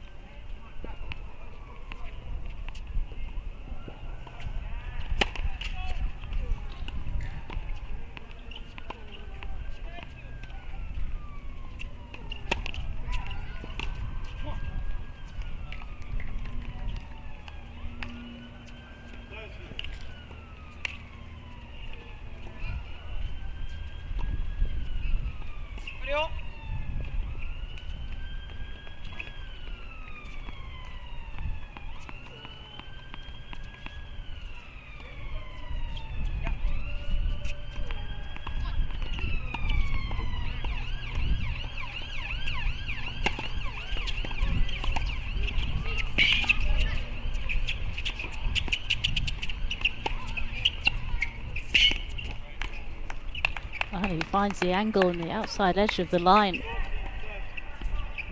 A big moment and a brave shot there from Miles Keeley.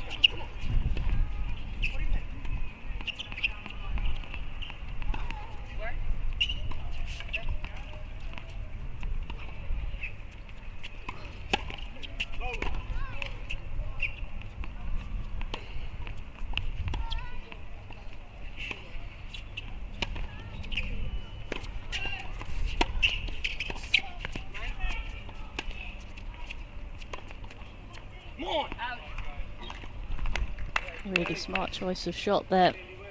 Choosing to use the lob, especially in windy conditions as well. It's not easy at all. We're back on level terms. Bit of momentum now though for Keeley and Westbrook. 2 games in a row.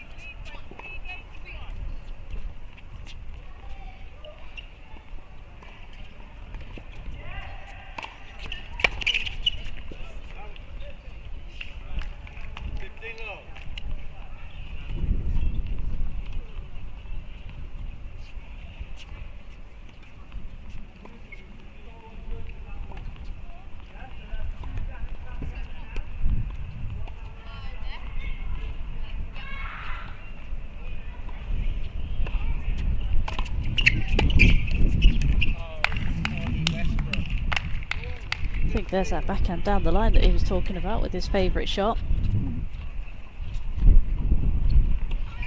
Such a good returner is Westbrook.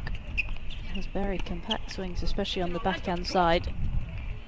Really tough to tell where he's going to go.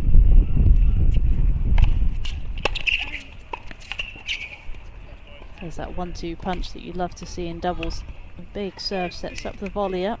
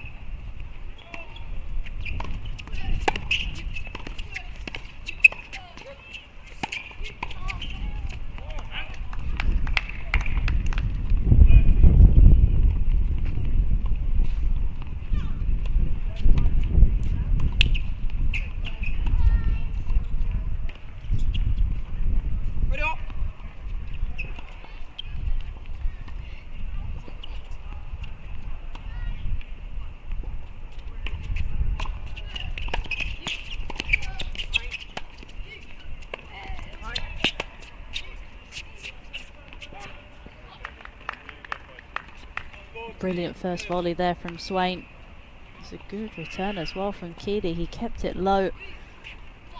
Swain really used the pace on the ball, got the momentum through the volley.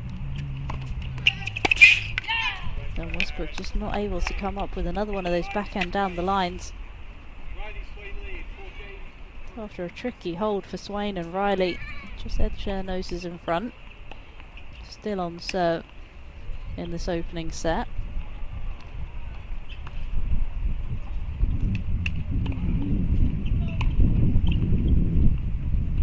If we take a look at the final player, Miles Keeley actually lives in France at the moment.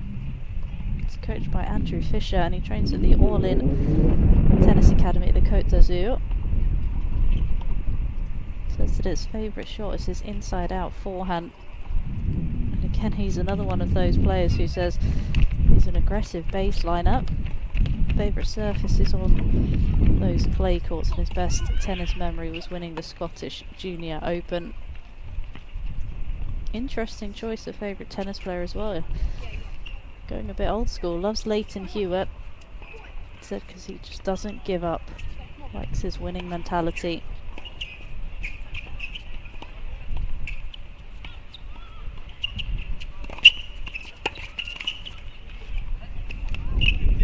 And he has to say that he's enjoyed the sausage rolls in the cafeteria. That seems to be the standout about the competitions this year. So maybe he's had one just before this match for lunch.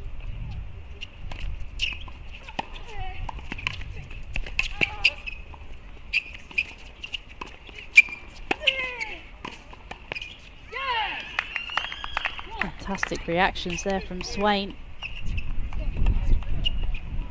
Again, you see time and time again though, the problem when you hit the ball straight at the body, you just give them an opportunity, and I said the reactions of players these days are too good. They're like lightning.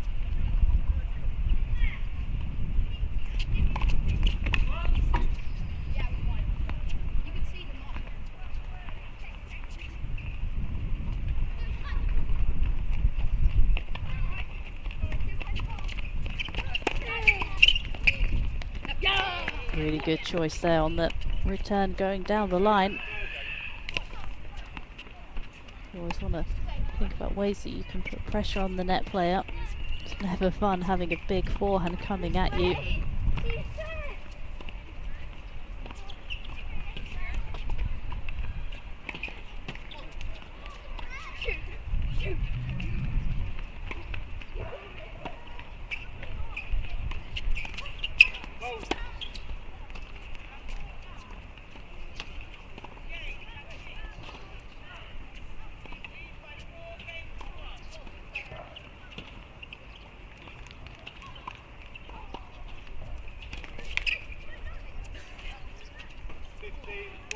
And maybe the pressure Riley and Swain are putting on Westbrook and Keeley just causing the double fault.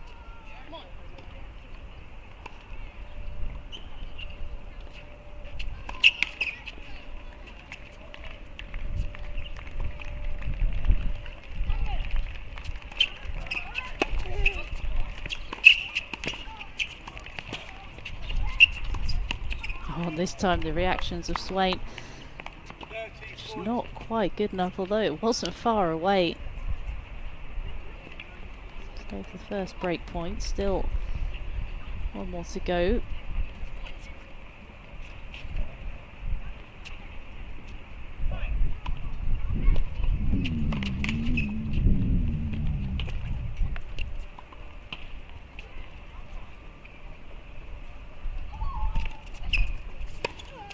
Oh, and he's found the angle. Where did that come from Harry Swain? What a way to clinch the break, and is that going to be decisive? Number 2 sees now just one game away from taking this opening set.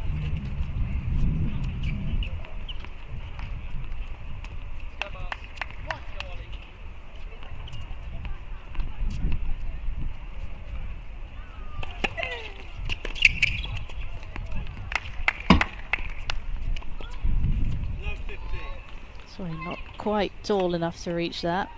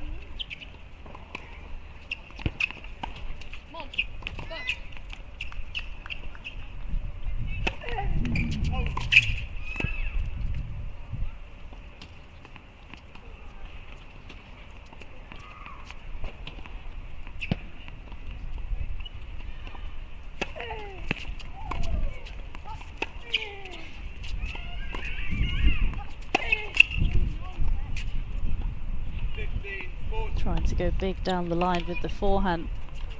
I like the idea, just couldn't quite execute it.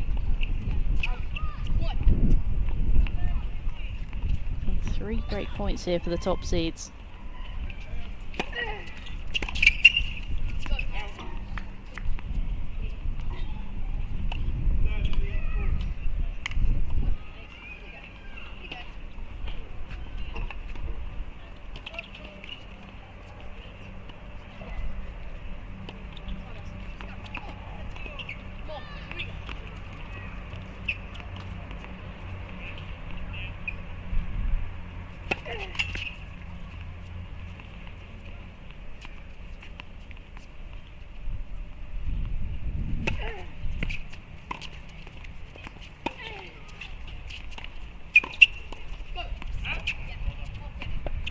Just millimetres in that forehand.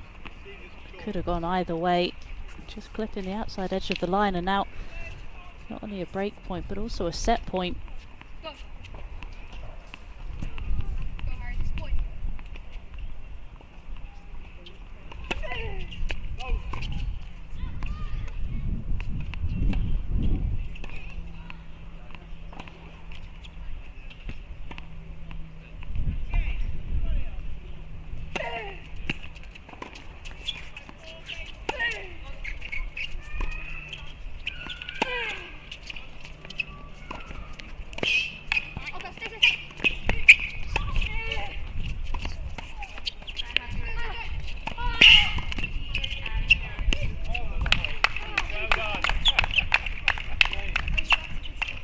Oh, and I think they've called it in.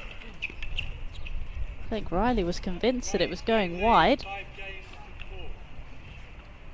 but it did just land in. That's the finest of margins.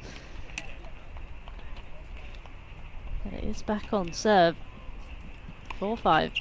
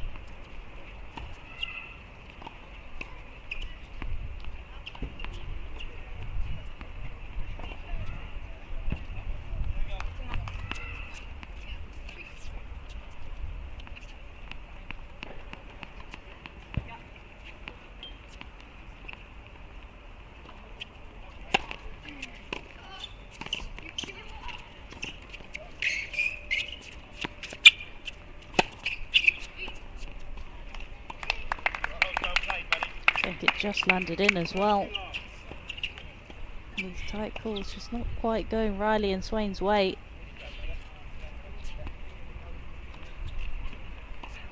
Bit of a deja vu from the singles match earlier on. 5-3 up, had set points, couldn't quite close it out.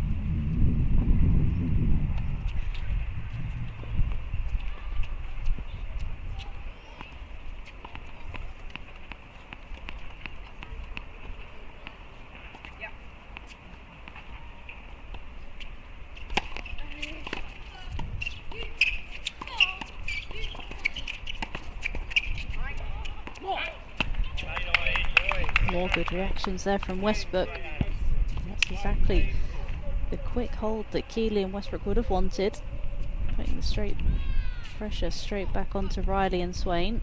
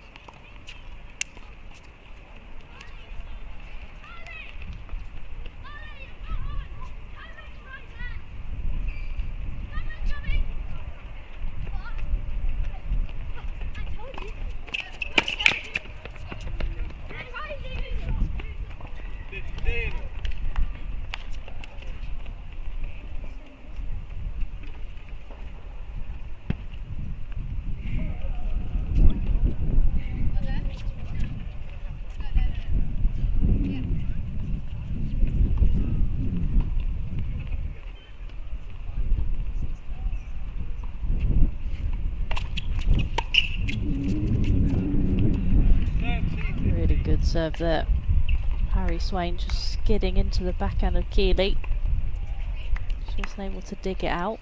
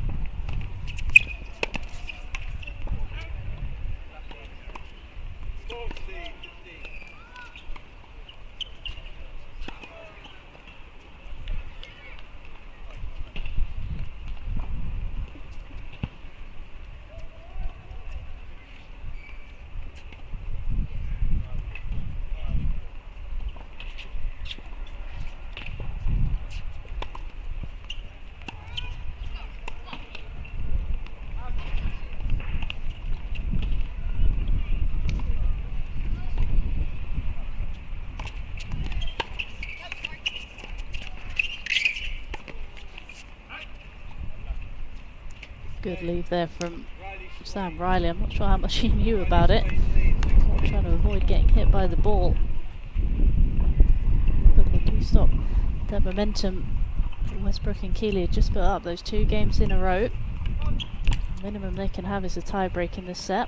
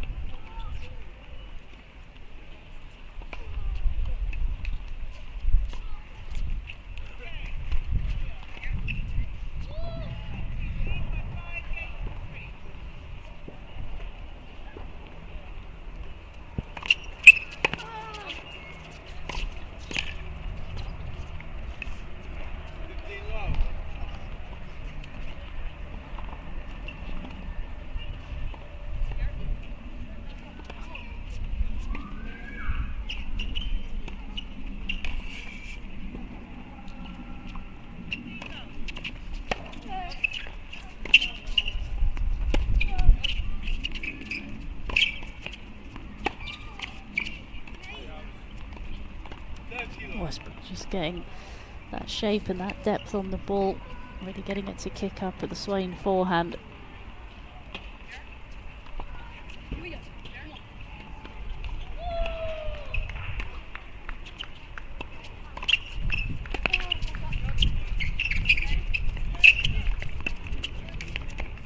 Oh, and he's found the half volley cross court winner. He's come up with bits of magic today. Sam Riley.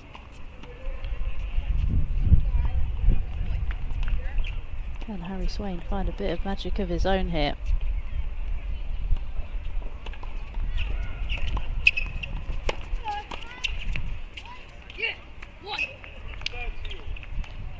Big fist pump from Sam Riley, sensing an opportunity.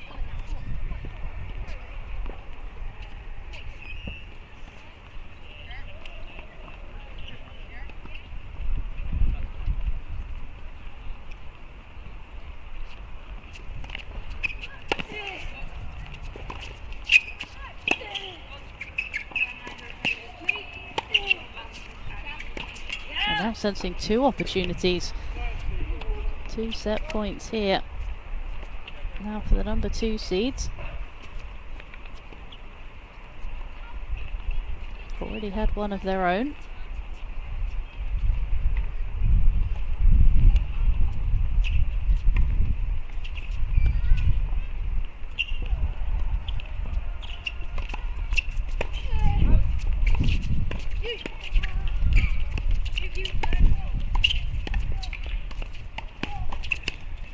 Oh, back and forth volleying. Great reactions from all players there. Riley was on the floor halfway through that point. So deciding point here. Riley deciding to take it, backing himself.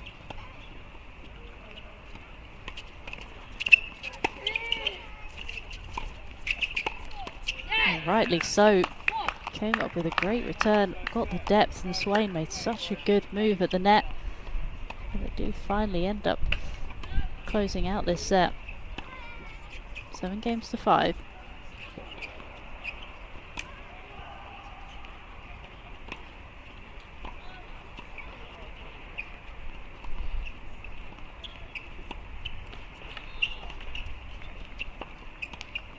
So it was just that one break of serve that ultimately decided it.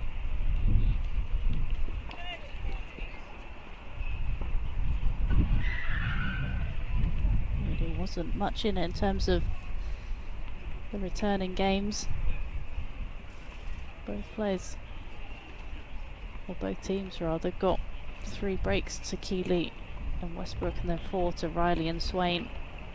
It really was the dominant aspect of that set, and you just look at the total points won as well. It's just such fine margins. So it's only 5 points that was the difference in the opening set, but it was just Swain and Riley who were the ones who were a bit braver towards the end. They were the ones who were willing to come forward and be a bit more aggressive at those crucial moments. You saw in that final deciding point, going after the return and looking to make the move at the net. Just didn't see enough of that from Keeley and Westbrook. Are they able to change this in the opening couple of games of the second set?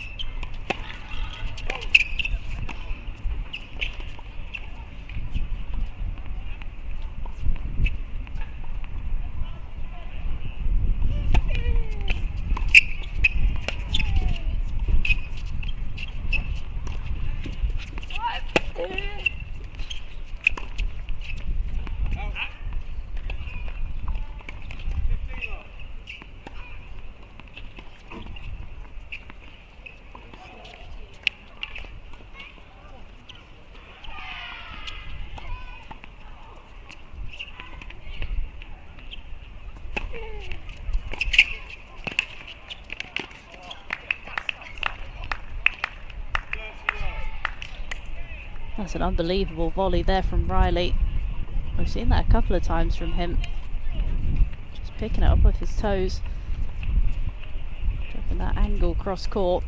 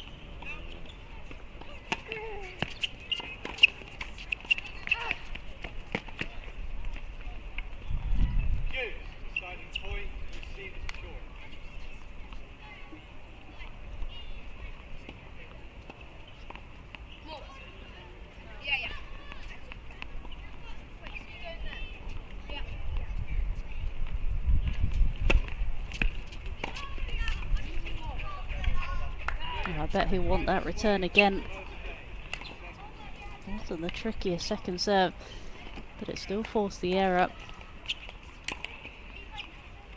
He did go through that deciding point.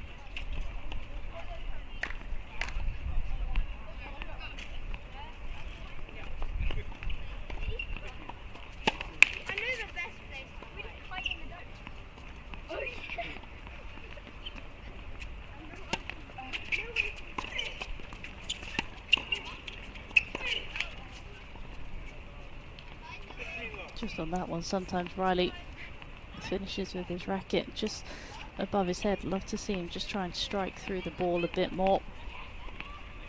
Get a bit more length through the swing. Oh, come on!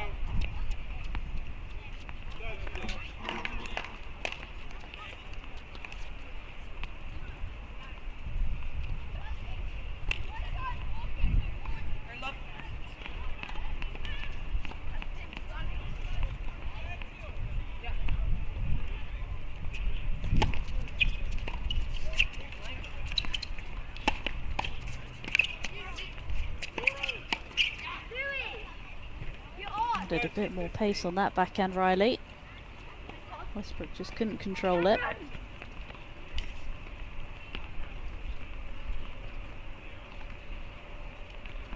Just look at both sides of the court in terms of energy. Pair down the far end, they're the ones who are a bit more positive, they've got a bit more spring in their step.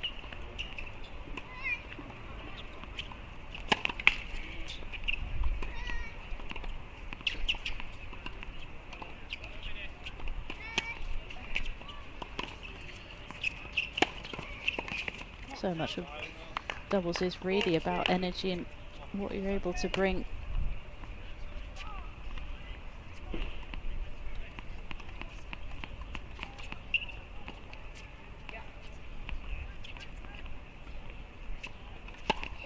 Foul!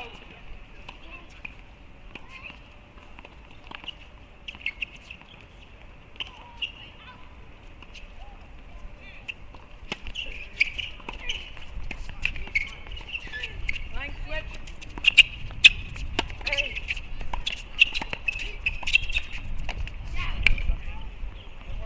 Riley ending up on the floor again. But this time it was worth it. It's a smart choice of using the lob, and then did really well to follow in after. Just looking to see if they can get that break in this opening service game.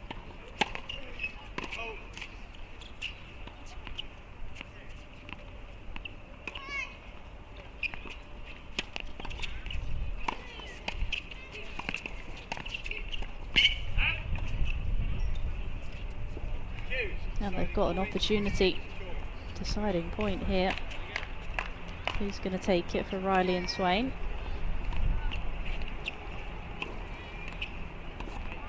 Previous one was on a set point, and Riley did take that, following a winning pattern.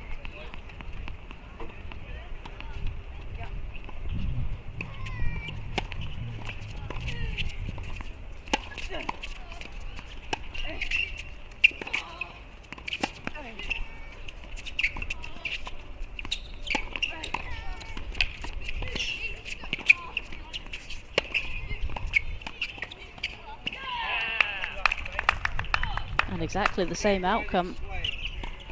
Another deciding point goes their way.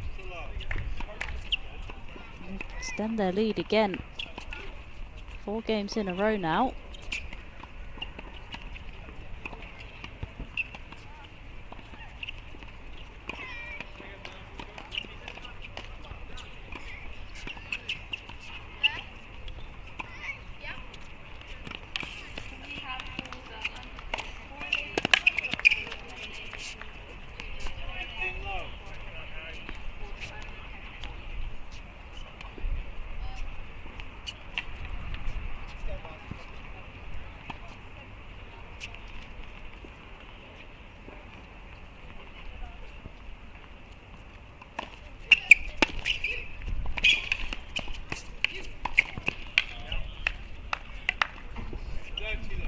Just see as well the team on the near side, they're just losing that teamwork, going over to each other after every single point.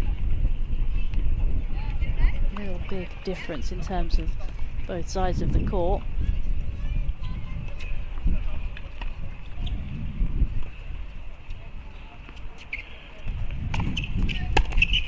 No!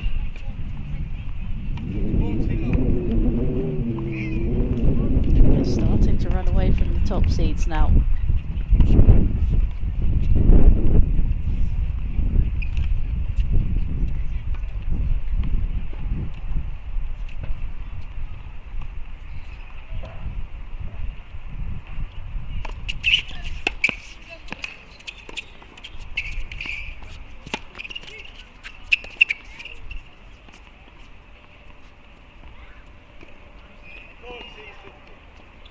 That's just one of the few overheads that Riley's missed today. Even in singles, he's pretty rock solid.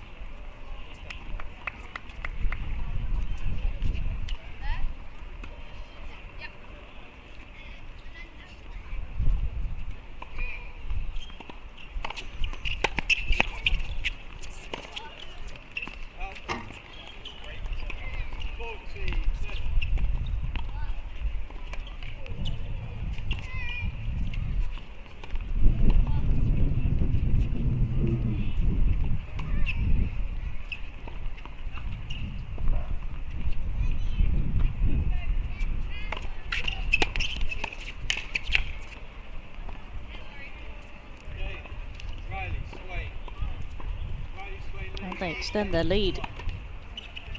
It just keeps getting bigger and bigger. Finish line is Now coming into sight for the second seeds. They lead by a set and 3 love.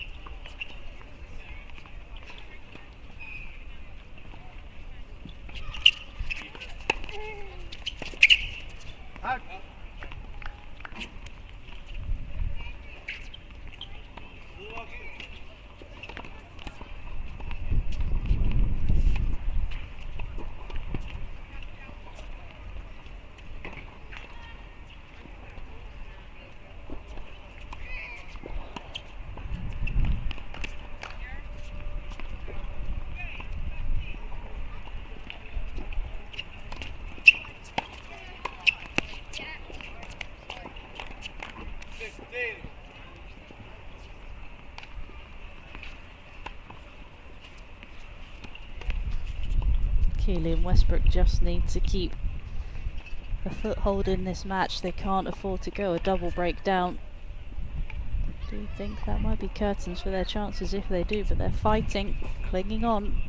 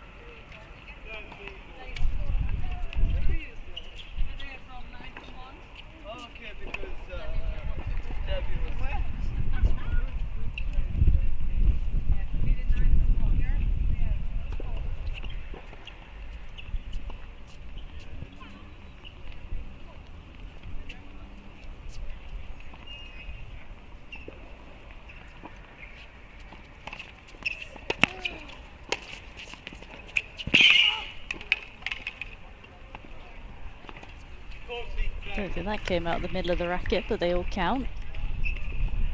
Sometimes you just need a bit of luck, and that's what Keeley and Westbrook do need.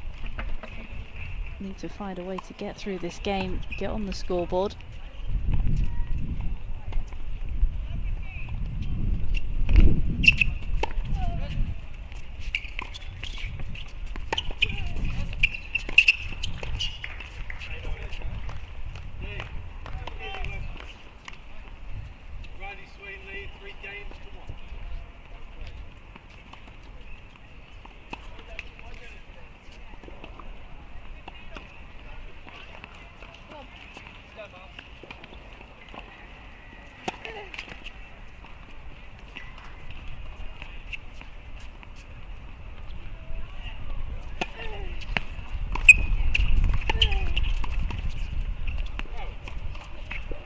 Wasn't quite on the front foot, wasn't ready for the ball.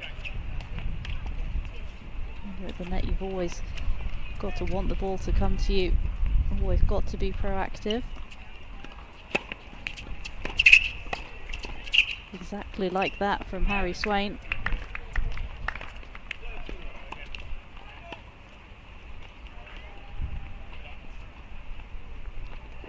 They've worked really well as a team today.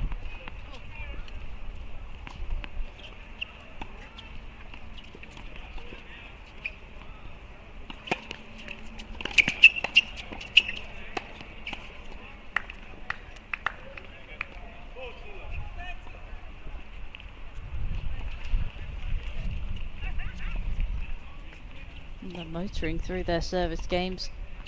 They're not really giving the top seeds a sniff at all.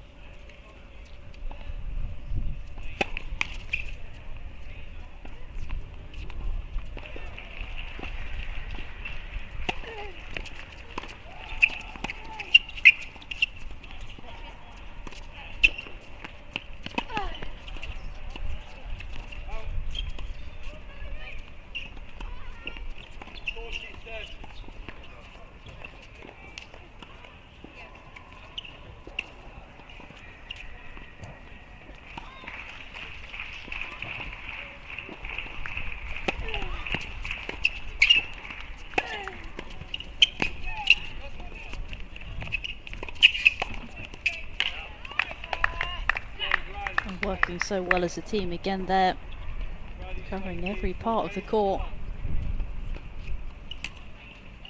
It's been the more clinical today. Time's now running out for Keeley and Westbrook to turn this around.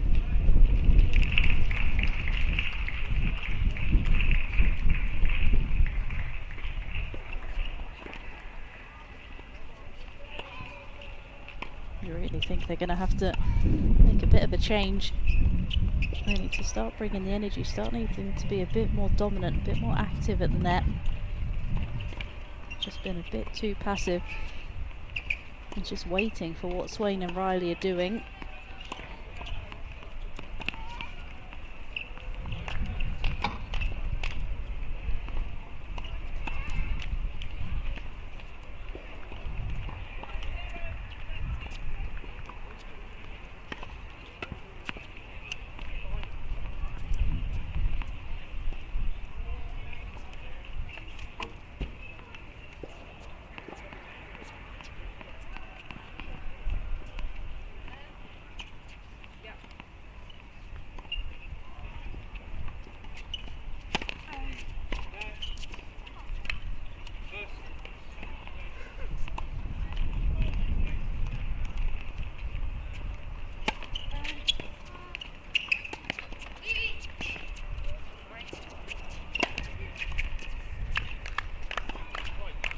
Really good finish there from Miles Keeley.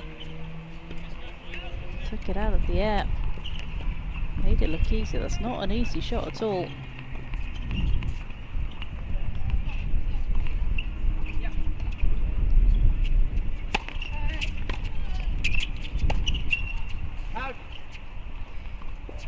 It's just changed his serving position as well in the second set, standing a lot further out into the tram lines, trying to work the angle a bit more.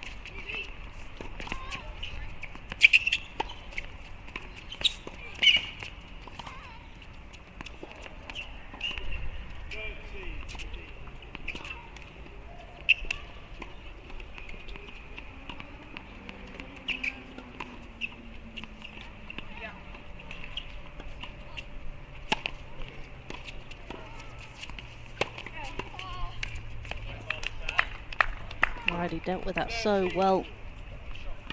He saw that Keeley was lining up with the forehand, knew that it was coming at him, but just stayed compact, found the space down the middle of the court, and they won the comfort of this double break.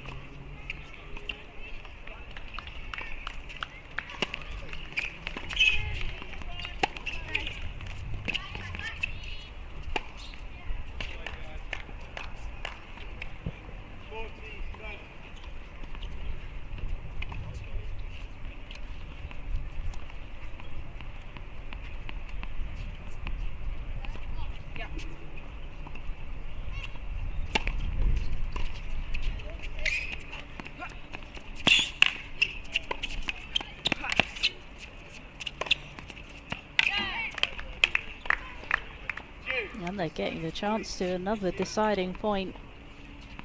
They've won the last two. This time Swain taking it. They're going to have equal amounts of success.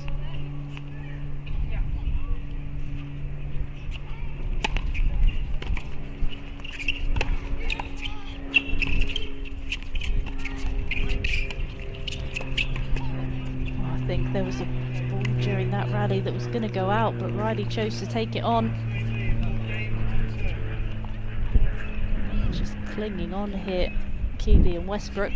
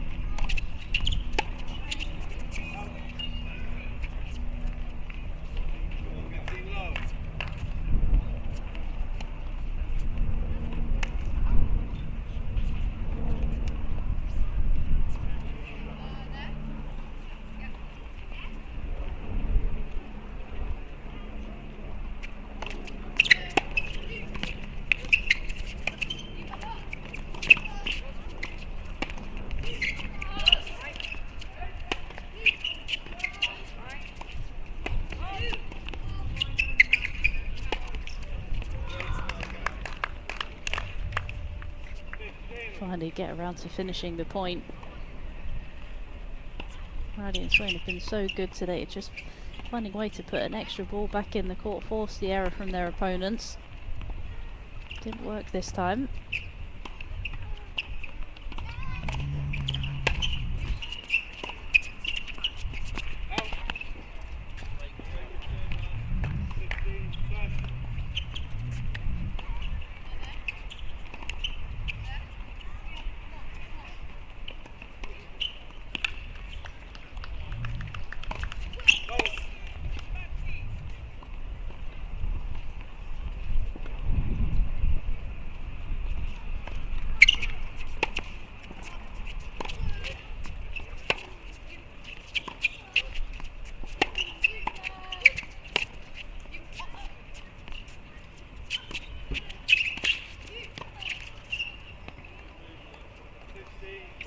From being 1 point away to having a 5-1 lead to being 2 points now to being back on serve.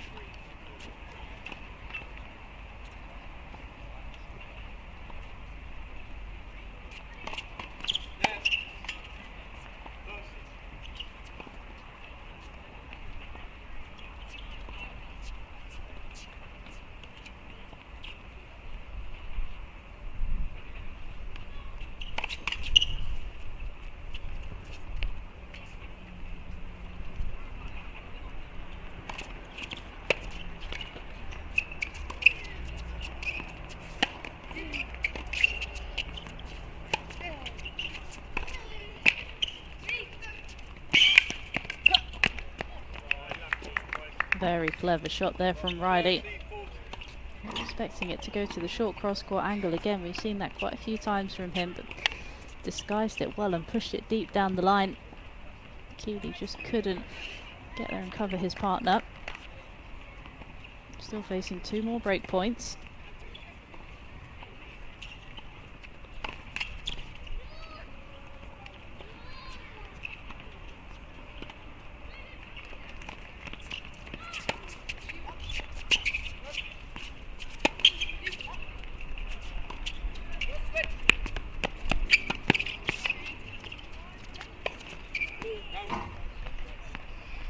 Oh no, they've completely got in each other's way. There was no communication.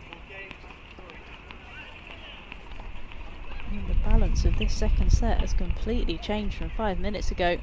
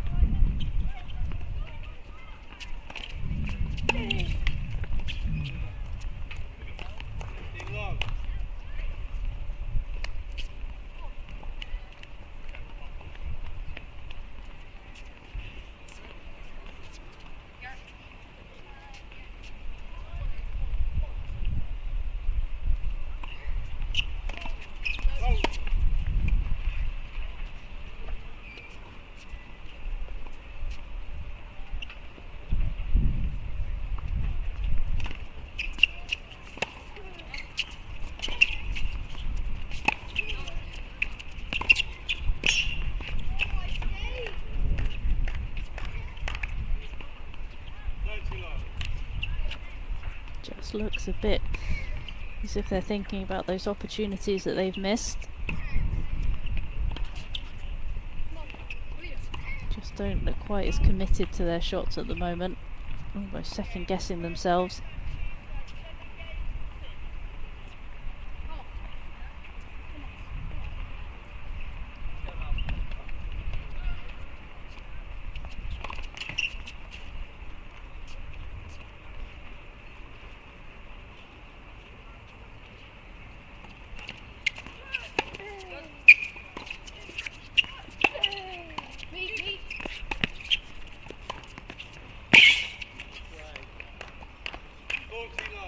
Again, that communication there, they should have been switching positions. Riley was going and covering Swain's side of the court. Swain then needed to shift over, but he didn't.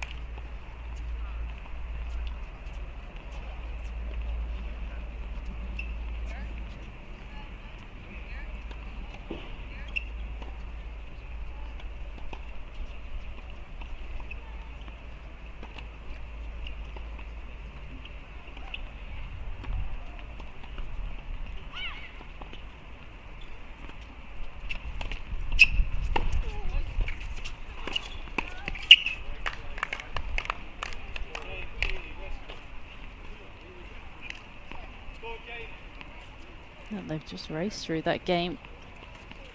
They've raced through the last 5 minutes or so of this match.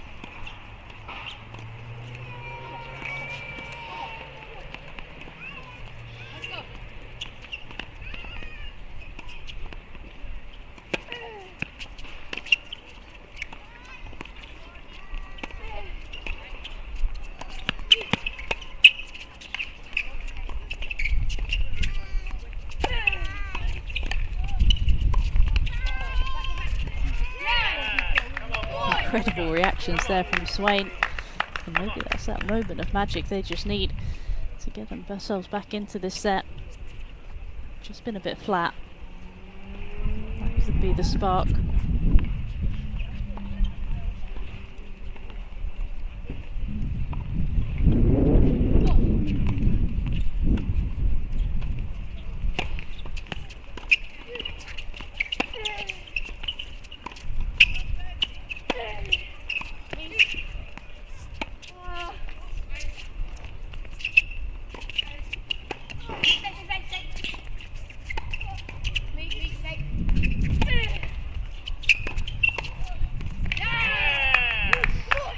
And they get it done.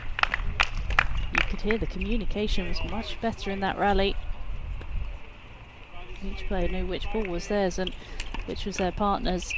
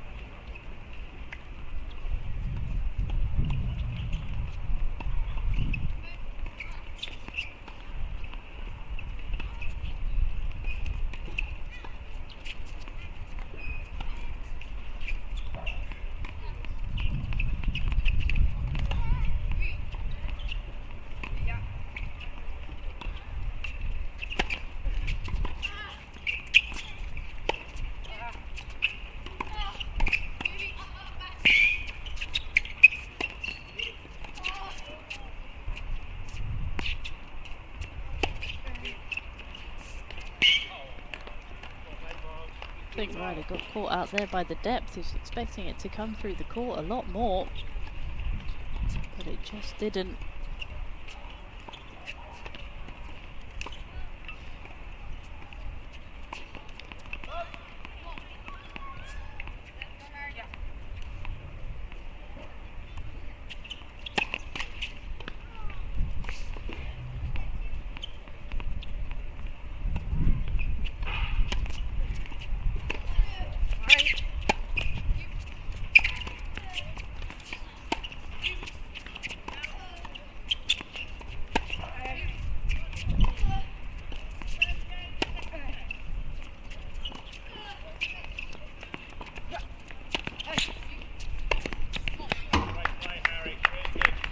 Lobs from the pairing of Riley and Swain have been second to none.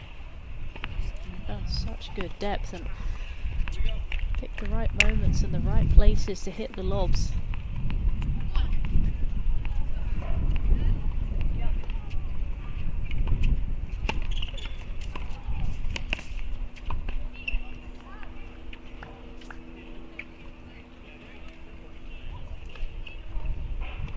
Bit of indecision there. I think all four players thought that the ball was out, but I don't think the umpire called it.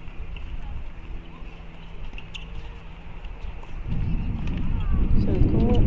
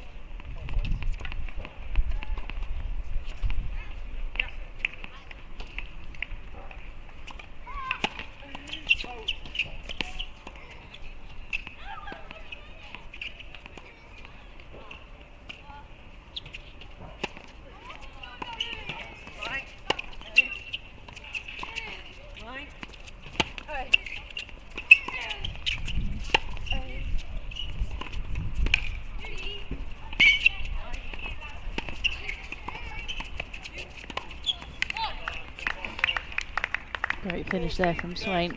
I think there were a couple of volleys in that rally that Westbrook could have gone for. And it went down the middle of the court, but he just didn't look quite so confident making the move.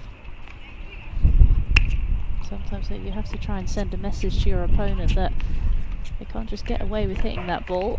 You've got to take that option away from them.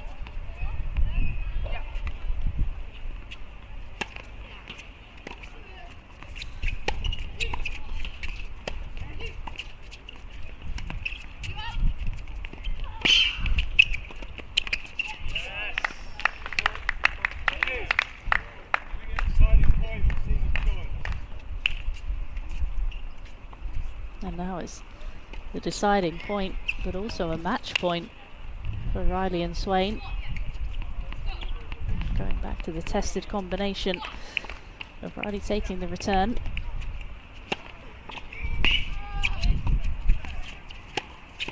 Oh, and a big forehand there from Keeley. Swain just couldn't get out of the way. They've done well. Saved a match point. And is Sam Riley getting a feeling of deja vu. Had match points earlier in a similar situation as 5-3. This time it was 5-4. He's gonna hope that history doesn't repeat itself.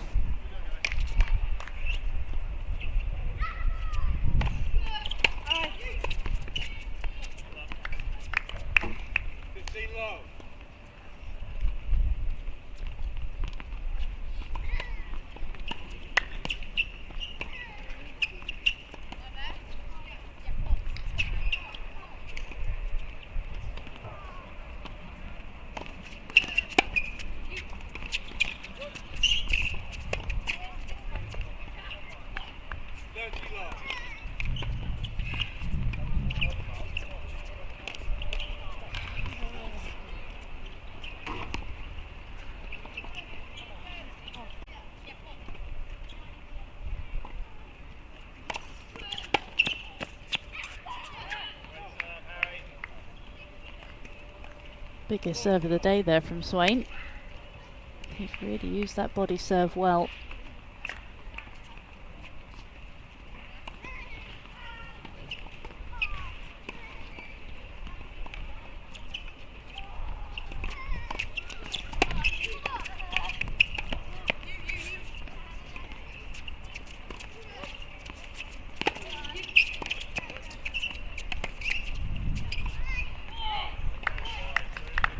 Very good game there from Riley and Swain.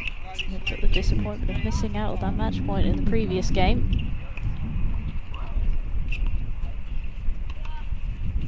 Get themselves at least a tie-break in their second set.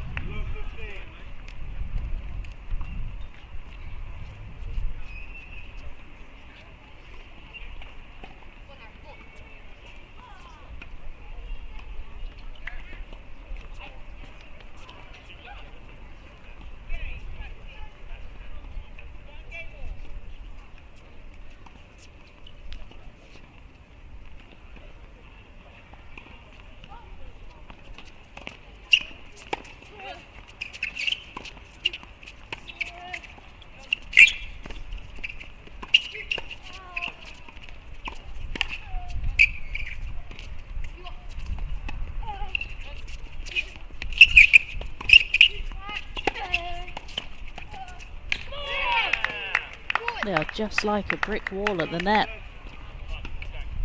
Nothing is getting past them. You can just see the energy as a pair as well.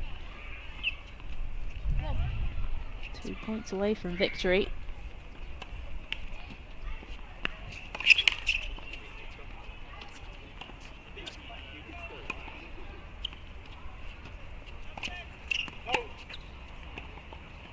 Now just one. Now they've got 4 match points in a row. Surely they're going to take one of these.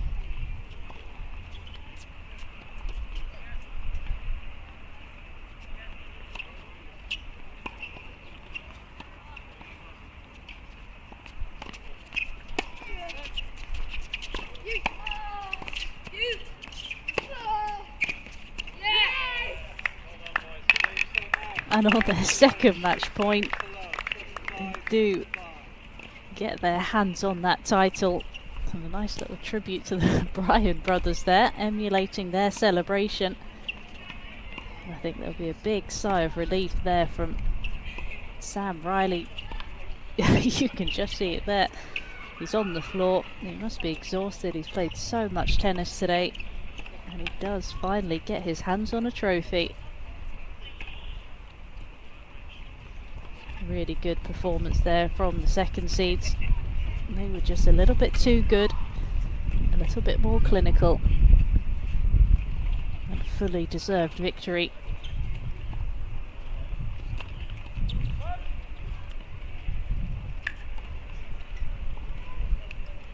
And again, for the penultimate time today, the presentation party is bringing out the trophies. Holly Milligan, you can just see in the dress there. Our on-court MC as well. Chris Mann also on the court. keep saying it, but they do just such a fantastic job.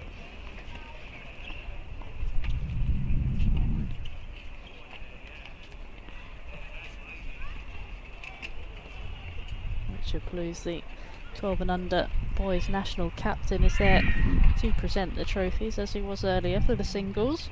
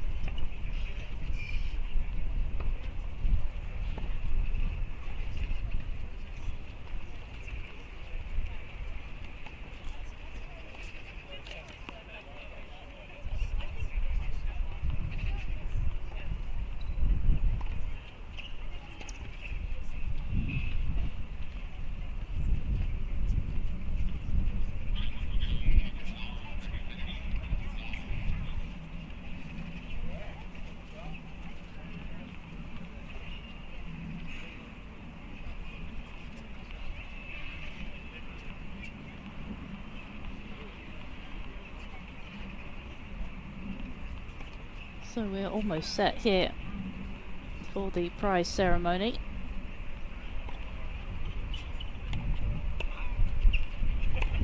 Everyone is out on court and ready.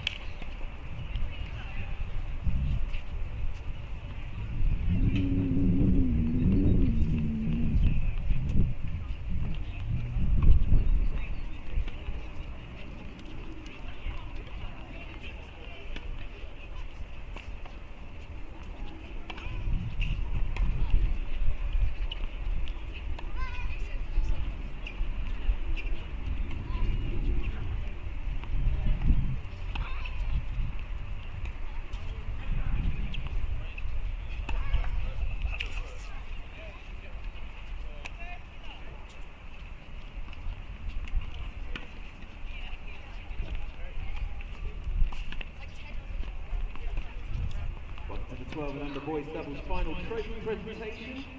First up, congratulations to our players Harry, Samuel, Miles and Oliver. Played a great final. Let's give them a big hand.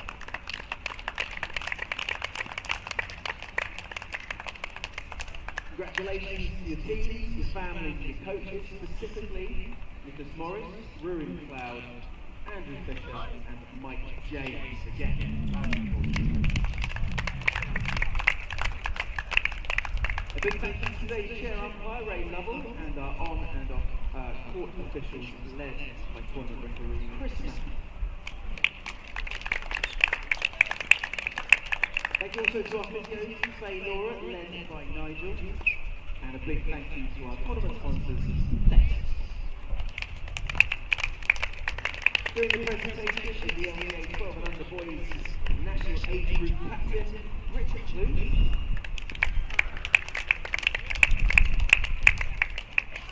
So first up, let's hear it for our finalists, Miles Keeley and Oliver Westbrook.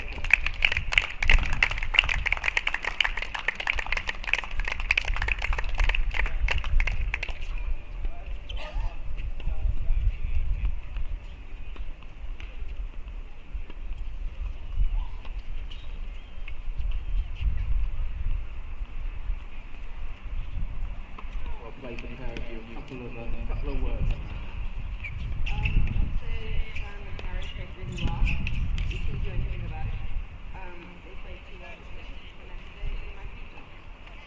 Absolutely, I like that. I like the optimism there. Well done, guys. Give another round of applause.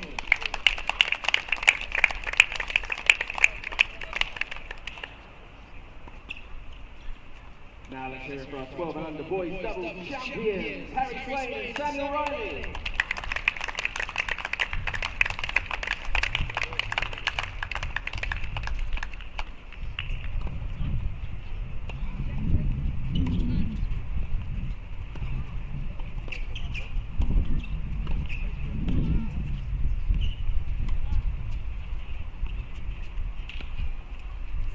Congratulations to the pair of you. How are you feeling?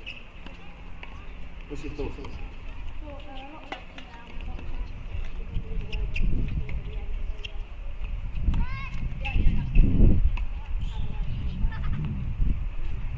Second attempt today and you've done very, very well. You must be exhausted though, no?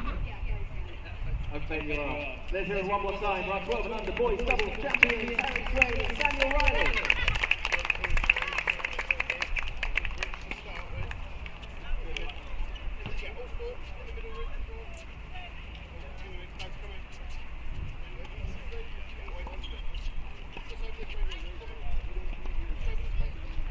So that brings our penultimate prize ceremony to a conclusion. We still just have the one more match to go, and that is the 12 and under girls doubles final here between Macy George and Tanishka Naveen.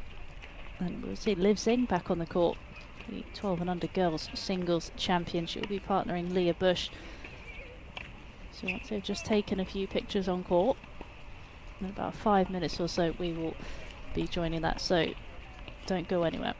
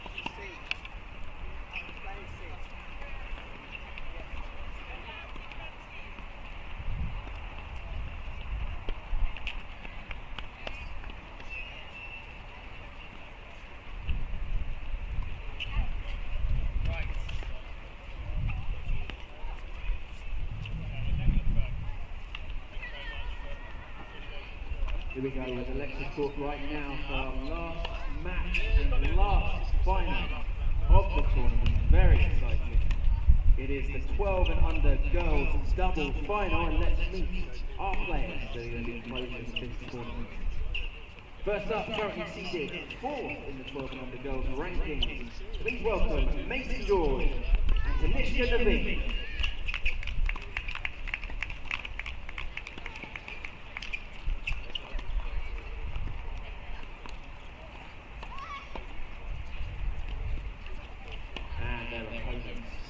Currently seated number 2 in the 12 and under girls double rankings. Please welcome Leah Bush and Liv Zinn.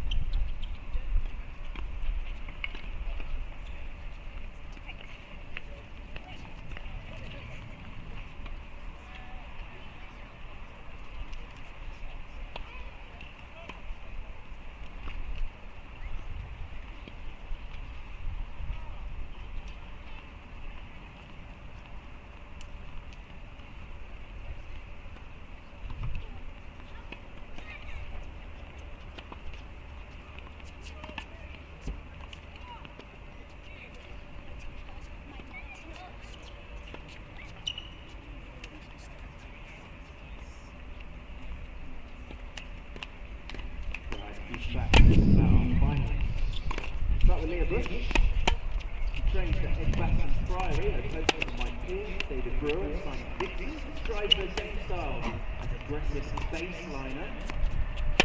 Favourite shot is the forehand. Another fun fact about herself, she drives not a morning person, but crosses out angrily. Perhaps she did that this morning when she was in a mood. Favourite food as well for Heaton. So welcome back to our final match here on the Lexus court at the Junior National Championships. This is our final match of the day. So we're going to take you through the women's 12 and under girls final. We do have the singles champion in the top right hand corner, Liv Zinn, came through her match earlier against Khadija Adeniran fairly comfortably in the end, so she's going to be high on confidence. They are actually the second seeds, Liv and her partner Leah Bush. Had a fairly tricky semi-final match that they were able to come through. They played the third seed, Hermione Korpanek-Davis and Grace Watson, really close to opening sets. They actually lost the first set 7-5, managed to come through 7-6 and then 10-1 in the match tiebreak. However, in the first round they did receive a bye, so went straight through, and then they beat Lily Assad and Sabiba Khan. That was a very comfortable 6-1, 6-love, and like I said, had a really tricky match in the quarter-finals. Very similar route as well for Macy George and Tanishka Naveen. They came through a couple of really tight 3-set matches, especially in the opening match. They beat Madeline Green and Milena Nehonaya. That was, they lost first at 7-6, then won 6-4, and then 10-8.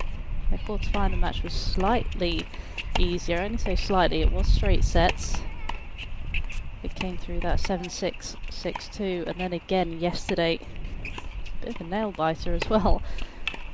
They ended up beating Samantha Hasler and Lila Reed 7-6. They won the opening set, then lost it 4-6, and then they came through 12-10 in the super tie break. So both teams having a bit of a struggle.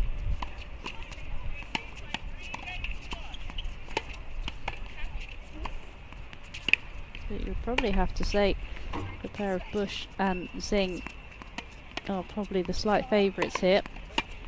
As I said, Zing coming in with a lot of confidence.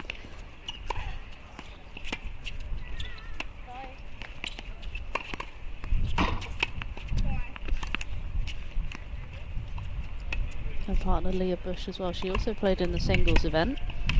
She lost out in the quarterfinals.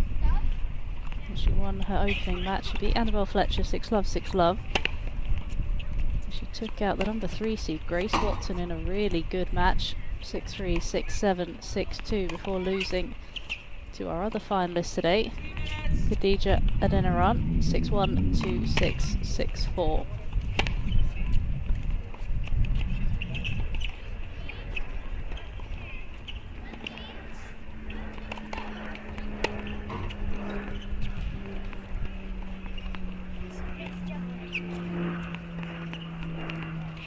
Their opponents as well today, Tanishka Naveen, who was the number 5 seed in the singles. She did manage to get through her box. Unfortunately, she lost out in the first round to Adeniran.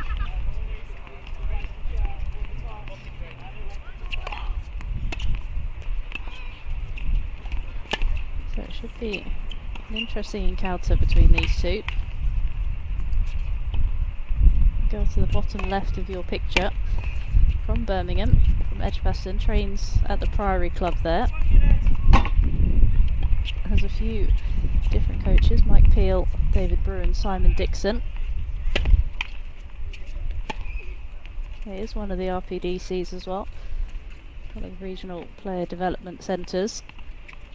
One of 15 around the country, up and down the country I should say.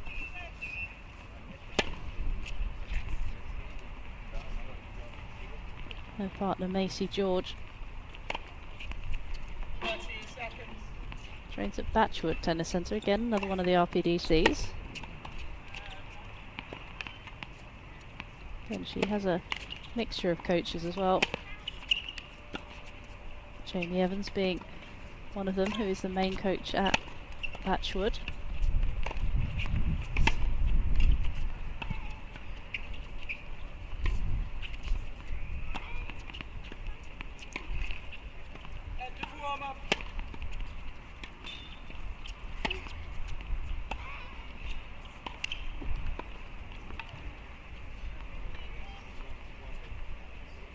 So at the end of the warm-up, and we're just about ready to get going.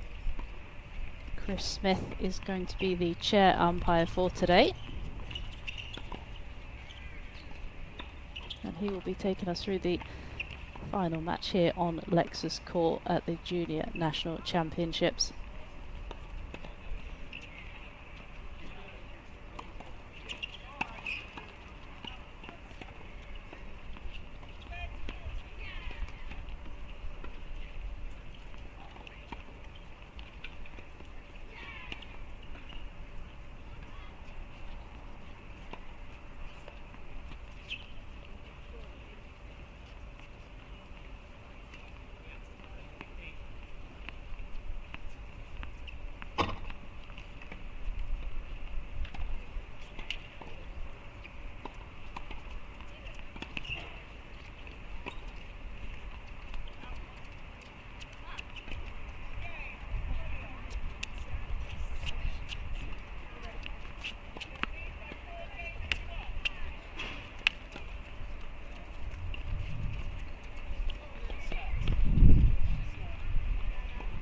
So it's Macy George to kick things off.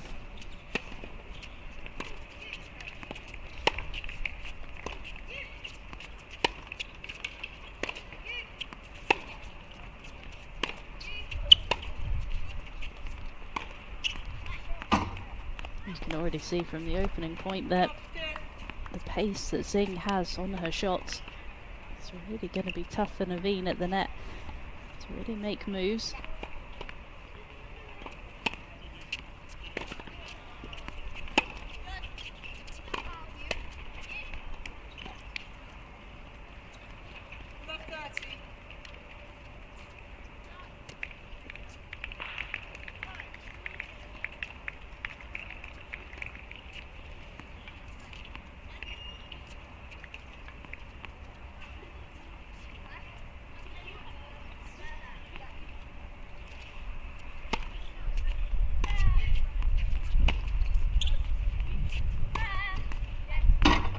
That's going to be a play you're going to see quite a lot. Trying to get a bit more width to then open up the middle of the court. Already seen that twice, on the Jew side especially.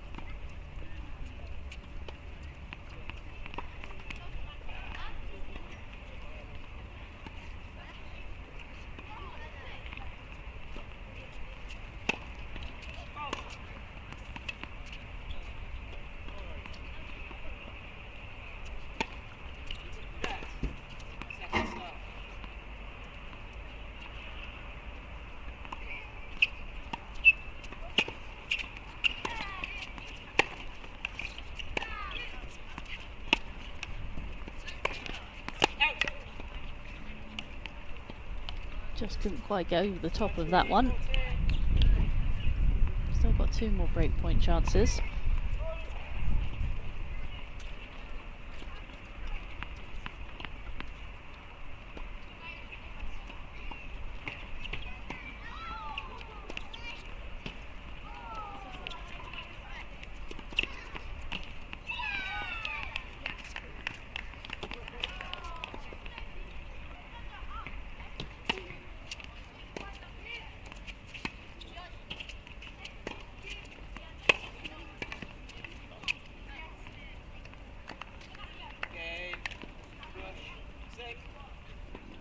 First game.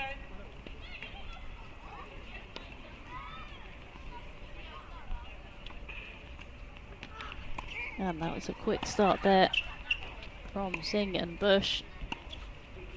I think you can already see from the opening game kind of how the pattern of the match is going to go. They're going to look to try to be the ones who are going to be aggressive in the rally. They do have a bit of extra pace on their shots in comparison to George and Naveen.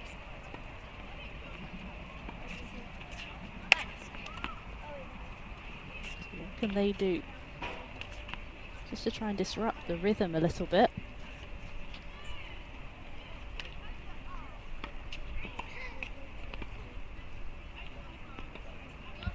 Liv Singh is going to kick things off for her side.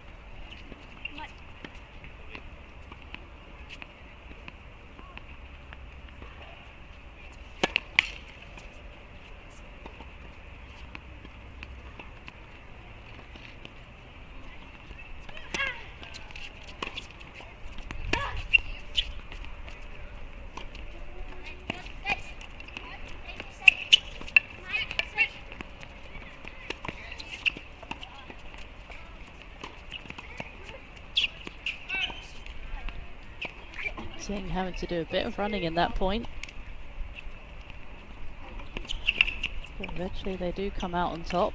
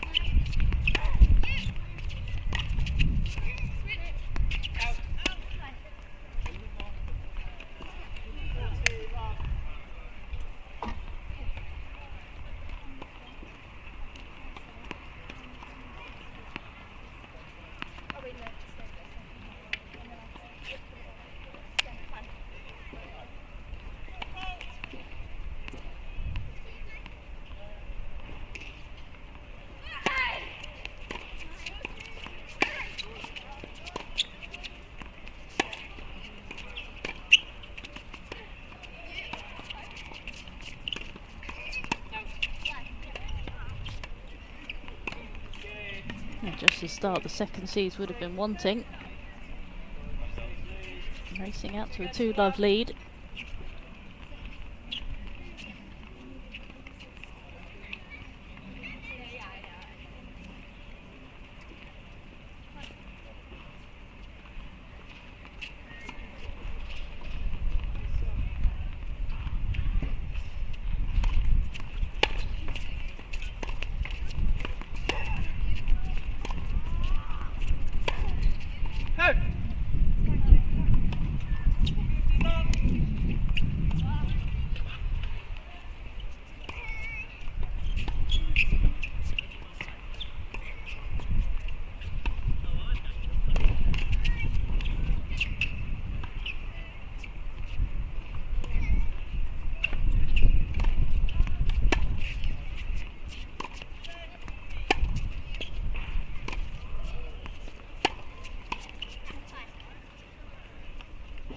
Good move there from George.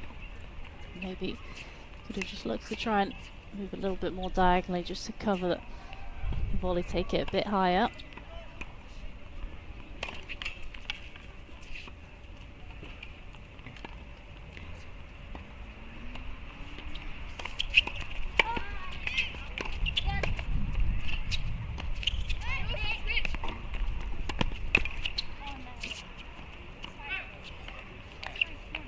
Choosing to mix up the tactics as well, playing 2 back on the serve, not giving the return of the target.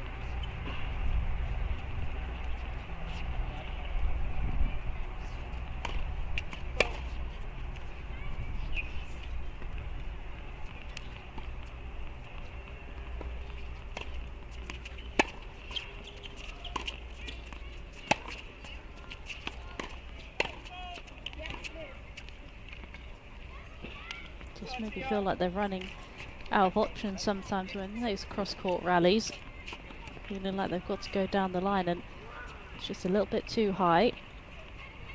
Fairly comfortable for the Zing forehand, found the gap down the middle of the court.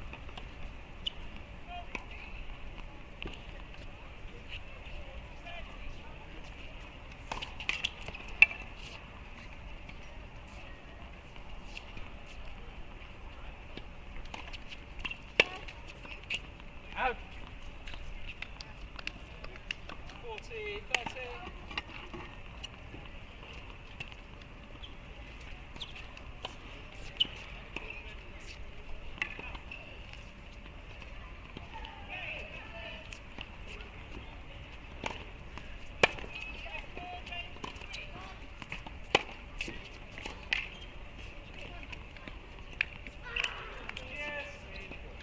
And that aggressive hitting again, just proving a bit too much for George and Naveen. Second serve here to look at. Going 2 back again.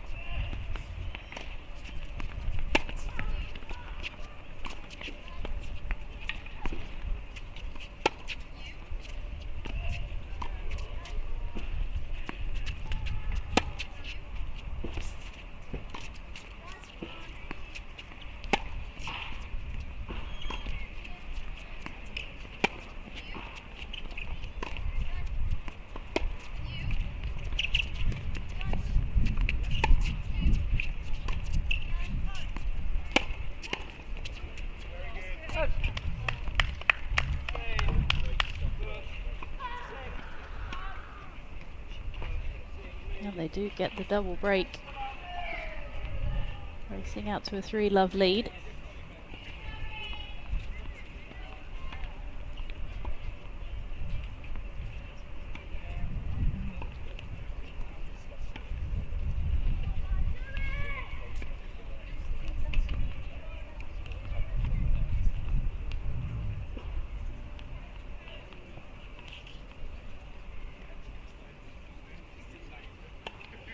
The players get given a questionnaire before the event starts to fill out.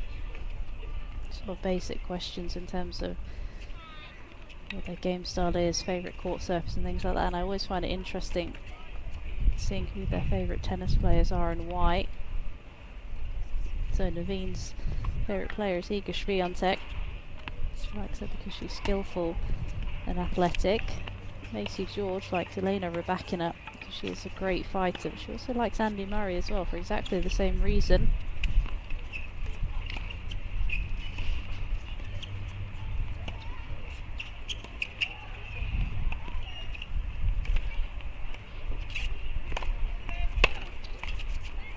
Mentioned earlier, Simona Halep is Liv's favourite player as well. She likes her style of play.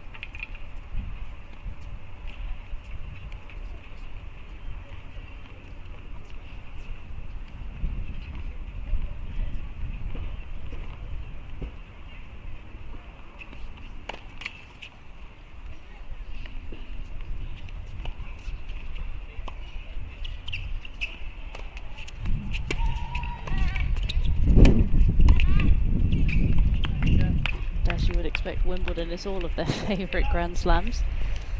I have to agree with them. I think maybe we're all a bit biased, but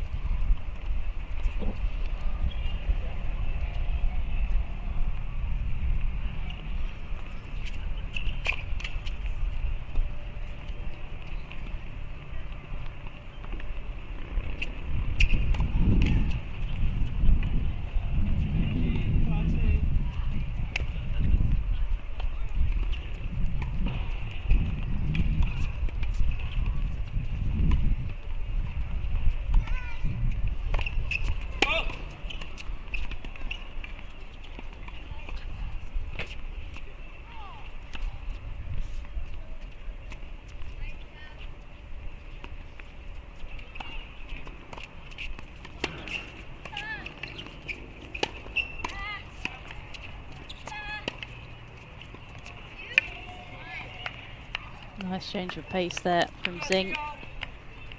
George did well to react. Found a way to put the ball back in the court, but this time Zing just using that drop shot. Naveen was nowhere near it.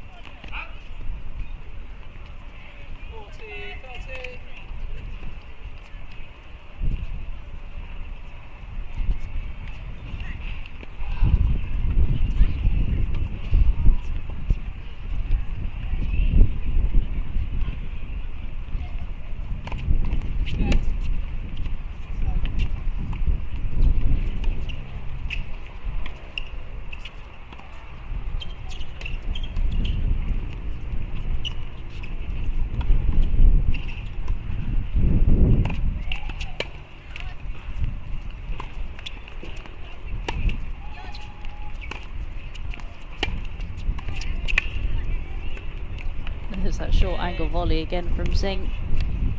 Picked the right moment to make her move, intercept at the net. Just seemed to be working so well as a pair. There's not really much that George and Naveen can do. Can they mix things up to try and find a way to hurt the number 2 seeds? At the moment it appears not. That double break advantage.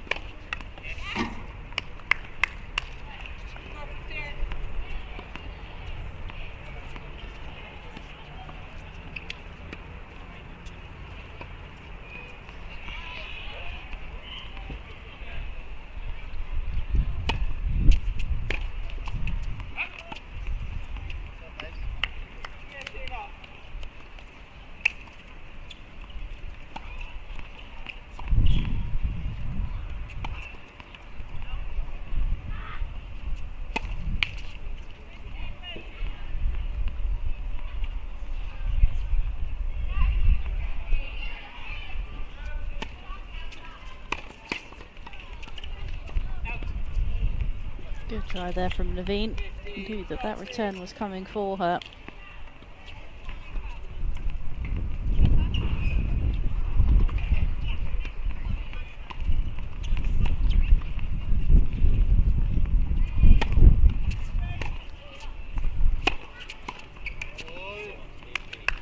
Just a bit more clinical from Zing and Bush throughout this opening 4 games.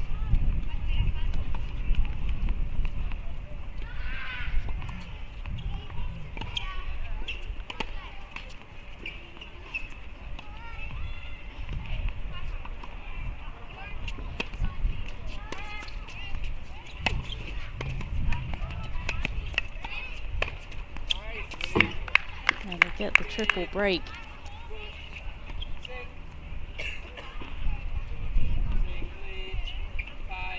And you'd have to say that this opening set is virtually done and dusted, bar a miracle.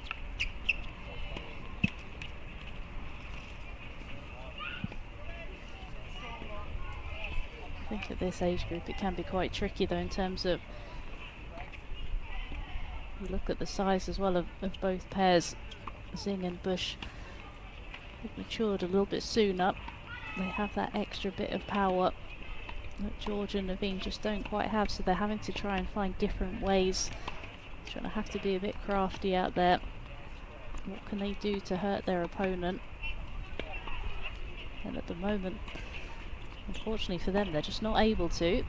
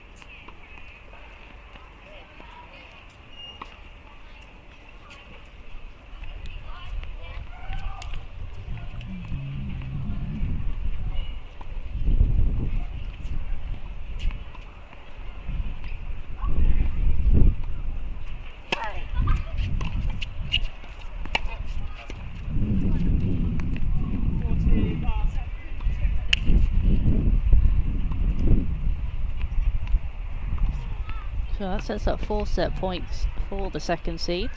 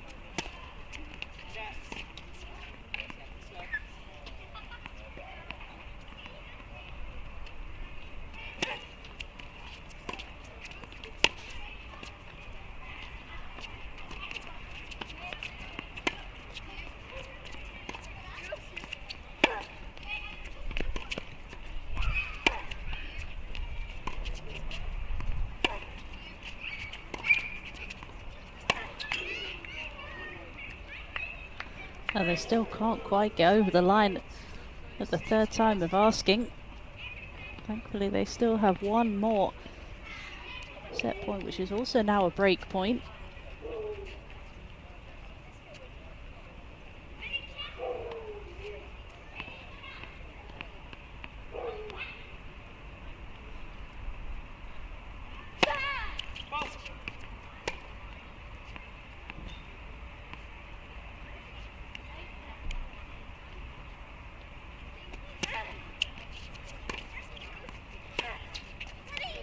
And they do get on the board.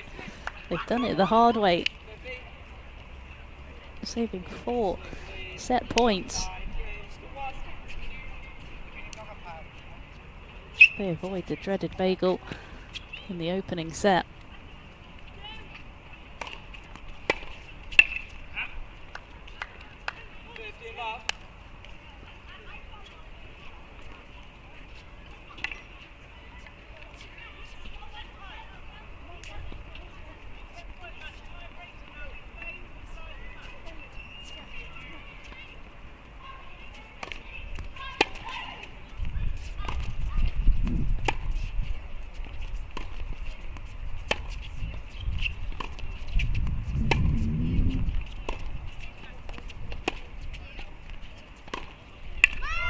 Oh, best backhand of the day from Naveen. Maybe they've just taken a bit of confidence from getting themselves on the scoreboard and play a bit freer.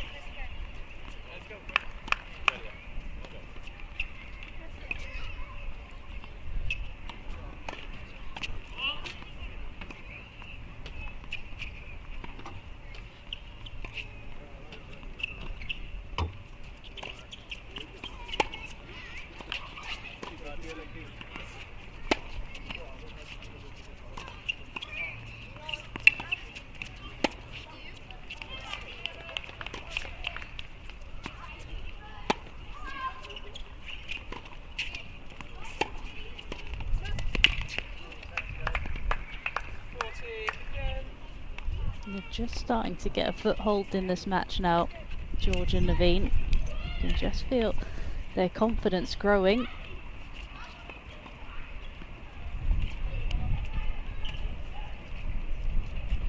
Three game points now to get another game on the board.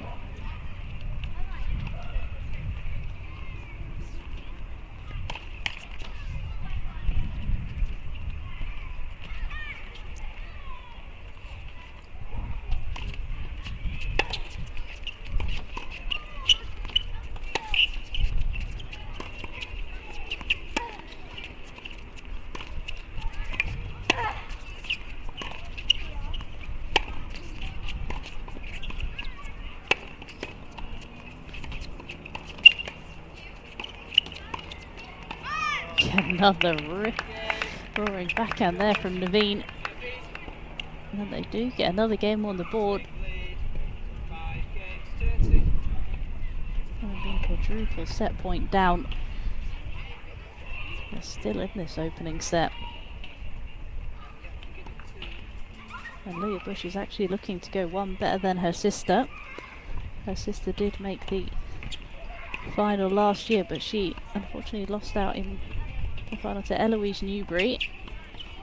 So we'll see if she can get her name on that roll of honour.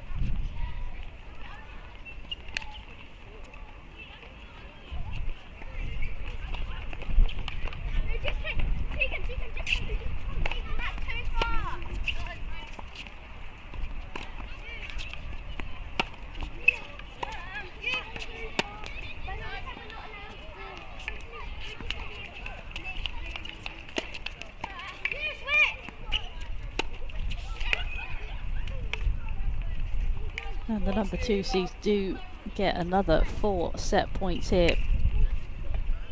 Surely George and Naveen can't perform another vanishing act. Oh, can they?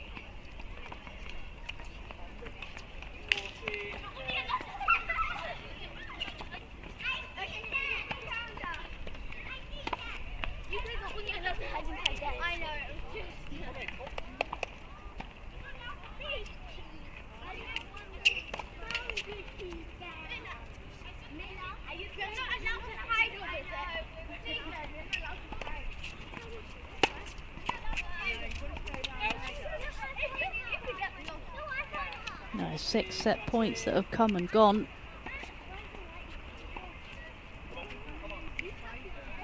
It's the 7th time lucky.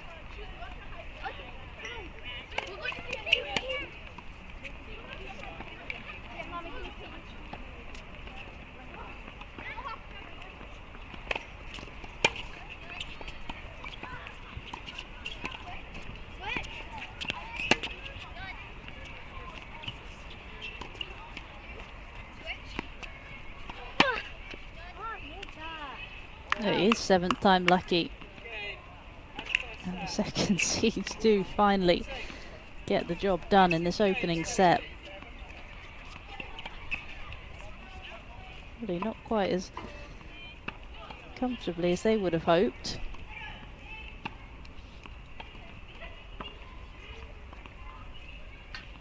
But all credit to Naveen and George, the way they're able to just stick in. Just make it difficult for Bush and Zing. They know they've got competition in the second set. Sometimes it's easy to let it get away from you, especially when you're 5-love down, and things have gone fairly quick.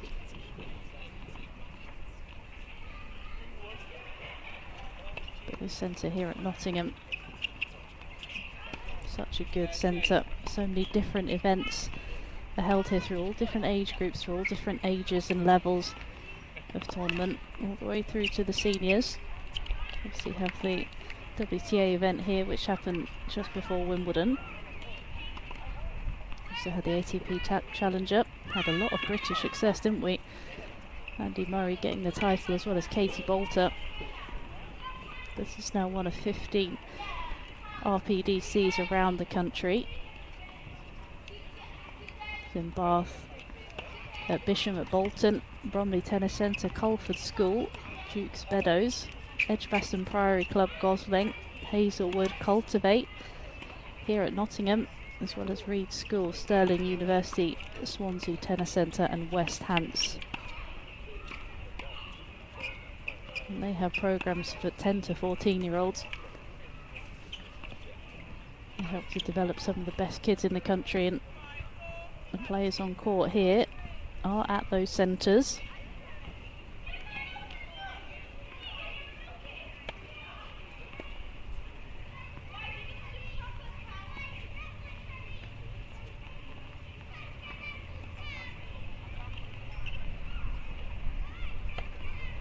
The LTA have recently taken over the centre here, and they're looking to redevelop it. So over the next few years, it's not quite going to be exactly what you see now. It's going to be a fantastic new facility.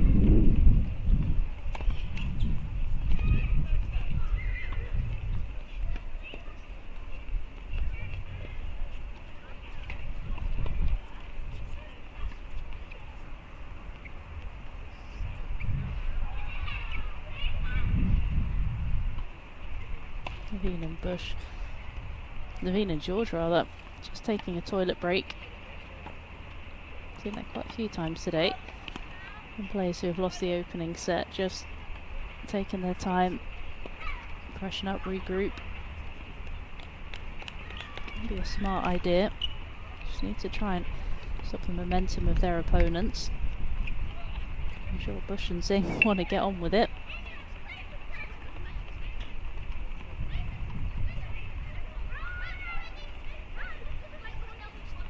Zing just one set away from doing the double today. Earlier on, fairly comprehensive victory against Khadija Adeniran. 6-3, 6-love. back in 2019 where someone was able to do the double. That was Mimi Zhu. She won the singles, and then she had quite an impressive partner, I have to say, Hannah Klugman, which I'm sure you all know.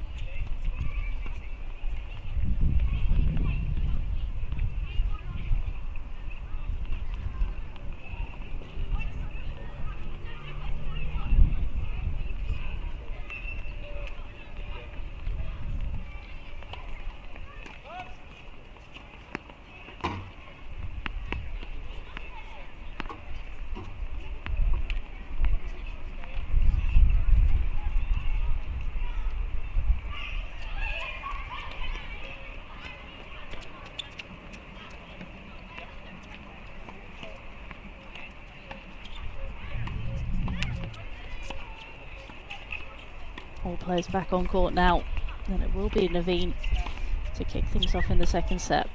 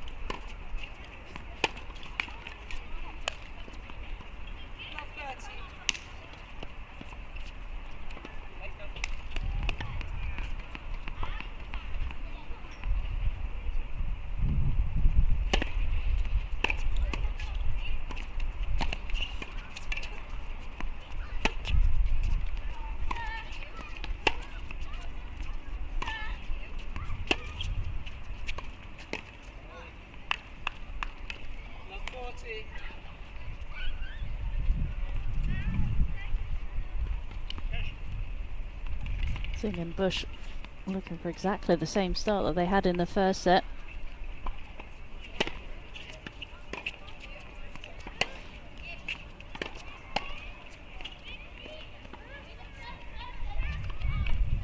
I think that's one thing they'll be slightly disappointed about. They've had a lot of opportunities, a lot of love 40s in games. And they just haven't quite been clinical. Made it a bit trickier for themselves than I think they'd have hoped.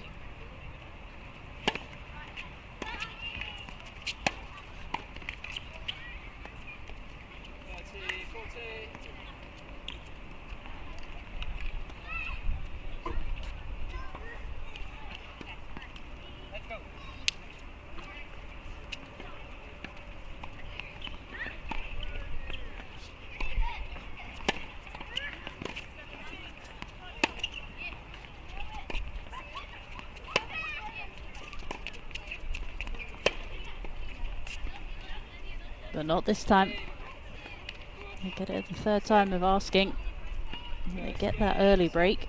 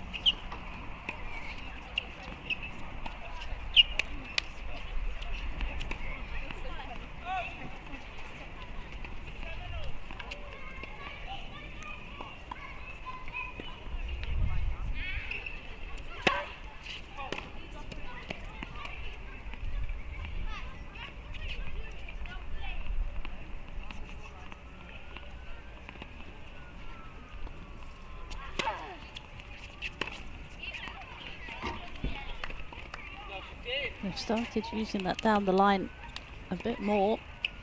Had quite a lot of success with it. I think it's something that they maybe need to use a little bit more. They're not winning too many of the cross-court battles. Using the line, whether they need to use the lob a bit more. Get players moving off their stronger side.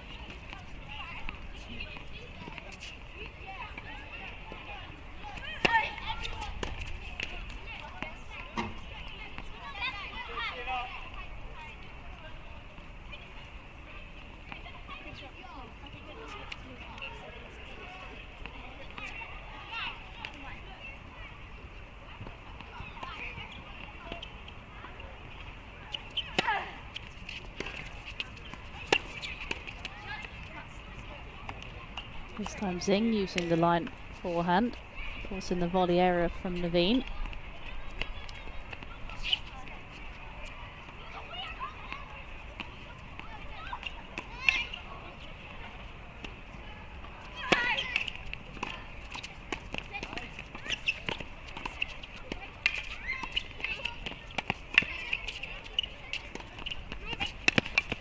Oh, gave George way too many chances then. Showed really quick hands. Got every single volley back and ultimately was able to turn the point around.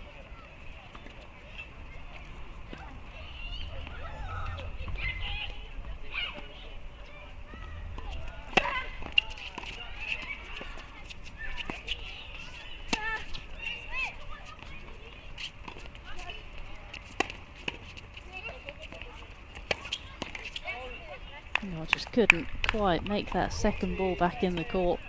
Did well off the first, off the drive volley from Bush. But that last forehand from Zing just had a little bit too much pace.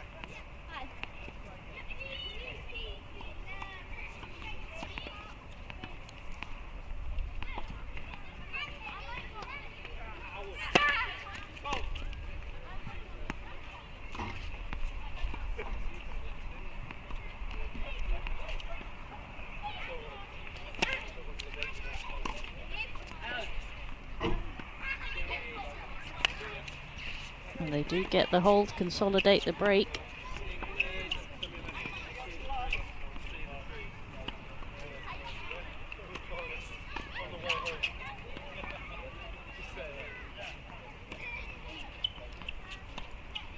Exactly the same start to the second set as it was in the first.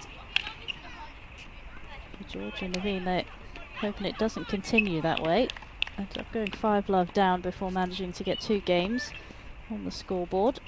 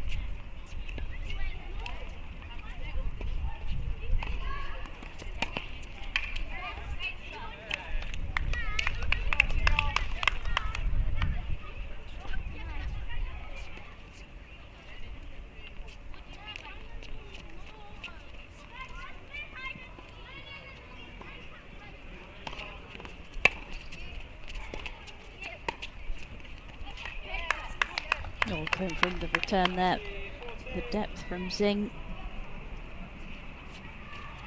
Leah Bush couldn't really miss the volley.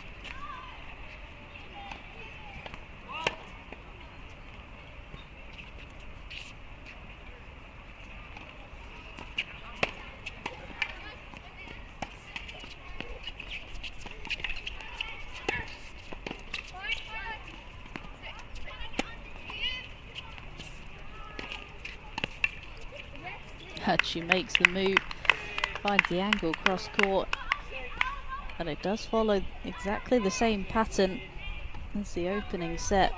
The number 2 seeds race out to a 3-love lead.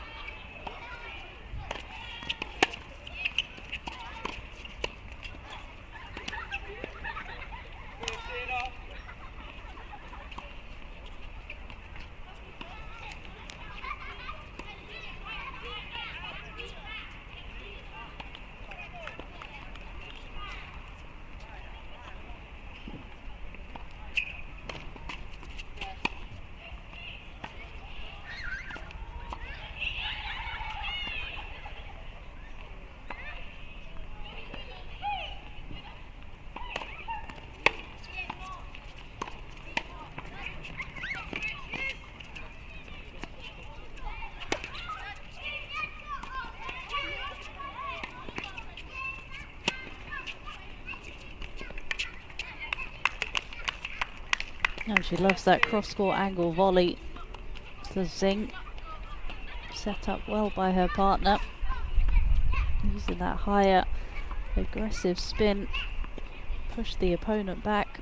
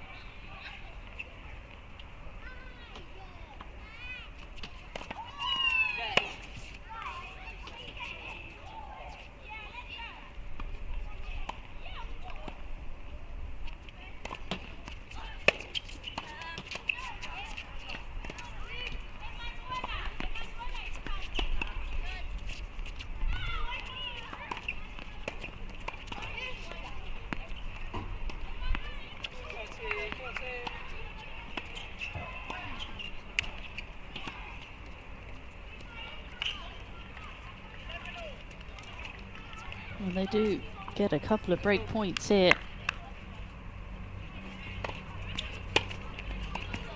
And they do get one of the break back. That angle volley that she's had so much success with so far, Zing, this time just not working.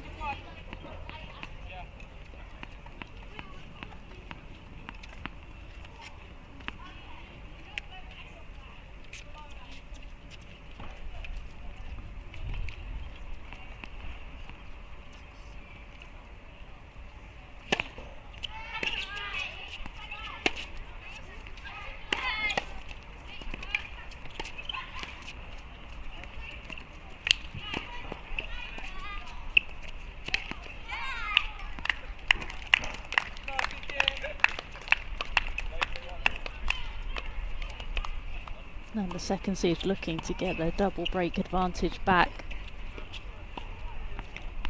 They really want to get rid of any encouragement that George and Naveen have had.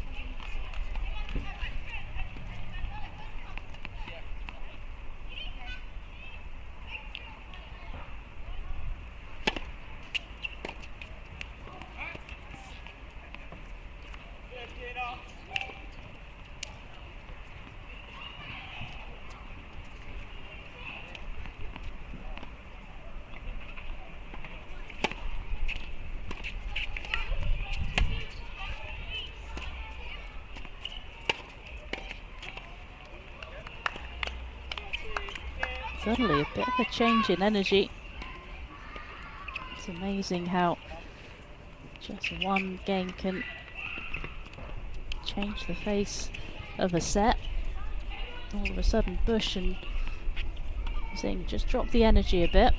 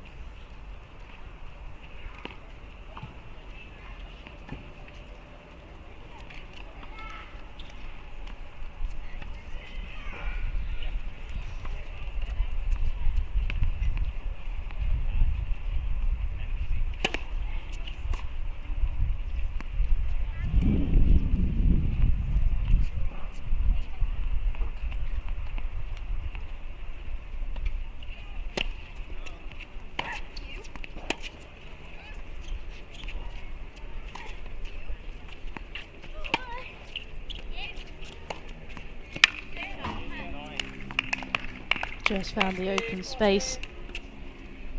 Again, both teams using that higher aggressive ball, getting it deeper, forcing the opponent to hit up. This time the drive volley from Bush found the middle and found that gap.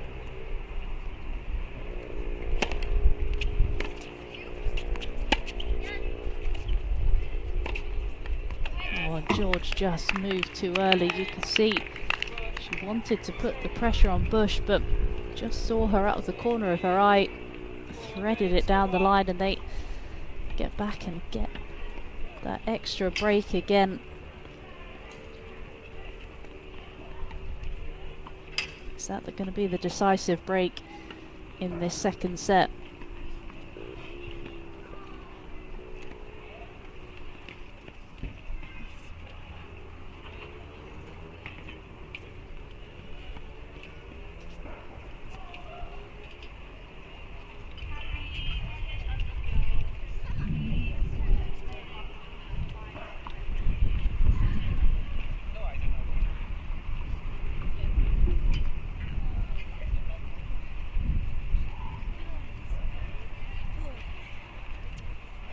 So the number 2 seeds, they had the double break at 3-love and they got pegged straight back in the next game.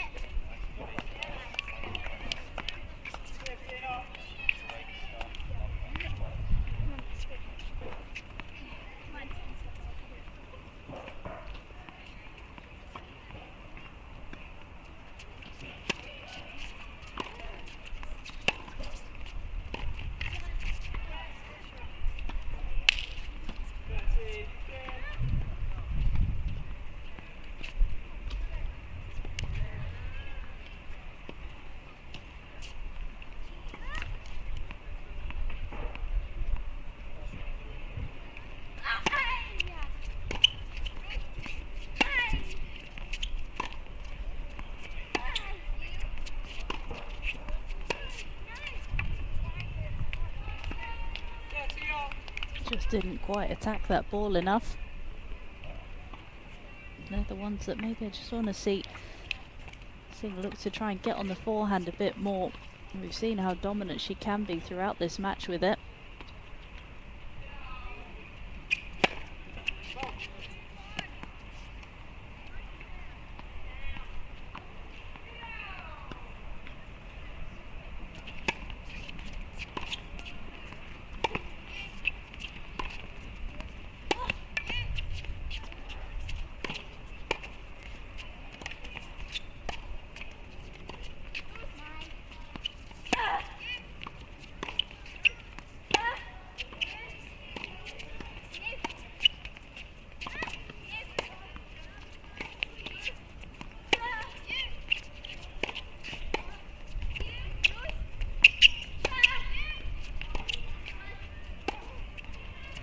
Oh, she finally puts it away. Numerous opportunities and she just wasn't able to find the space, but she finally did with that one.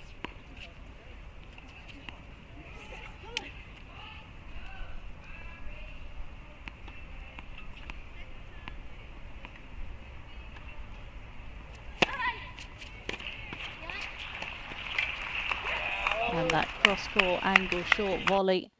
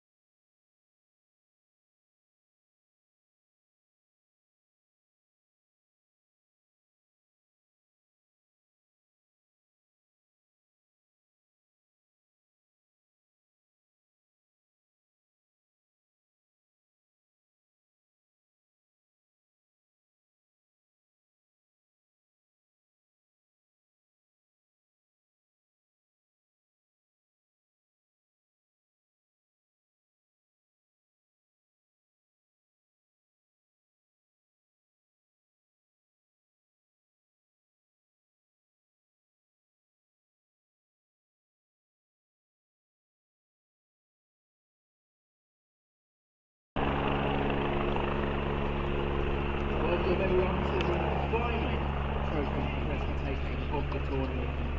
12 Apologies under for girls the doubles lack of pictures for those last couple of games, but as you can see, Congratulations the to second our seeds finalists. did They played a brilliant game get the for job next done. year's 6-2, tournament. Let's 6-1. give a round of applause to Leah, Liv, Macy and And it's Tanisha. just handing over to the presentation ceremony. You've all done very, very well this tournament. Congratulations to your teams as well, your families, your coaches, specifically Mike Fields, David Brewer, Simon Dixon, Harry Bushnell, Victor Bernier, Davor, Christine Colvin, and Jamie Evans.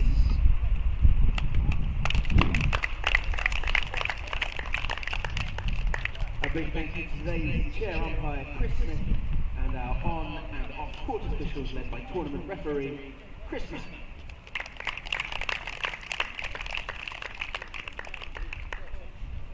A thank you as well to our physios, Faye, Laura, led brilliantly by Nigel as well. Thank you to those guys. And for the last time, a big thank you to the tournament sponsor, Lexus. I figure if I keep pushing that, I might get a discount on a Lexus. Doing the presentation is the LTA 12 and under girls national age group captain, Luke Milligan.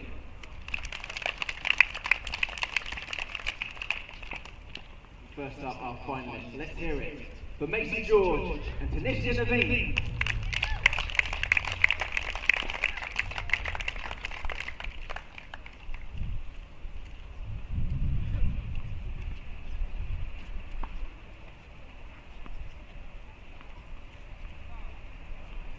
Macy, Tanisha, tough final. How are you feeling right now? A few thoughts on this?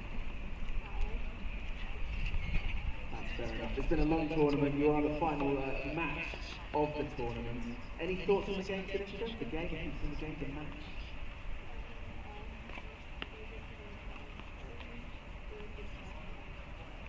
Well, tough opponent. But listen, if you guys set this way, very well done. Fantastic game. Now let's hear it for our 12 and under girls doubles champion, Leah Bush and Liv Singh.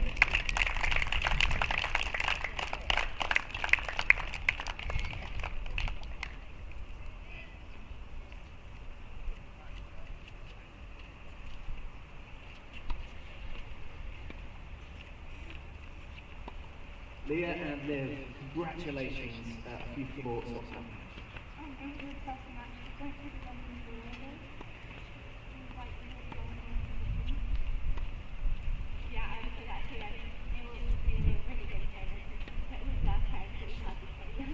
Always tough to play finals. But Liv, that's the second trophy of the day. Are you exhausted? You deserve a break. You deserve a bit of a lie down, right? You'll have a little snooze in the back. I think that's only right. Listen, let's make some noise for the 12 and under girls doubles champion, Leah Bush and Liv Singh. I think she does deserve a lie down after today. But she's going to be very happy and enjoy that car ride home. Double junior national champion today. Obviously earlier in the day she won the girls 12 and under singles, beat Khadija Adeniran, and now she takes home the girls doubles title with her partner Leah Bush. So big congratulations to all our winners today. In the boys singles, Cameron Arif saving match points, turning that final around, but big congratulations to Sam Riley for coming back out, and he did get his hands on a trophy with his partner Harry Swain in the end. Just taking a few pictures for the memory bank. But that does conclude our action here at the Lexus Junior National Championships. What a great week of tennis we have had. Many congratulations to all of the winners, and a big thank you to all of the organisation as well for putting on such an incredible event. Players and spectators alike have thoroughly enjoyed it.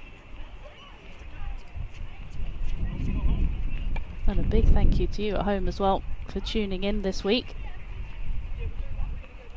I've been Anna Smith, and hopefully you have enjoyed our coverage, and we look forward to joining us again next year.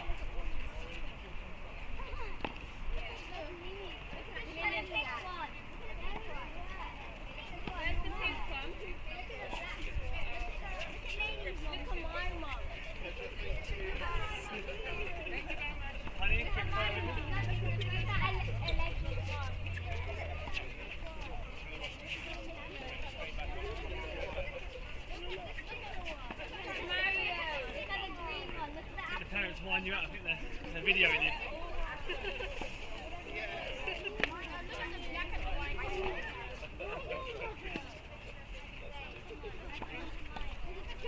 Right.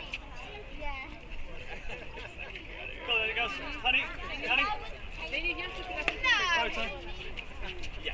Honey, photo. Tilt it there. Smile and show Tilt it. yourself. It's not going to fall out.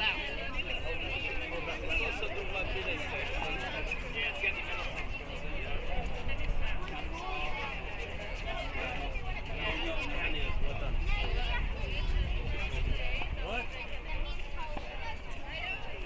Good work. You're on your own. Well. Yeah. Take one on your own. Tilt it down a bit. It's not going to drop. Hold the that's it. Good brother. There you go.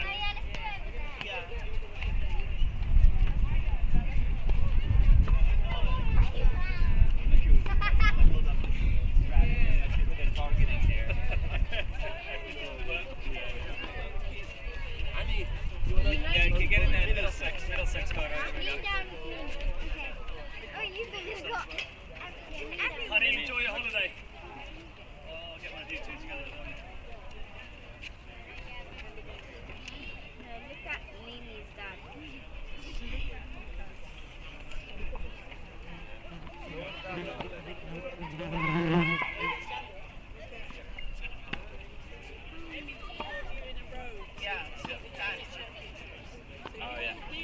Oh yeah, kneel down. Kneel down all next to me. May get tired of smiling. Is that what I'm saying? On the other side. Oh, there we go.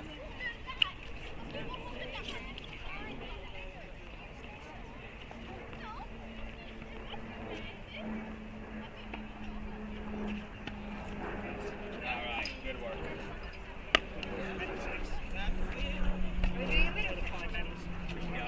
Oh yeah. Yeah, that's right. Yeah.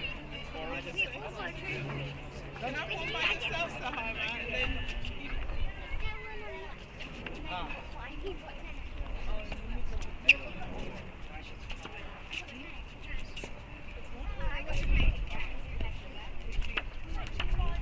can I have it? Please. I need this discount off Lexus. I need Yeah. a big difference. Yeah? Yeah. Load up by myself. Now, come. Well done, girls. Load it. Harpy, come here. Go now, all three of you. Harpy, go in.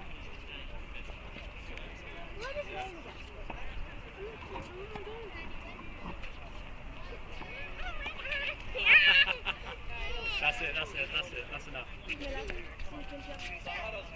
Miller, I'm not by myself.